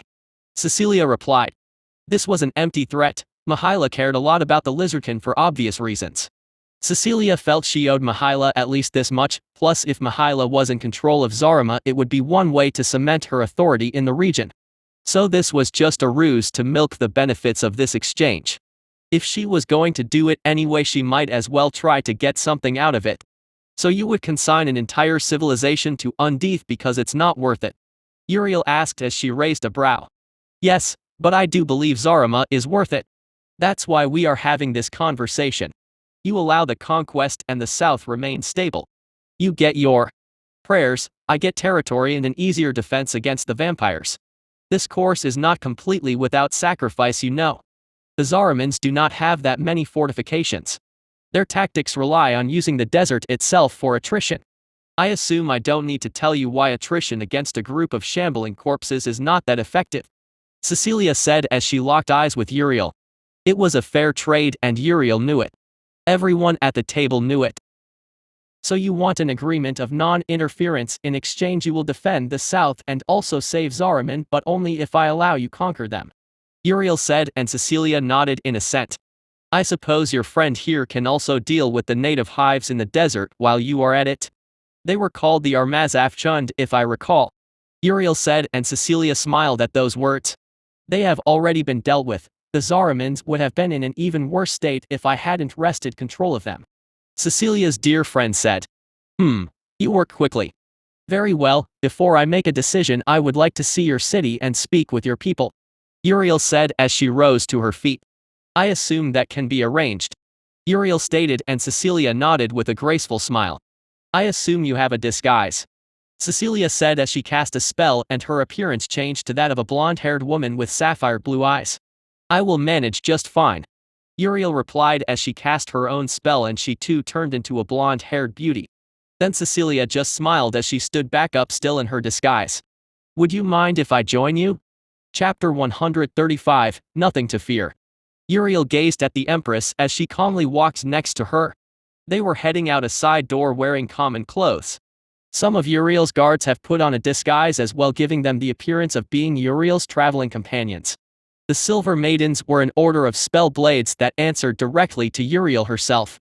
They excelled in infiltration and cover missions.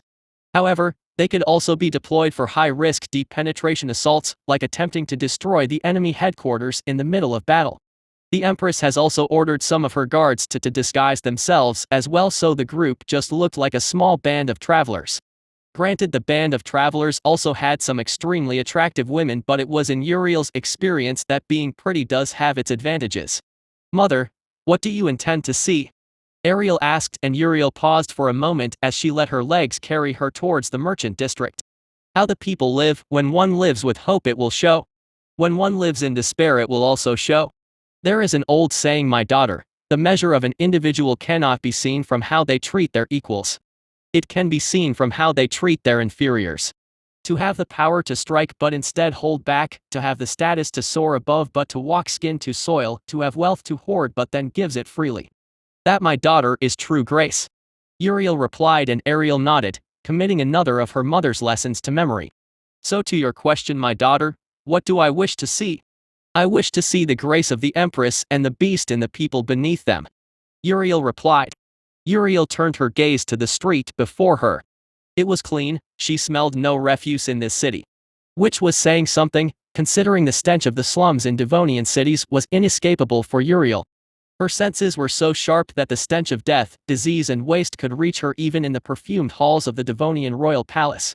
Yet on the topic of perfumes, Uriel noted a distinct lack of it in this land.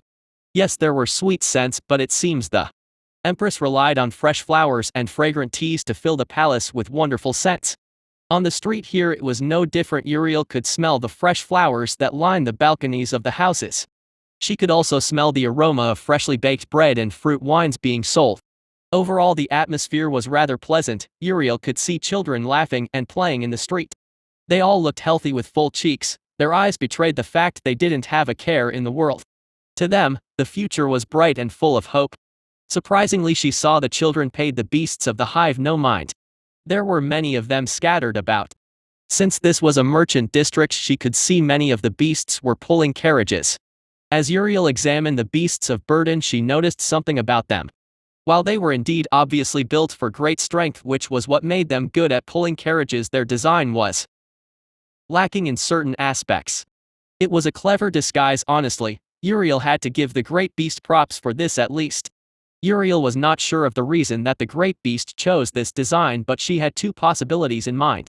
This design was but a robust and flexible base for the great beast to attach additional adaptations.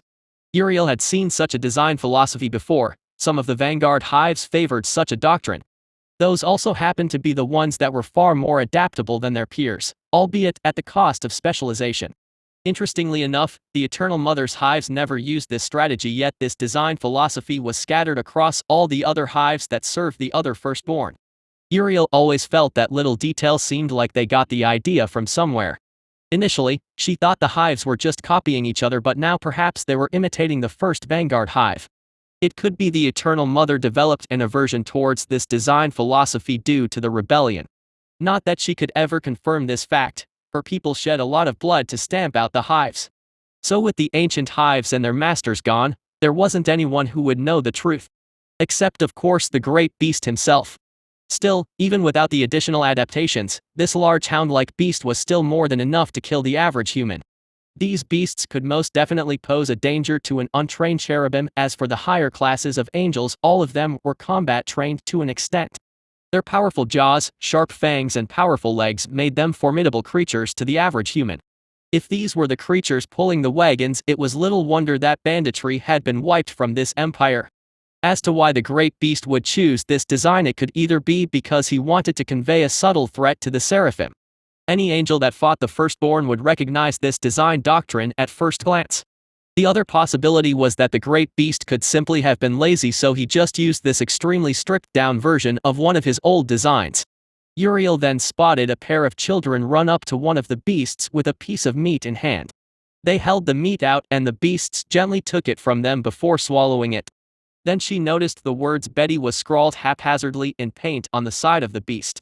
There were even children's drawings on its white armor plates.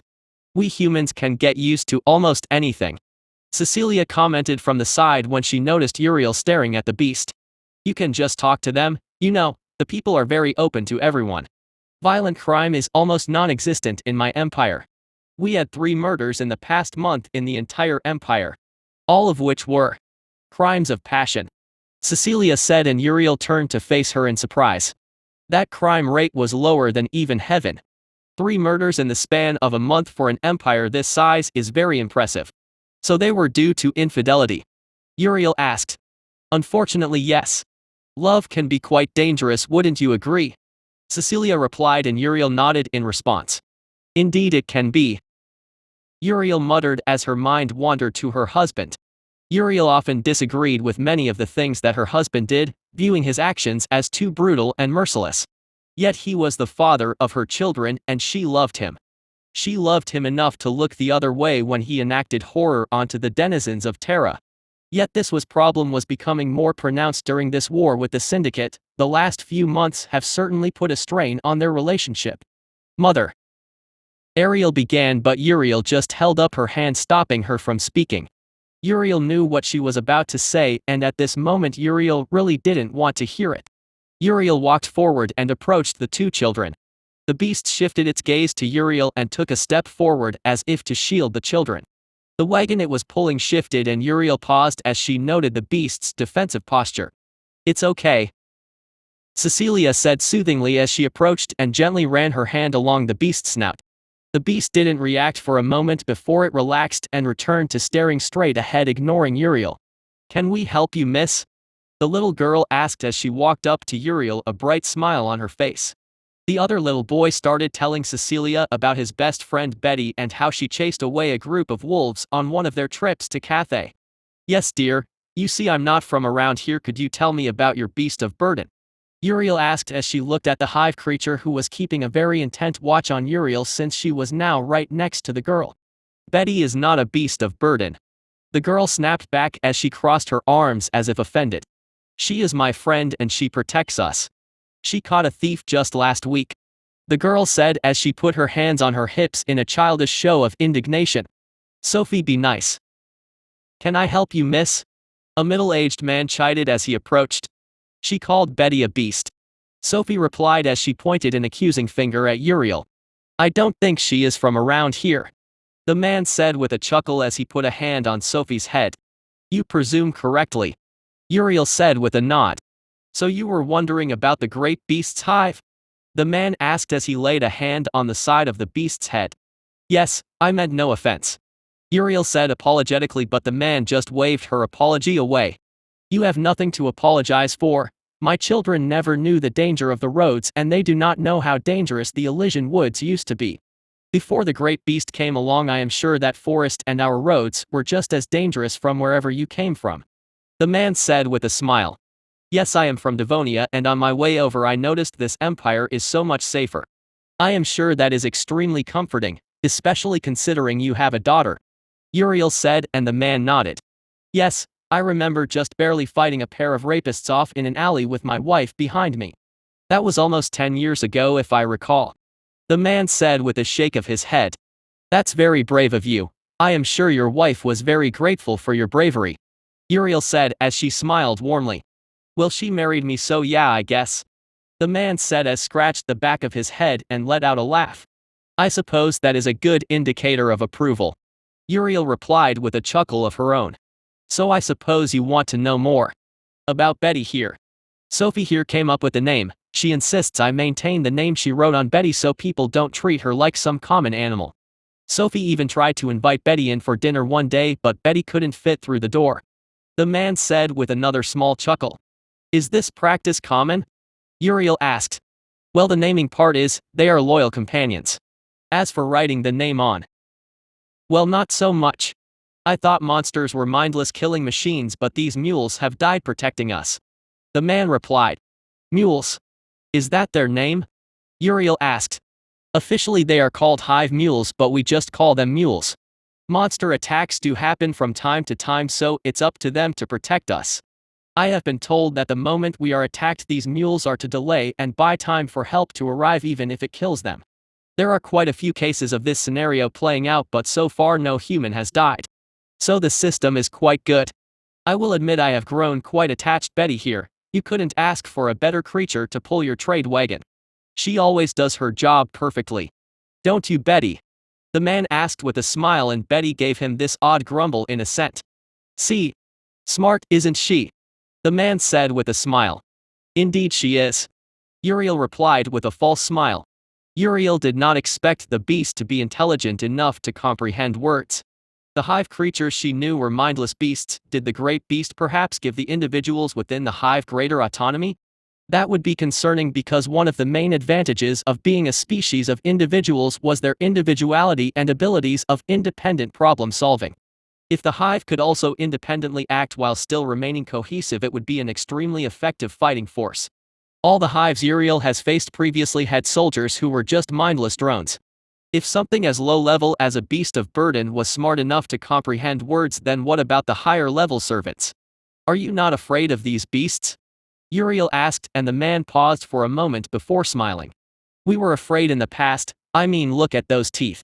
Betty here could rip me in half if she wanted to. The man said, and Betty let out another grumble of assent as if to say yes, she could indeed rip him in half if she wanted to. But horses could trample us or break every rib in my chest with a kick. Dogs can bite off your fingers. If you think about it, humans could do the same. I could walk down an alley and get stabbed. Elysia just won a war not that long ago. If the Volarians conquered this city, who knows what would have happened? The man replied. So far there have been no incidents with these ones. They do their jobs, they protect us.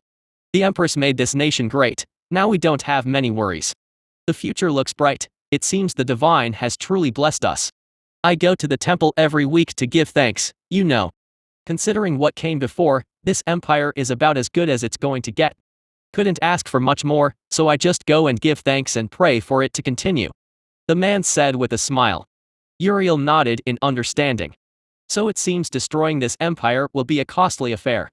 There are still other places she wishes to visit, the house of a noble, the poor district and a temple.